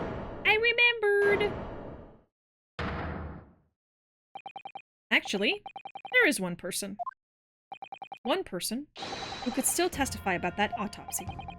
Don't be ridiculous. There's no one left. I killed them all. Who, Ryu? Who? Tell me. Kazuma, Please. This trial can't end. Not yet. I'm not doing this for you. Wow. I'm doing it for the truth. The person the defense would like to call to the stand to testify about the autopsy of Lord Clint Van Zeek's is Mr. Mikotoba. Take that! Heaven help us. Another Japanese? Bro. Win it! An expert in forensic medicine, my lord, Professor Yujin Mikotoba, 16 years ago, came to London with Seishiro Jigoku and Genshin Asogi as a visiting student. And what could his testimony possibly tell us? Professor Mikotoba was the primary assistant during the autopsy in question. He was also the person who actually penned the report. Incorrect. The autopsy was carried out by the coroner, Dr. Wilson. The report carries his signature. It was the primary assistant's duty to keep a written record of the coroner's work during the procedure. In actual fact, the coroner merely read over the report at the end and signed it. In other words, Professor Mikotoba witnessed the entire autopsy from start to finish. The defense demands that Professor Mikotoba be summoned as a witness as a matter of urgency. Whatever really happened in that autopsy laboratory 10 years ago is something only he can tell us. The defense's demand is denied. Oh, really? What? Professor Mikotoba is in London at this very moment. We could summon him to the stand in minutes. No. Of course he's not going to agree to it. Strongheart has no intention of summoning anyone who knows. He's too concerned about protecting himself. Well, what are you doing? The judge is the crooked one. Prosecutor Asogi, let me refresh your memory, as you seem to have forgotten the prosecution's stance. Only minutes ago, you accused the defendant of being the Reaper and of masterminding the assassin exchange. I did, yes. So give me a present. So present your evidence for those claims and make your case complete. At this time, I don't have the requisite evidence. That's exactly why we need witness testimony. The professor case is closed. There are no clues in the distant past that will bolster your argument today. I'm afraid to say, Prosecutor Asogi, that you would appear to be possessed by the spirit of your late homicidal father. Wow. Oh, I definitely know that he didn't do that murder 10 years ago now because of how he's acting. As I stated earlier, this court has already reached a conclusion with respect to the matter at hand. Inspector Gregson was murdered by Japanese Supreme Court Judge Jigoku. As for any hidden circumstances that may exist, they will be investigated in due course by the proper authorities. But we all know what will happen. That'll just give the mastermind of the whole venture time to cover his tracks again. Yeah, he's probably gonna go kill Mikotoba. By which you mean me. Yeah. Your punishment for this contemptible behavior will be decided at a later date.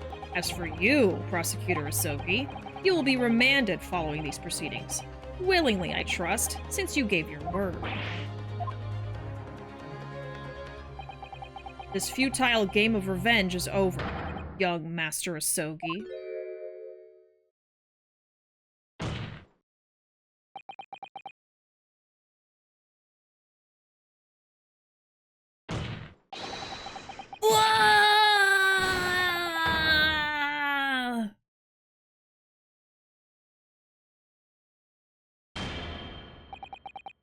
That will be all.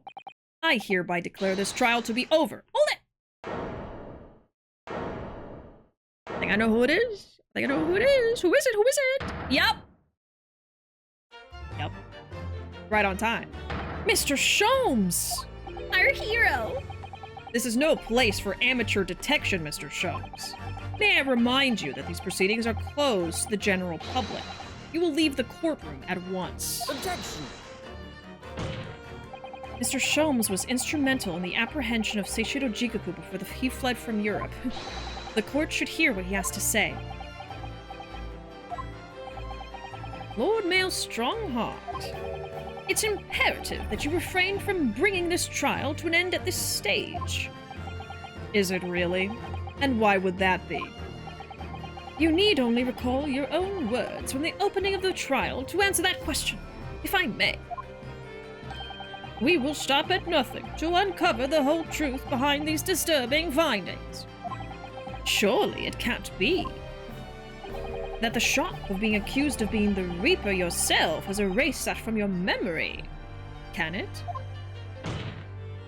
The whole truth, sir, has already been uncovered. It would seem that we have a great many important members of the judiciary present here today. I put it to you, my dear fellows, should the trial end at this juncture? After all, why have you been invited to attend? To nod along to the prevarications of your superiors? Rise up! Fight back! Revolution! Order! Order in court! It seems to me that we stand before a door that leads to a new era of legal practices. A door that is ajar. But if it's ajar, how is it a door?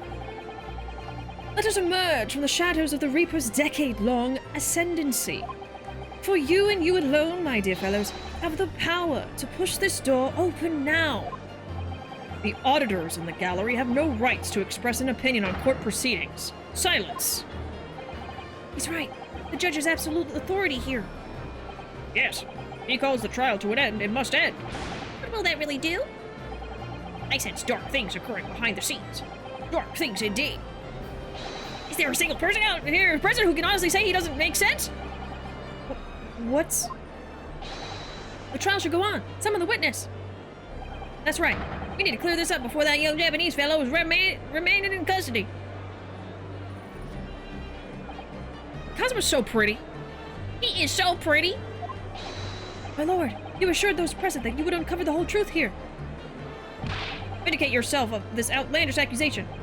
The truth, the whole truth, and nothing but the truth. That's the very foundation of British law.